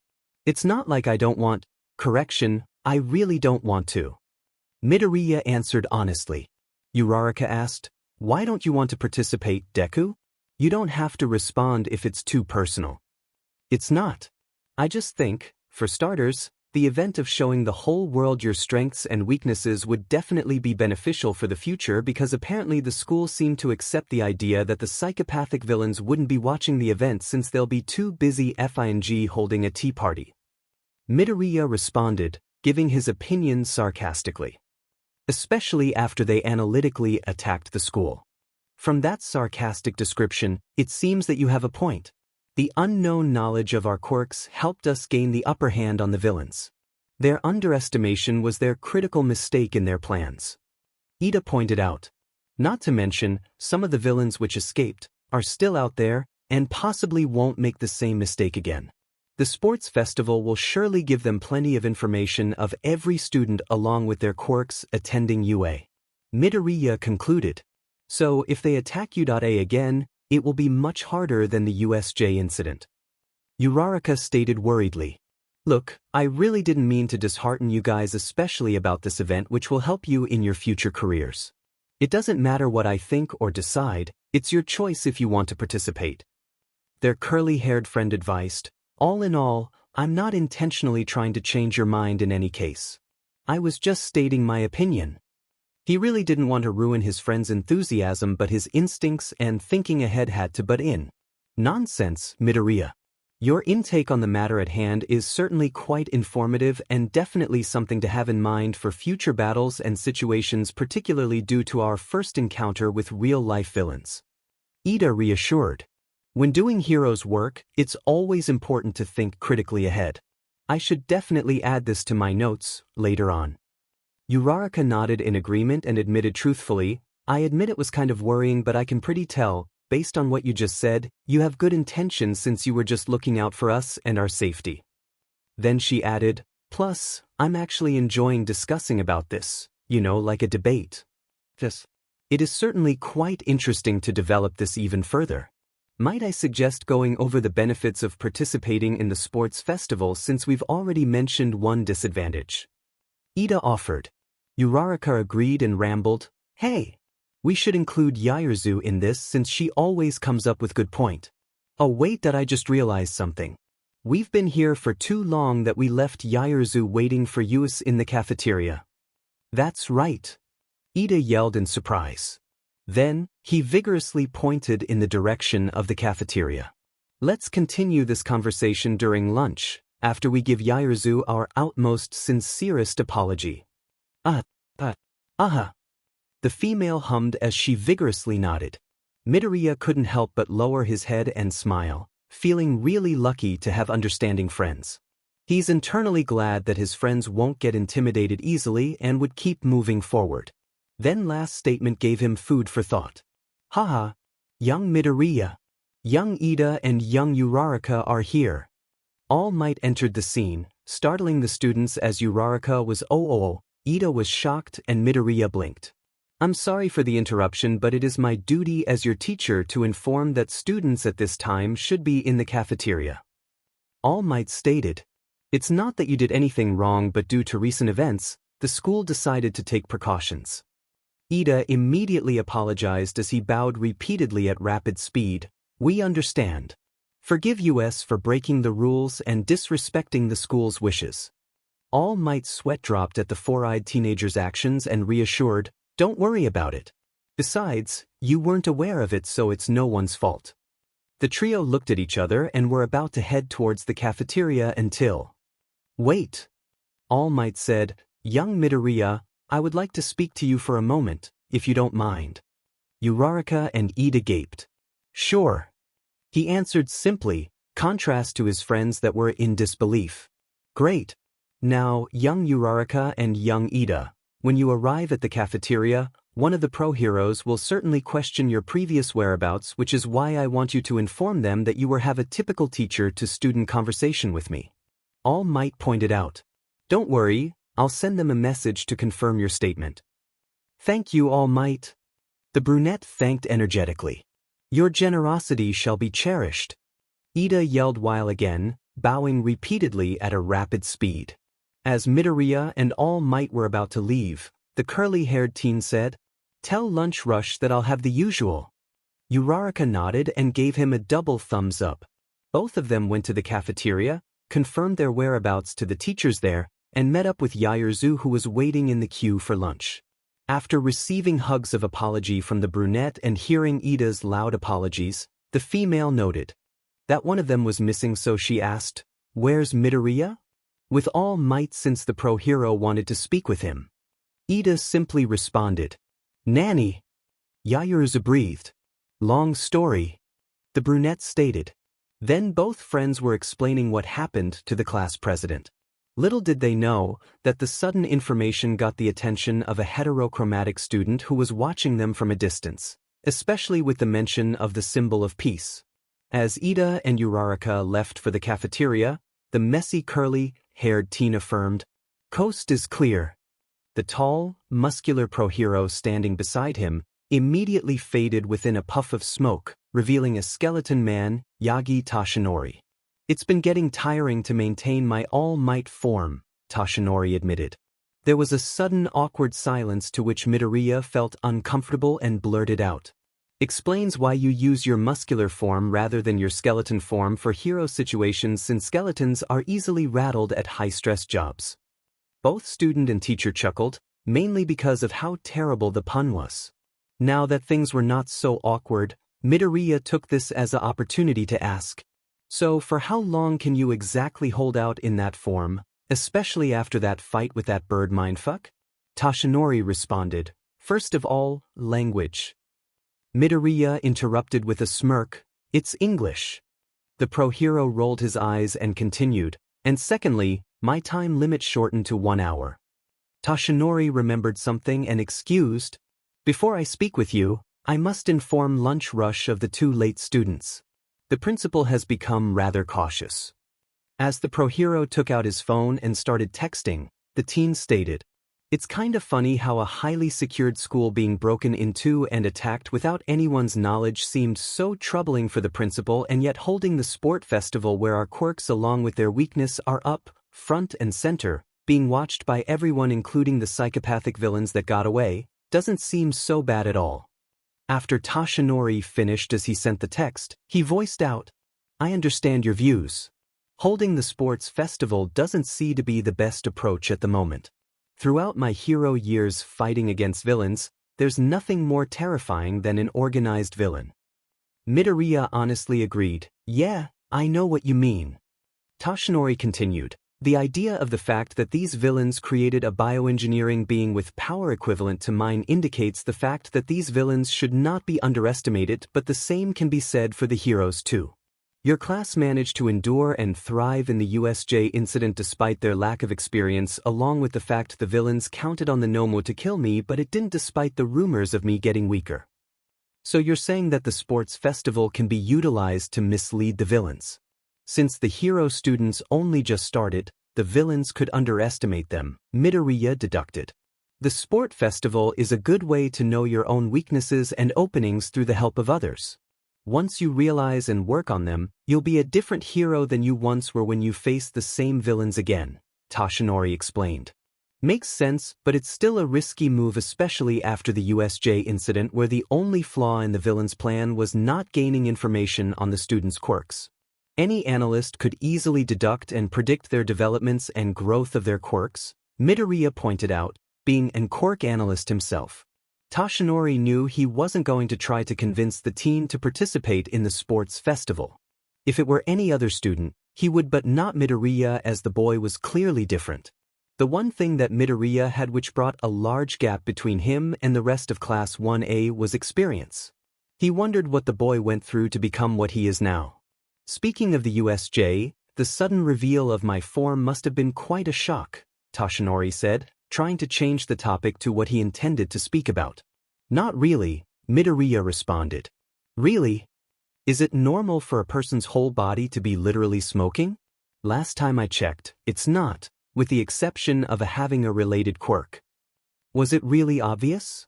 Apparently not, since I was the only to notice as the others were gaping at you. Do you think that there's a possible chance that one of the students might come to the same conclusion as you did? Nah, I don't think so. They were too busy awing and fangirling at the fact you punched Bird Mindfuck flying out of the USJ. The thought of you getting weaker will be easily denied as they think about it. Toshinori sighed in relief as his paranoia of other students figuring out was eased. Hey all Mig. Toshinori. When I'm in this form, call me Toshinori. Secret identity. Got it. Anyway, how did you exactly end up like a zombie banana man in the first place? No offense. None taken. I received severe backlash from a fight 5 years ago, ending up with a destroyed respiratory system and a lost stomach. I have taken many surgeries to repair my body which wore me out and ended in failure. The guy you fought must have been really a pain in the but then. Especially if this fight has never been heard of. Wait, did you say it was 5 years ago? Toshinori simply nodded, to which made the teen's eyes widen. Could it be he was there too? Midoriya thought. The way Midoriya acted wasn't missed by the pro-hero as the teen grew suddenly tense, his posture stiffening. The teen asked again, who's the guy you fought against? Us. He perished with the wounds I inflicted upon him. The pro-hero didn't dare to reveal his name to his students since his opponent was a matter to be handled by one-for-all users and didn't want young Midoriya to look for trouble. Do you honestly believe that? The teen asked, not believing the pro-hero's words. No comment was given by the pro-hero at that question. Instead, he simply said, you'd better get to the cafeteria before lunch ends. Don't want you starve during the rest of today's lessons. Midoriya sighed and agreed, sure. Again, what was the point of talking to me exactly?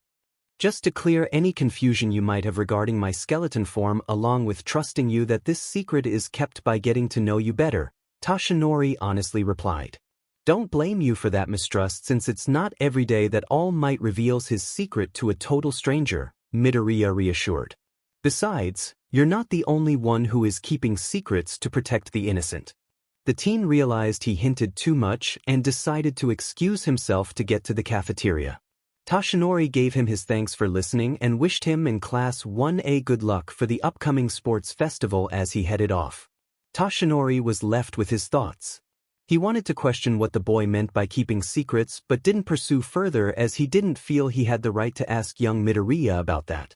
Maybe Aizawa knows, as he was the teacher who recommended him and seems to have good parental relationship with the boy, hinted by rumors of Aizawa adopting the kid which were spread like wildfire thanks to the courtesy of Present Mike and Midnight. Still, a gut feeling told him that there was something missing in this whole fiasco and young Midoriya was somehow connected to it. The young teen did seem quite tense with the mention of the fight that happened 5 years ago. It wasn't possible to learn from the media since the fight was ensured to be kept under wraps thanks to the Neo-Mace's along with others' intervention. The only possible conclusion he could come up with was if the teen has been a victim in that whole horrible ordeal. Not to mention, there were occurrences which he felt strange during that fight. That same feeling of strangeness was intensified when he fought with the Nomu as well as when he watched young Midoriya fighting with his quirk. The way his one-for-all quirk acted was the strangest during the USJ incident. For everything he punched the Nomu at full power with one-for-all, he caught a glimpse of figures of different colors. One of those figures had a similar form to his former mentor. There was a possibility that those figures belonged to the previous users of one-for-all as once his former teacher claimed. So even if I die one of these days, we can always meet again within one-for-all. Throughout his hero years, he never experienced this up until the USJ incident that was the spark. Could it be a sign from the previous users that All for One survived and is back in action? His intuition told him that there was a missing piece in all of this, one that might be linked to young Midoriya. The teen did say he was keeping secrets to protect the innocent, most possibly the people close to him. In addition to this, the USJ seemed to have the teen more paranoid and guarded, especially with the mention of the sports festival. Could it be that they shared the same enemy? Toshinori put these thoughts aside as he remembered that he needed to talk to his successor Mirio regarding the sports festival along with his new revelation about One for All.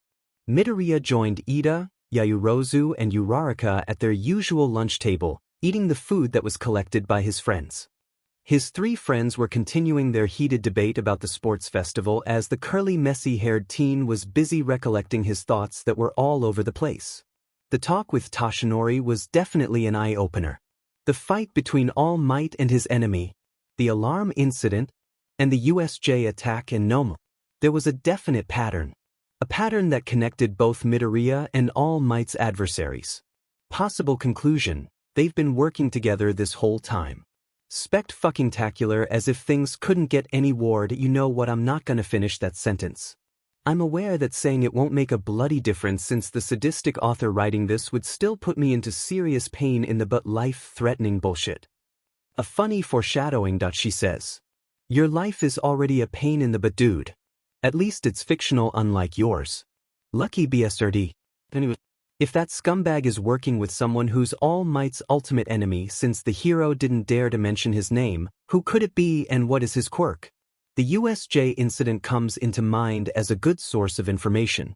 Shigaraki was definitely a puppet while this superior villain was the one behind the scenes pulling the strings, since the handjob was acting like a spoilt child on a tantrum when things didn't go his way. The Nomu had multiple quirks which seemed impossible to an ordinary person. According to scientific research on quirks, a subject which I excel in due to my top-notch quirk analysis abilities, one person can't have more than one quirk, only a fusion of them as one if they're compatible, like Todoroki's, who seem not to use his left side for some reason. I'll get to that eventually. The Nomu was bioengineered, hence an experiment specifically designed to eliminate All Might with spiritual energy to bring it to life and sustain its multiple quirks only. Of course, the scumbag would withhold certain information from the guy he's working with, since the Nomu would have been even more terrifying if he upgraded it to an extent level. Maybe he underestimated the fact I wasn't going to be there. Killing All Might have been a victory for the League, but for the scumbag, it was message of revenge to me, since All Might was my all-time favorite hero. Back when I was a kid. A message that would have clearly depicted, I'm coming for you, Izuku, and no one is going to stop me. Not even your precious number one hero can save you. That if I didn't attend you'd and wasn't there. All it took was getting captured by a sleep-deprived teacher whilst on a wildcat chase from one building to another to be there at the USJ. It's funny how fate works. Back to the topic at hand, since the Nomu had multiple quirks, how did the League got the quirks and transferred them to it? Could it be a particular quirk? A quirk which can steal other quirks and transfer them to someone else? A villain that steals quirks. Oh yeah, everything is coming together. No wonder the scumbag is using him of all people. The guy who All Might has a personal vendetta as the pro-hero wanted him dead and vice versa. The thing that didn't make sense in his USJ plan was the kid. Why send a kid to do your dirty work? Why not come to USJ to see your nemesis demise if the plan of destroying the hero society by killing the symbol of peace was foolproof? Unless the guy wanted the plan to fail. But was it possible that the guy was after All Might's quirk? The Nomu did weaken All Might after all. Maybe that was his true intention all along, as the symbol of peace's reduced time limit would make it easier for the villain to take the hero's quirk from him? This led me to the conclusion that All Might's quirk was more than it meets in the eye. He remembered how All Might seemed to always change the subject or give a vague answer in his interviews whenever someone asked him the details of his quirk. Moreover, after analyzing even further, I had a strange feeling whenever All Might's is close. It started back in the first class with All Might when the hero tapped my shoulder. I felt a spiritual presence, but it was very faint, so I barely sensed it. The strangest thing was the fact it kept getting dimmer everything I meet with All Might as if it was burning out. My instincts concluded it posed no threat to me as there was no sinister evil to it, only warmth. What could that possibly mean? Did All Might had a quirk related to the spirit world just like me? Was he also targeted by the scumbag? From his long descriptive thoughts, Midoriya came to several conclusions. Both All Might and he are facing the same evil. He seriously need to tell Aizawa and Nezu about what he learned. He had a gut feeling that the principal knew about All Might's quirk and predicament. Azui is secretly psychic. Your quirk reminds me of All Might's. Haha. A funny foreshadowing. Deku, you seem in deep thought. What are you thinking about? Uraraka wondered. I think Tsu might be psychic. He responded honestly. Uraraka choked.